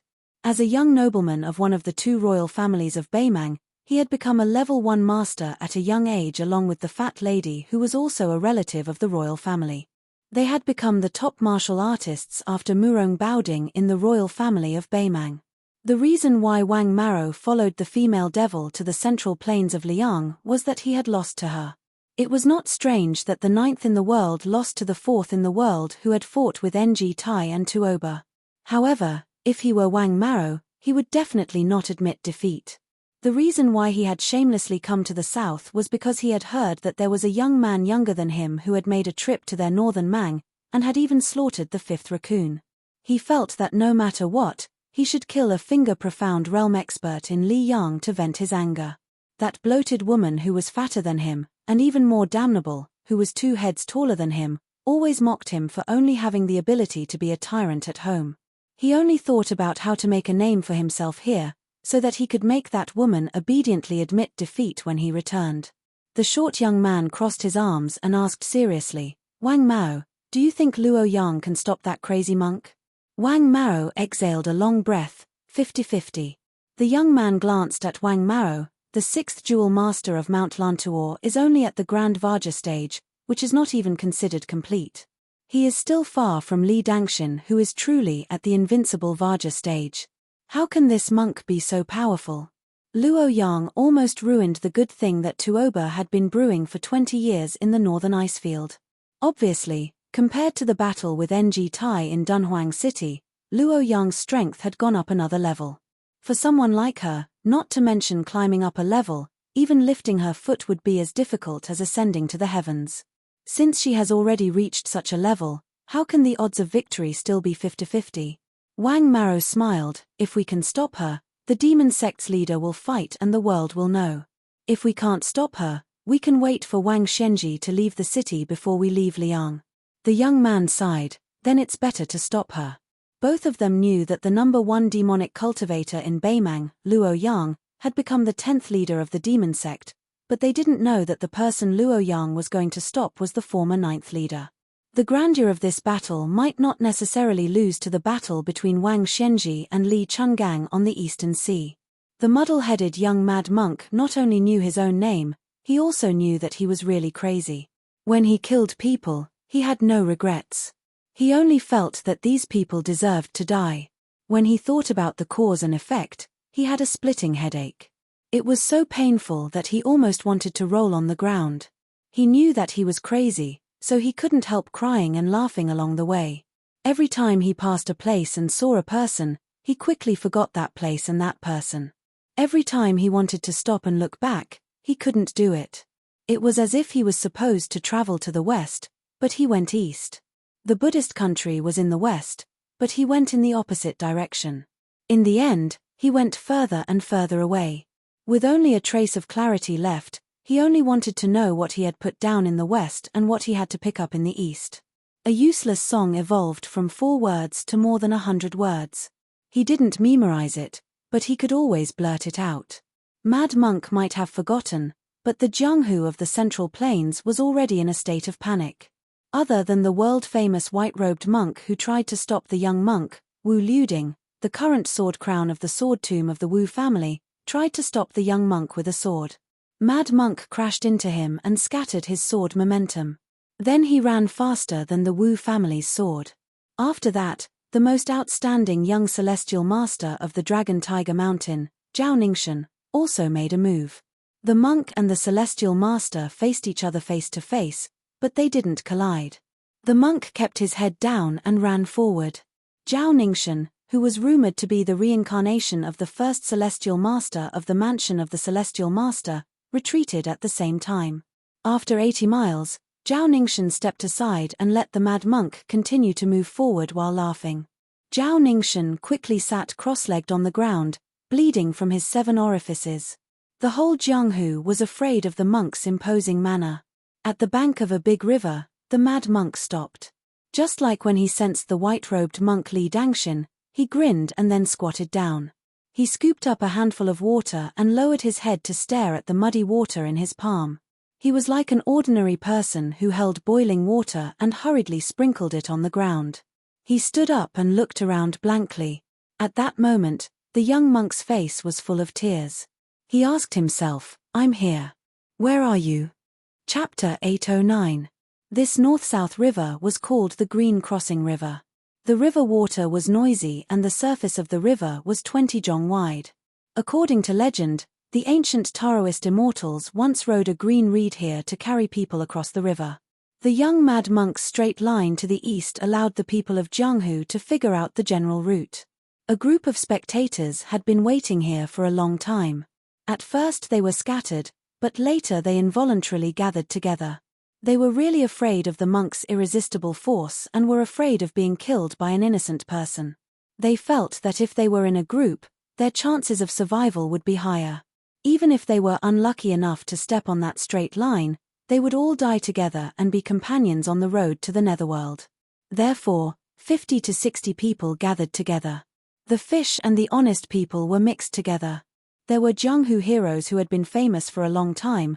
There were Jianghu heroes who hid their heads and tails, there were Jianghu heroes who had only just entered the Jianghu, there were nameless pawns who had entered the Jianghu, and there were also young heroines whose beauty made people drool. There were a few pairs of old enemies, but at this moment they did not have the time to draw their swords against each other, but they were all secretly on guard. Several popular heroines either approached the famous heroes with smiling faces to flatter them, or they were politely accosted by many Jianghu men with cold faces. In the present Jianghu, where people who carried bricks and fought street battles dared to call themselves Wulin people, it was like the Yellow River and the mud and sand. It was impossible to expect everyone to be as free and unrestrained as Ng Tai Li Chungang. A few years ago, there was a young talent who had a good reputation who threatened to imitate the ancient people and perform a feat similar to crossing the river on a reed. He really succeeded and won countless cheers at that time.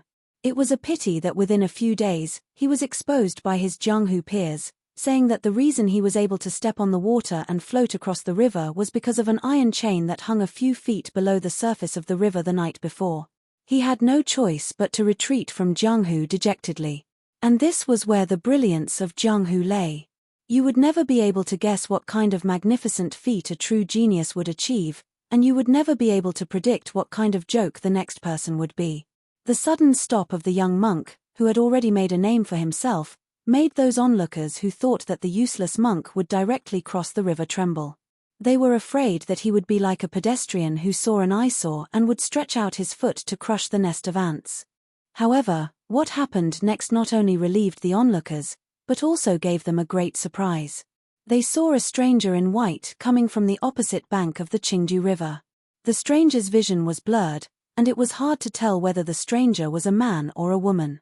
The stranger crossed the river, and the young monk just happened to come back to his senses after holding the water and looking at himself in the mirror. He tapped the ground with the tip of his foot and rushed to the river surface. The two people separated as soon as they touched each other. The mad monk, who had always been invincible, was actually stepped on by the man in white on his bald head. The man in white floated back to the east bank, and every time he stepped on the mud, there was a muffled sound. The mad monk also fell back to the west bank, staggering like a drunkard and shaking his sleeves like an actor. The power of one step made the turbulent river suddenly stagnate. It was not until the two people landed that the river regained its momentum. The young monk, whose kasaya was in tatters, did not hesitate to cross the river for the second time. The man in white also crossed the river to intercept him. This time, the man in white stomped hard on the monk's chest. The whole river under the two people shook. In the eyes of everyone, the man in white, whose face they finally recognized, was handsome and valiant. Of course, he was the immortal who had not appeared in the world. Although he looked young, he must have lived for hundreds of years. The useless monk, who was worthy of being called a devil in a kasaya, was destined to be stronger than the immortal today. This time, the two sides, who were at the apex of the righteous and the evil, retreated to almost the same place as before. Looking from afar, it was impossible for the onlookers to notice the difference. The man in white was expressionless and did not care about the admonition of not doing things more than 3 times. The monk, who had once been Mahavarokana on Mount Lantuor, also waved his sleeves and swept across the river. This time, the young monk, who was wearing a pair of tattered straw sandals, pushed out his palm and pressed it against the sole of the man in white's shoes. This time, they were in a confrontation. Visible ripples of chi clouds appeared behind the 2 people. The monk's figure fell, and his straw sandals slid 100 feet on the river's surface and floated straight back to the shore. The man in white's speed of retreating was slightly slower. However, the monk stood on the shore near the water, while the man in white's landing point was more than the previous 2 times. This situation made the onlookers feel anxious. The monk lowered his head and looked at the straw sandals that he had casually woven. The onlookers were in a daze. A battle of life and death between masters was often decided by a hair's breadth. Was this crazy guy who sang the useless song all day in a hurry to be reincarnated? Or did he not regard the man in white as a mortal enemy at all? Was it really as he sang, heaven and earth were not worthy of his attention? Fortunately, the man in white did not disappoint the onlookers.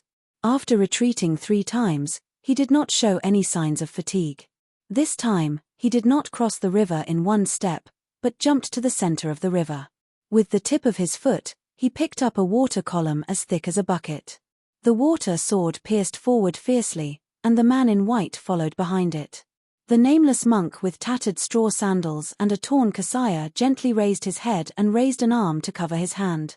He used the sleeve to cover his hand to form a secret mudra. The water sword fiercely hit the monk about 3 feet away. It was like an egg hitting a rock, shattering with a loud bang, and blooming water splashes all over the sky. The man in white did not retreat, and even used the demon subduing mudra to break the monk's sleeve mudra. The 2 mudras were in a deadlock. The man in white raised his leg and kicked. The monk smiled and let the leg sweep across his neck. His body flipped in the air, and when he landed, he was already in a sitting position with his fingers bent like a firefly. It was too wonderful for words. The man in white seemed to be really angry. For the first time, he spoke coldly and slapped the monk's bald head with his palm. 5 characters absorbing track. The monk took the palm head on again, still in a sitting position. His body spun and he sat on the surface of the river. The river water rolled down south, but he floated on the water without moving. The man in white retreated to the place where the young monk was sitting. He raised his right hand and a water sword was pulled out from the river water. She, who had once fought with Ng Tai in Dunhuang, slashed down on the head of the Akalanatha Wisdom King. The water sword broke. It was unknown whether it was the holy monk of Mount Lantuor or the crazy monk of Liu Songtao from the devil cult who sank half of his body into the water. He lay facing the south with his right hand supporting his chin. He became more peaceful and carefree. However, thousands of water droplets were splashing on the surface of the Qingdu River. Perhaps because the spectators were too noisy, Luo Yang, who had killed her way to Beimang Empress and Tuoba in Beimang, waved her hand and splashed the water like arrows. 50 to 60 people would die on the spot without exception. A young Taoist wearing a Wudang Taoist robe ran for a long time and finally caught up with the murderous rain. He stood between the spectators and the splashing water. He drew a circle with his hands and gathered all the water droplets in the big circle between his hands. It turned into a water ball that was almost as tall as a person and then pushed it into the river water. Luo Yang frowned. The young Taoist did not speak to the man in white. Instead, he said to the crazy monk who was slowly getting up, "If the breeze is useful, turn the book for me. If the Kunlun is useful, I will go down the mountain. If the grass is useful, I will know whether it flourishes or withers. If the meditation is useful, I will seek peace of mind. If the river is useful, I will quench my thirst with a ladle. If the sun and moon are useful, I will follow my heart. If I am here, I will go somewhere." It seemed like he was talking nonsense, but in the end, this Wudang Taoist had given his own opinion on the crazy monk's useless song. Unexpectedly, after the monk stood up, his eyes were no longer turbid, they were as clear as spring water. His hands were behind his back. In the blink of an eye, his appearance had changed more than a dozen years. The young monk had turned into a middle-aged monk. His previous ignorance and bewilderment had been swept away, replaced by a vigorous air that looked disdainfully at the world. At this moment, Liu Songtao was the 9th cult leader of the devil cult at his peak. Standing on the river surface, he cast a glance toward the young Taoist priest. Then he turned his gaze toward the white-robed Luo Yang. With a chuckle he said, "The current Jianghu is really an eye-opener. I remember at that time in the World Sword Forest, there was a sword immortal Wei Cao. He recklessly rode his sword to pursue the deer mountain and stabbed my abdomen. I returned the favor by stabbing his sword into his mouth. His body was hung on the top of the mountain. The number of enemies I implicated was really too many. But when I roamed the Jianghu for the last time, I rarely met an opponent who could be considered as my equal. That kind of Jianghu was lifeless. But now it is different." Luo Yang only responded with a cold laugh. Liu Songtao lowered his head to look at the Kasaya and fell into deep thought. Shaking his head, Liu Songtao raised his head and said with a laugh, "It doesn't matter if you can't figure it out. Since I clearly remember who I am, I can't come here in vain. I don't care who you are. Since you want to stop me, I don't know when I will lose my consciousness. How about we make a bet?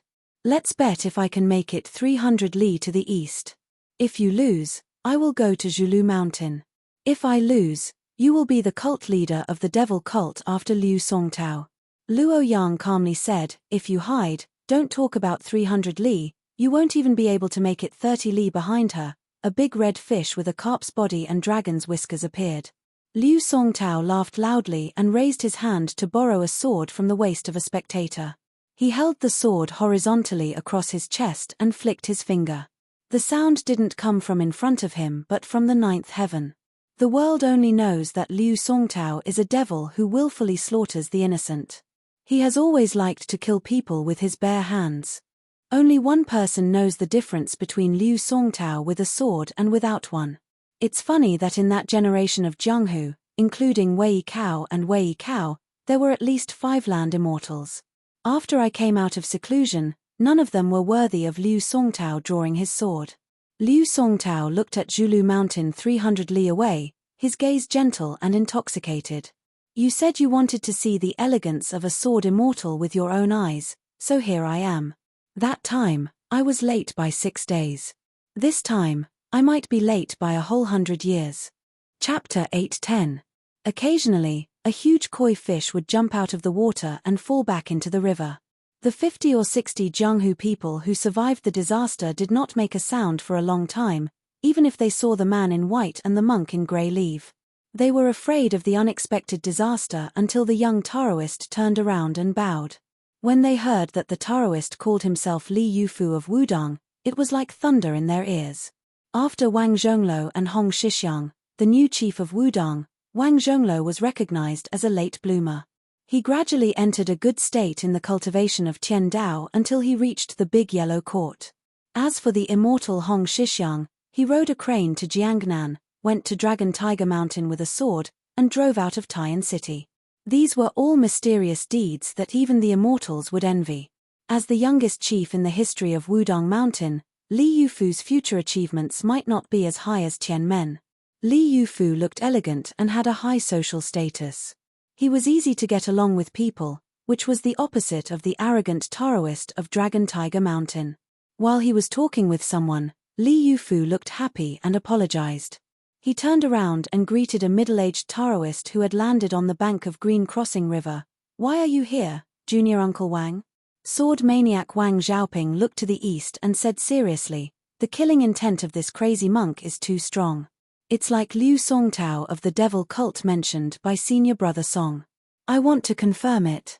If it's really him, Wang Xianji is unwilling to leave the city, Deng Taiyi has already gone out to the sea to visit the immortals, Cao Zhongqing is busy with the restoration of West Chu, Jiyu Jiantang, Chen Zhibao, and the others are loyal officials of the imperial court, so they won't make a move. Li Dangshan has already made a move once, so he probably won't stop him again.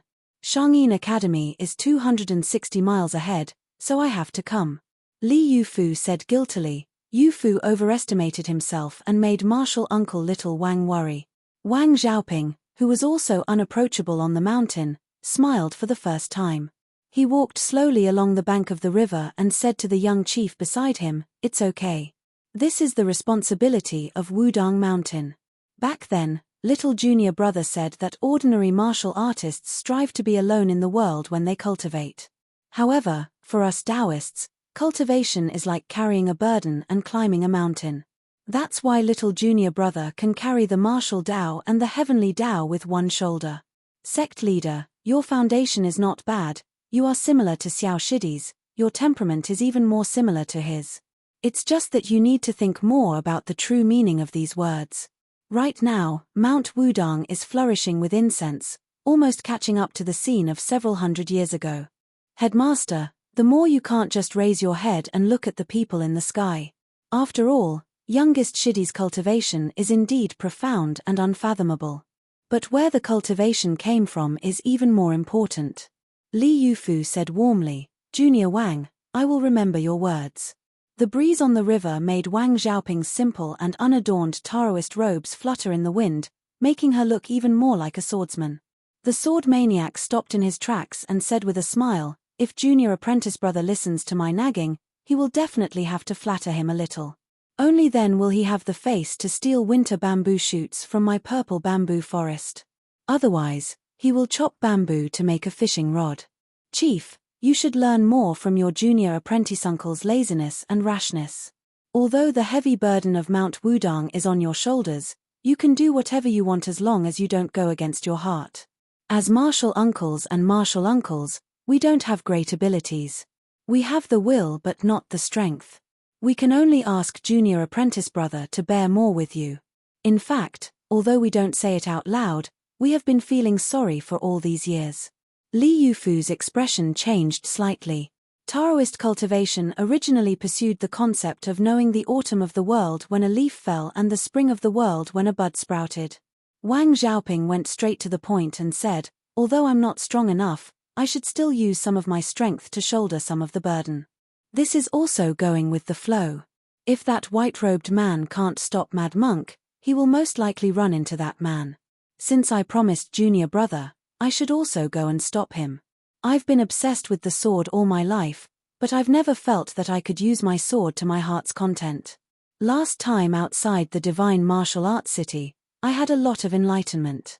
Previously, when I saw Shu Fengnian cultivating his will at the bottom of the lake, I learned a lot from him. This mad monk can help me sharpen my swordsmanship. If I'm not as good as him and die with my sword broken, you don't have to worry about me, master." Li Yufu said in a trembling voice, "Junior apprentice Uncle Wang, can you let me do a divination?" Wang Xiaoping laughed heartily and flew away. Today, Wang Xiaoping will have a narrow escape. Li Yufu sat by the river dejectedly. Even if Li Yufu could see his own life and death indifferently, he could not see others' life and death indifferently. This was a big cage. Drawing a circle on Mount Lantuor and the withered sword in the Wu family's sword tomb had the same effect. They were both self-satisfied, but Mount Wudang was never like that.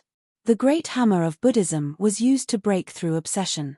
However, when obsession broke through obsession, it fell into the inferior category. Taoist cultivators pursued Tao and asked. Li Yufu used to ask himself what would happen after attaining immortality and passing through the gate of heaven. It was said that the world was full of hardships, but the immortals were happy. Li Yufu looked sad and looked at the yellow water of the river. There were many heroes in history, including immortals, Buddhas, and sages. A real man could stand on his own ground, his family, his country, and the world. The wind blew and the river water hit the shore, soaking the young chief of Wudang's Taoist robe and shoes. The crowd of Jianghu spectators in the distance, including the swordsman whose sword was borrowed by the crazy monk Liu Songtao, did not come back to his senses for a long time. He suddenly cried tears of joy and shouted loudly, wishing that the world would know that the strange monk borrowed his sword. Liu Songtao borrowed his sword without any warning, and his status in Jianghu suddenly rose. Several Jianghu seniors and big shots took the initiative to get close to him, and said some polite greetings and warm words. Li Yufu turned a deaf ear to them. A bright red river carp jumped out of the river and jumped into the young Taoist's arms. It really matched the couplet of a small Taoist temple on Mount Wudang. The heavenly design ginseng in the carp's arms was lively, and the man was free from worldly worries and comprehends coolness. Li Yufu held the carp and lowered his head to look at the lively carp in his arms. He was in a daze and suddenly smiled. "I'm Li Yufu. You and I are fated. I hope you won't be greedy and take the bait. If all things can really cultivate, I'll be able to cultivate. You and I should work together to cultivate Tao." Li Yufu held the carp with both hands and gently threw it into the river. "I hope we can meet again after hundreds of years."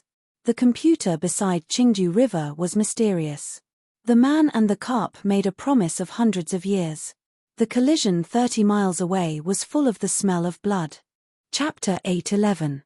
Luo Yang, who took out a spiritual object from the mausoleum of the Emperor Qin, did not stop him once during the 30 miles journey. Instead, she directly landed 30 miles away from the Qingju River. She wanted to kill him in one shot, which showed her arrogance as the #1 demon of Beimang. Mad Monk swayed and ran all the way. Occasionally, there were a few passers-by who heard the useless song. When they looked up, they were already a few miles away. Luo Yang stood proudly with the long-bearded ichthyosaur circling around her leisurely. When the dragon wall flipped, she was stabbed in the heart by the bastard who thought he had succeeded and fell into the river channel. Little did he know that Luo Yang returned to the mausoleum that had not seen the light of day for 800 years. Previously, Hsu Fengnian only saw the first floor of the mausoleum and already felt that it was magnificent. Who knew that Luo Yang skillfully opened the mechanism and went down? There were countless talismans on the ground, which were the best work of the ancient necromancers. Even the current Qi cultivator gurus would sigh in admiration when they saw it. The two ichthyosaurs circled around a coffin for nearly 1,000 years. After Luo Yang left the mausoleum of the Emperor Qin under the Yellow River, she secretly went to the Arctic tundra. She just happened to catch the big fish of the North Sea transforming from the Kuan to the Peng. Tuoba waited for dozens of years, but she still ruined half of the good thing. Tuoba once told the Empress in secret that when he took the weapon, it would be the day when hundreds of thousands of soldiers of Tuoba's personal army marched south. As a result, not to mention Tuoba Bodhisattva was enraged, even the Empress, the Son of Heaven, who originally had high regard for Luo Yang, was enraged. For the spider web in Li Mix's hand, not to mention 100 catchers and 30 butterflies were dispatched. Other than a section of willow, all the other 6 lifting poles and double cocoons were dispatched in full force. Li Mixi personally arranged all the details of the hunt and kill. Beheading Luo Yang was a must. Unfortunately, back then, Luo Yang had slaughtered his way to northern Mang's capital. That time, he had even slaughtered his way all the way to the border. He had even taken a detour midway to meet Li Mixi, who was protected by layers upon layers of armored cavalry, from afar. Luang's actions, compared to Liu Songtao's roaming of the Jianghu 100 years ago, could be said to be in no way inferior. It was just that the Jianghu far away in Liang did not have the chance to hear about this secret history. Liu Songtao did not carry his sword. The long sword made of ordinary material floated in the air and walked side by side with him. One day, he would become an immortal swordsman of the land. It was said that there was nothing in the world that could not be used as a sword. However, when he really had a sword in his hand, regardless of whether it was a bamboo sword, a wooden sword, or an iron sword, they all had a completely different aura. Especially in a fight between people of the same realm, the difference between having a sword in hand and not having a sword in hand was even more incomparable. The sword was a spiritual object. Otherwise, the essence of the Wu family's sword would not be the Rui sword embryo. Even when a skilled swordsmith forged a sword, the Rui sword embryo was only the first layer. The Rui sword embryo was the most important part. It was unknown which senior had joked about the fight between experts. It was like two shrews dressed in silk clothes fighting. Both of them wanted to tear the other's clothes apart, but silk clothes were dense and sturdy. The reason why swordsmen could become a glamorous profession in Jianghu for thousands of years was because they had a pair of scissors in their hands.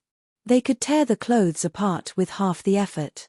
If they were barehanded, They would first have to break the dense satin with their fists and loosen the threads. One of the 4 grandmasters of the previous generation, Fu Jiang Hongjiu, was not in the 3 sects. However, he possessed the physique of the great Vajra realm and the comprehension of the celestial state. Furthermore, he wore a talisman armor. It was tantamount to wearing the thickest clothes in the world. The ferocity of Han Jiaoxi lay in his ability to peel silk from a cocoon. Not only could he tear a Vajra realm physique with his bare hands, he could also cut off the resonance between a celestial state expert and the world. 4 martial artists outside the 3 sects, there was no doubt that the 4 realms of first pin were ascending in order. The Xian finger was lower than the celestial state, and the difference was far greater than the Vajra finger and the Xian finger. There were many cases of people in the latter 2 realms killing each other. Han Jiaoxi was able to use the Xian finger to kill a celestial state expert, which made him comparable to Ng Tai's Xian finger. Unfortunately, after the death of Cat Man outside the Shunwu city, there was no one to inherit his cultivation method. It became a masterpiece. Regardless of Cat Man's character, it was regarded as the greatest flaw of the Xian finger in the world. When top experts, especially first pin experts, exchanged blows, there was a sense of cherishing life. Exchanging pointers was far more than fighting to the death. Luo Yang in white was obviously an exception who did not cherish the hard-won realm. Without exception, she fought against Tuoba under the eyes of the Empress of Beimang, fought against Ng Tai outside Dunhuang, fought against the former 4th in the world Hong Jingyan at the chess and sword music school, and fought against Tuoba on the back of the giant fish in the northernmost ice field. Without exception, all of them involved their opponents and forced them to fight to the death. This time was no exception.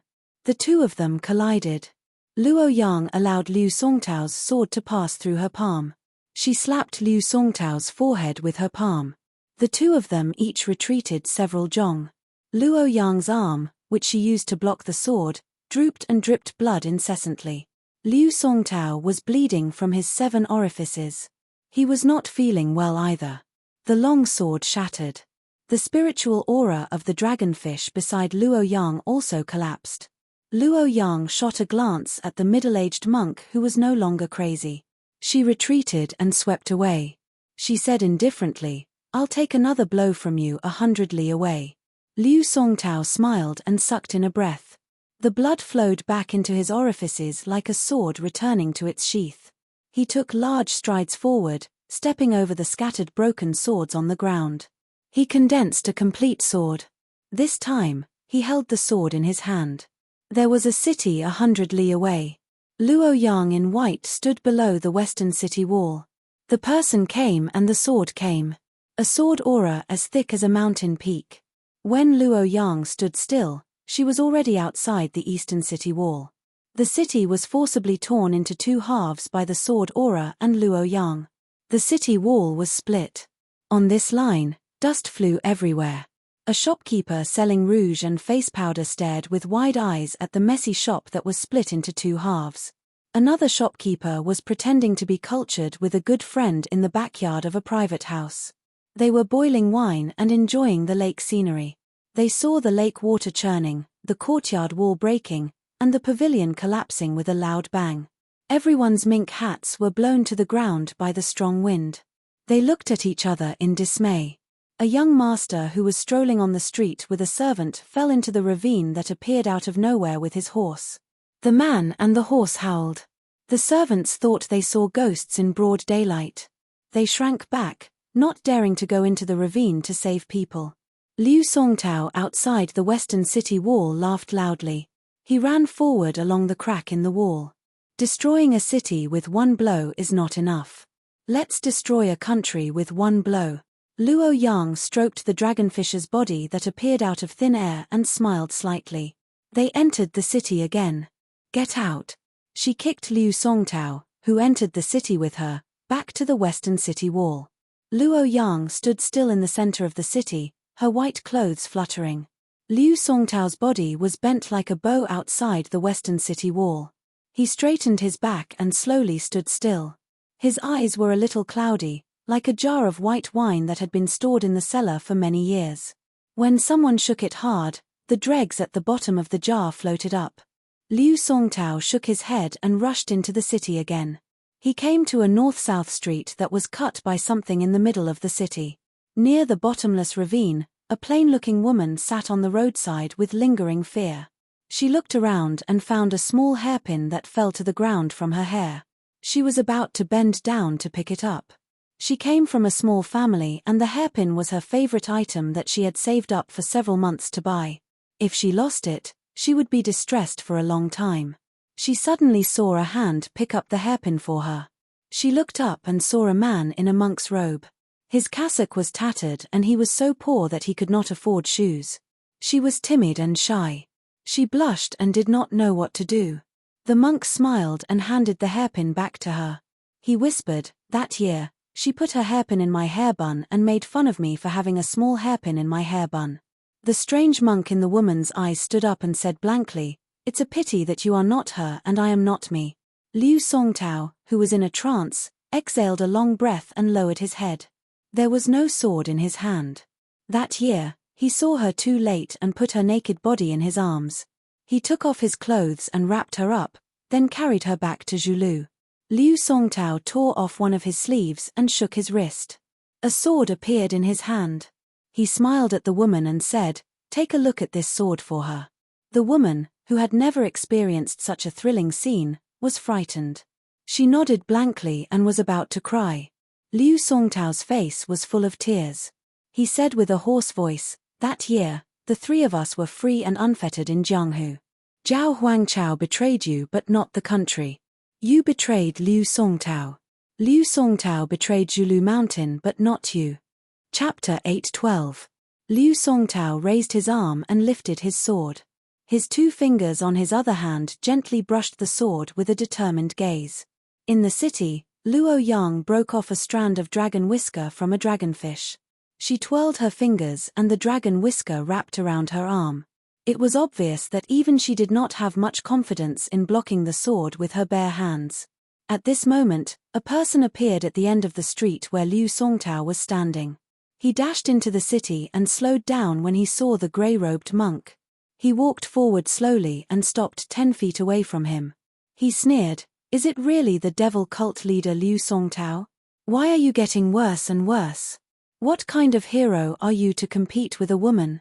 Liu Songtao, who originally did not want to pay attention to the uninvited guest, turned his head. The young master had an indescribable charm. His hands were in his sleeves and he was as handsome as a tree in the wind. Behind him, there was a majestic man escorting him. Liu Songtao smiled. What was going on with the Jianghu today? Why were the talents of the Jianghu sprouting like bamboo shoots after the rain? Although this white-haired young man had used an otherworldly item to cross the threshold of celestial phenomenon and could not be considered genuine, if his foundation was not good enough, how could a small pond contain a flood? The man behind the white-haired young man was not to be underestimated. Together with the Wudang Taoist who spoke at the riverbank, Liu Songtao could not help but sigh. If the Jianghu around 100 years ago chose 10 people to fight to the death, the difference in the outcome would not be too great. However, if 50 people were chosen, the Jianghu he was in back then would not have any chance of winning. Liu Songtao held his sword in his hand and was ready to attack. His sword will was torrential and the sea of qi around him was rolling over and over. He forcefully suppressed it and smiled at the young man. It is not easy to have such skills at such a young age. Liu Songtao will not lower himself to your level today. A true gentleman does not speak when watching a chess game. It is fine if you want to watch the battle, but if you interfere, don't blame me for pointing my sword at you. Young man, let me give you a piece of advice. The otherworldly item hiding in the dark is already on the verge of collapse. Don't let your emotions affect your decisions. Without waiting for him to finish speaking, Liu Songtao's boundless sword intent instantly vanished into thin air. Liu Songtao didn't make any movements, but the sword in his hand had already flowed east like a great river. The earth trembled and the city shook for a long time, causing the commoners in the city to mistakenly think that the underground hidden dragon was causing trouble, causing a violent earthquake. They all fled from their houses to flat ground. 20 zhong away, Luo Yang's heart was pierced by a sword. Liu Songtao had only struck once, but he had aged 10 years in the blink of an eye. 100 years ago, Liu Songtao had never used his sword. Perhaps he was the loneliest old sword immortal in the world of martial arts. 100 years later, his sword strike was so powerful that it could destroy a mountain. Liu Songtao was neither sad nor happy. He only looked at the white-clothed woman who would stand at the top of the Jianghu 100 years later. Then, he exclaimed in surprise, "Don't tell me you're someone with a different heart." Luo Yang stood up from the ruins and sneered, "It's my turn." Liu Songtao glanced at the white-haired young man, then turned to look at the demoness who had shaken Beimang twice. He shook his head and sighed, "Fellow sufferers sympathize with each other. One has to rely on unorthodox ways to steal cultivation, while the other uses external objects to prolong her life. Both of them have no choice but to tamper with fate. You don't have much lifespan left to begin with. Even if you can stop me, Liu Songtao, for 300 li, in the end, you won't die much later than an old man who has lived for more than 60 years. Why bother?" The person who came was naturally Xu Fengnian, who was worried about nothing. After he leaped onto the city wall, he stopped and looked into the distance. At first, he had no intention of interfering. He didn't even care about going to Shangyin Academy first. After he received the secret letter from the Blue Falcon, he took a detour to come here, afraid that he would miss this great battle.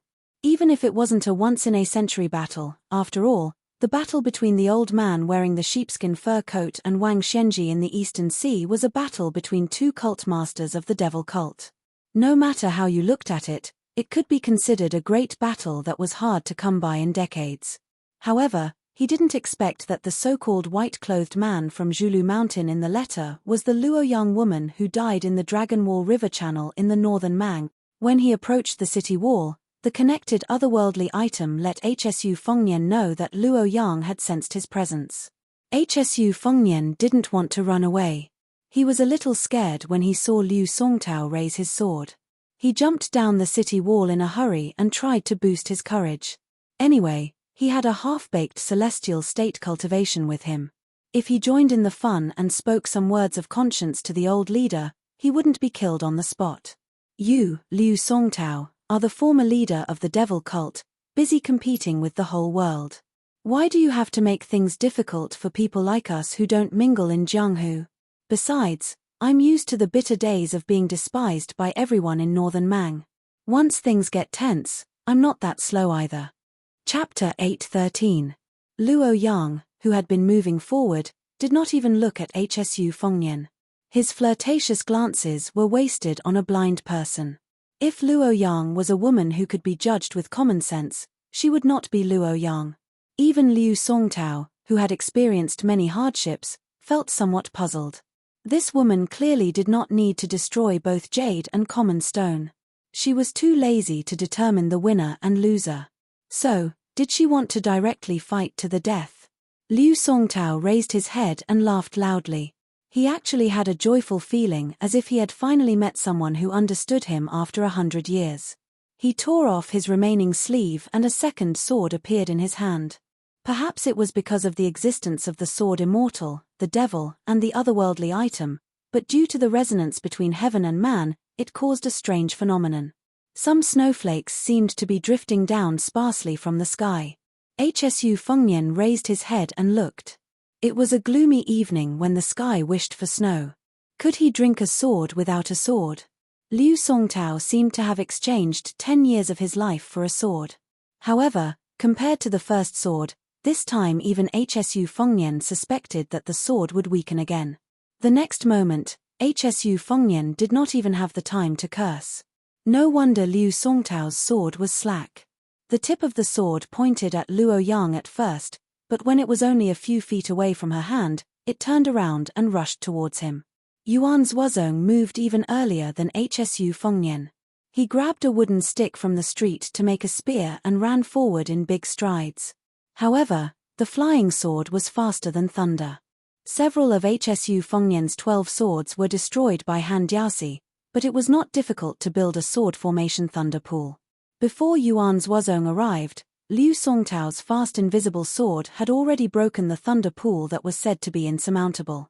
For a moment, the flying sword was flying randomly. Hsu Fengnian's state of mind was as calm as water. He raised his hand to shake the Kunlun Mountains. This mountain-destroying sword made Hsu Fengnian, who had almost perfect defense, slide back continuously. The chaotic sword chi was like countless ice balls, fiercely smashing his face. The flying sword kept hitting the sword that he could not see its real body. Hsu Fengnian was still retreating. The sword that the sword immortal exchanged with 10 years of his life made Hsu Fengnian suffer a lot. Fortunately, Yuan Zhuozong held the stick with both hands and simply waved it down. A big pit appeared on the ground in front of Yuan Zhuozong. There were sawdust and scraps of clothes. His clothes and sword were destroyed. Hsu Fengnian stood still and stretched out his finger to wipe off the bloodstain caused by the ruthless sword chi. Liu Songtao, who had made up his mind at the last minute to switch people to kill, was not feeling good either. He exchanged a kick with Luo Yang, but Luo Yang's figure did not retreat at all. Liu Songtao had already fallen more than 10 zhong away, landing heavily on the ground. He rolled several times before slapping the ground with his palm. He swayed and floated up. Luo Yang was like a gangrene attached to the bone. Liu Songtao had just stabilized himself when her arm swept across his abdomen. His body was several feet above the ground. Without waiting for him to fly out horizontally, Luo Yang stomped on his abdomen again. The kite with a broken string was directly 7-8 zhong away. This time, Liu Songtao did not fall. His toes hovered in the air a few times like a dragonfly skimming the surface of the water, gently landing on the edge of the gully. One wrong step, one wrong step, one wrong step, one wrong step, one wrong step after another. Luo Yang's palm pushed out during the long sweep. Liu Songtao's expression turned serious. He leaned back, dodging Luo Yang's flying sword, which had fallen into the palm of his hand at some unknown time. Luo Yang's palm turned into an elbow, often knocking Liu Songtao to the ground. With a kick, Liu Songtao directly crashed into a distant wall. When he stood up from the dust, the corner of his mouth was oozing with a ghastly black clot of blood. He smiled freely. With 2 fingers, he cut open his abdomen. Gripping the tip of the sword, he pulled out the treacherous flying sword that had pierced his body from behind. Liu Songtao looked at the white-haired young man with a profound mind. Indeed, I did not waste my sword strike on you. Liu Songtao did not look angry at all. Instead, he looked delighted. He gently tossed the translucent flying sword back to Hsu Fengnian. It was not easy to nurture a sword embryo. Wei Yikao could not be called a sword immortal. Sui Xieji Yu, who was as young as you, was not vulgar. Unfortunately, I did not know if he was dead or alive. Otherwise, you could have learned the sword from him. Most people in the pugilistic world believe that there is no second place in martial arts. They are afraid of being stepped on by others and losing their integrity in their later years. However, the great swordsmen are not afraid of being overtaken by their juniors. They are only afraid that the swordsman's legacy will deteriorate from generation to generation. Kid, what's your name? Hsu Fengnian asked carefully. Sui Xieji Yu. Do you like to eat swords? Liu Songtao smiled and nodded. Back then, this kid said that he wanted to challenge all the strongest swordsmen in the world and eat all the best swords in the world. When I went into seclusion to practice my swordplay, it was this defeated opponent who became braver with every setback that guarded my seclusion. Hsu Fengnian took a deep breath. Old man Sui has a great enmity with me. However, he clearly distinguishes between kindness and hatred. I am indebted to him for his sword strike. Liu Songtao waved his hand. That's between the two of you. It has nothing to do with me. Luo Yang glanced at Hsu Fengnian. The latter immediately fell silent. Luo Yang flicked her finger lightly and an item flew towards Liu Songtao. The latter caught the item with a complicated expression. He asked softly, "It's you? How is that possible?" Luo Yang was expressionless. Liu Songtao, who had originally planned to fight to the death, sighed and flicked the item back. He had a strange expression. So what if I see him? He won't be that person anymore. Luo Yang's expression was still cold. If there's nothing else, then get lost.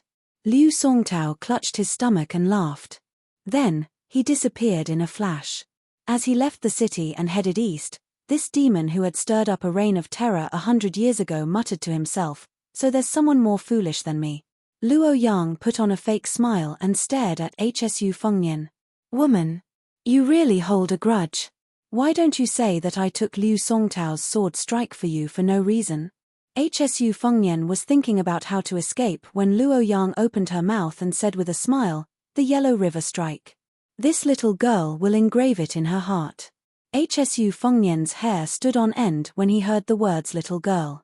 Unexpectedly, the demoness Beimang lowered her head and covered her chest with her hand. She mocked herself. Where did the heart come from?